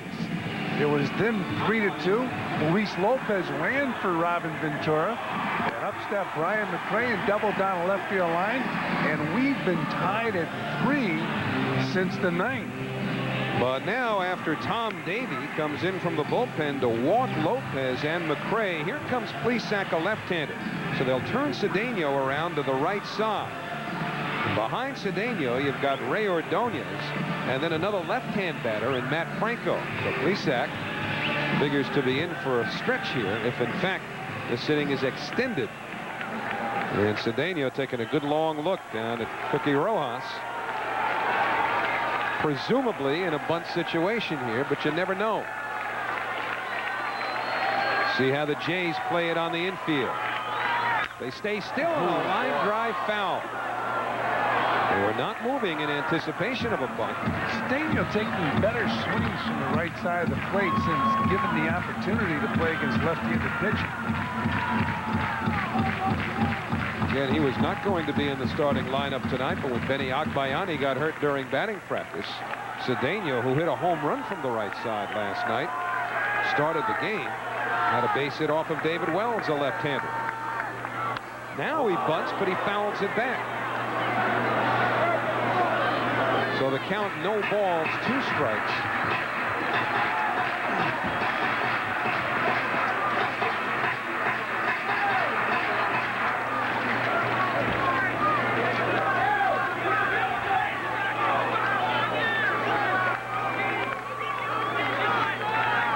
So now Cedeno checking in again with Cookie Rojas. Less likely with 2 strikes, Cedeno would be bunting.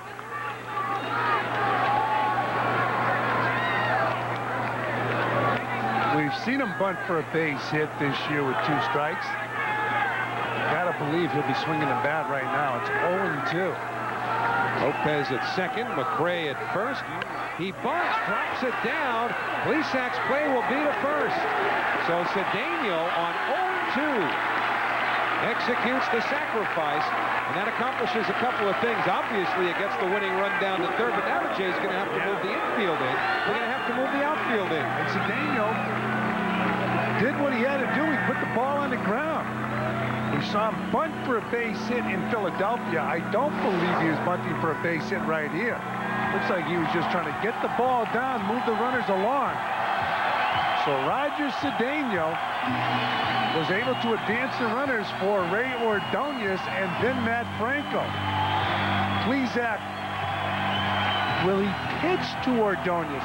If you walk him, you have a force at every base, and you're facing Matt Franco. You got Bobby Bowe in the dugout, who can bat from the right side of the plate. So they'll pitch to Ordonez. The infield in. Plesac delivers fly ball deep left field. Mets are going to win. Base hit for Ordonez, and the Mets have won it in the 14th inning. Lopez scores 4-3 New York. Your final score. So Ray Ordonez will be talking about this for a while. In a clutch situation, he steps up to the plate. He's going to tell you he hit that ball a long way over the left fielder's head. They had to bring the outfield in. They decided to pitch to Ordonez, a right-hander, with Matt Franco on deck, and Ordonez burnt him. So the Mets had a big night tonight, coming from behind, scoring 3 runs in the 9th, and finally winning the ball game. Bobby Valentine out on the field congratulating his troops after being tossed out of the ball game. So the Mets have a 4-game winning streak now as they cut in half the damage done by that 8-game losing streak. They've got 4 of them back in succession now. And Ray Ordonez, Le Petit Orange, comes through with the game-winning hit here in the 14th inning. They were down 3-0 going to the 9th inning against David Wells, who had him shut out on 4 hits. 3 in the 9th to tie it, and they push across the winning run in the 14th to make it a series sweep. So Ray Ordonez got a pitch, and he said, I drove that ball. So Ray Ordonez with a single, driving in the game winner, congratulated by Mookie Wilson and Bobby Valentine. The Mets victorious 4 in a row. So the Blue Jays have been to Shea Stadium twice for 3-game series, 2 years ago and this year. The Mets have won all 6 games. They had to stay up a little later tonight, but at 12:15, Ordonez delivered. Mets win it 4-3 in 14 innings. We're coming back.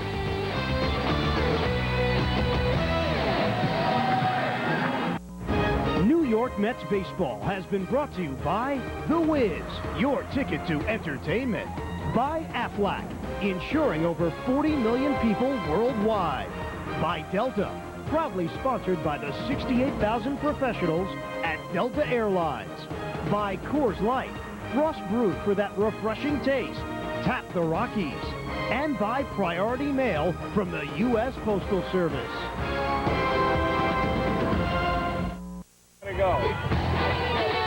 It went 14 innings tonight at Shea Stadium, but the Mets win by a score of 4-3 over the Toronto Blue Jays. Ray Ordonez had the game-winning hit, but it was in the 9th inning against David Wells that the Mets put a rally on that forced extra innings, and Robin Ventura came up with a big base knock that kept the inning going and drove home a couple of runs. And Robin, it seems like hours ago that you came through with the heroics, but Wells had it going, and you guys were still able to come through in the 9th inning against him. Yeah, you know, it's just one of those things where you don't give up. I mean, you're only down by 3, and you know, I still look back at the you know, the Philly game that, you know, we came back, and I think everybody kind of, you know, built off of that. Well, the team has built off of that. They've now won 4 in a row, and the Mets' good fortunes continue as we send it back upstairs to you, Howie Rose. All right, thank you, Matt. And Robin Ventura, the Mets with a 4-3 win. Took 14 innings, but for the Mets, well worth the wait. Their 4th consecutive victory. Make sure to join us on Monday night from Synergy Field in Cincinnati for the first of a 3-game series with the Reds. Geico Mets on deck starts it at 6:30. First pitch a little after 7 o'clock. This one started a long time ago, but it ended recently on a Ray Ordonez single, which brought home Luis Lopez with the winning run as the Mets come from behind and defeat the Blue Jays 3 in the 9th, 1 in the 14th. Our producer Mike Santini, our director John Moore, Charlie Cucciara handles the graphics, and Mike Cooney handles the videotape. And so for Fran Healy, Matt Loughlin, and the entire Fox Sports Net New York crew, I'm Howie Rose wishing you a pleasant good night from Shea Stadium in New York, where the Mets have defeated the Blue Jays in 14 innings, 4-3. Have a good night. Now, with the latest scores, highlights, and sports news from coast to coast, this is Fox Sports News Primetime. Now, with the latest scores, highlights, and sports news from coast to coast, this is Fox Sports News Primetime. Welcome back to the show, everybody. Steve Lyons and Chris Myers working for you. And welcome in Fox Sports Net New York, who just watched the Mets game. And you just missed the Knicks coming from 14 down to defeat the Pacers in Indiana. 50 points from the newcomers, combining Marcus Camby and Latrell Sprewell. Ironically, 2 guys that Ernie Grunfeld brought to the team. And Reggie Miller, his 30 points, the best game of the series for him, but the Knicks own a 3-2 advantage. More on that in a moment. Let's check out the Mets, the game some of you just saw. Blue Jays and the Mets with David Wells back in New York at Shea Stadium. Bottom of the 2nd, 2-0 Toronto. 2 runners on. Henderson goes down, and Alfonso is looking to end the inning. Bottom of the 4th, it's 3-0 Toronto. Mike Piazza, a drive towards center, but not deep enough. Waving off. But I think that guy wanted to see a home run. Sit down, kid. Bottom of the 9th, 3-0 Jays. 2 runners on and 2 out for Wells. Robin Ventura. The 2-2 again. With a clutch base hit. John Olerud, and Piazza score. It's a 3-2 game. Wells wanted to close it out. It would have been his first complete game of the year, but he's out of the game. Next batter is Brian McRae. And a little looper that drops on the line and rolls. Lopez scores, so we're tied at 3. Bobby Valentine hiding out in disguise after his team. Oh, he was ejected in the 12th inning, hoping his team could pull it out. He's supposed to be out of the picture. 14th inning, tied at 3 with 2 runners on. That's Ray Ordonez. Plesac and Lopez is in again. The drawn-in outfield as the Mets win 4-3 in 14 innings. Again, Wells working 8 2/3, allowing 7 hits, 3 earned runs. He struck out 6 since the firing of the 3 Met coaches. The Mets have gone 4-0. Well, you know, the motto around here is "We are there," and that's exactly what we give you. We go back now live to Shea Stadium, where Matt Loughlin is with a guest.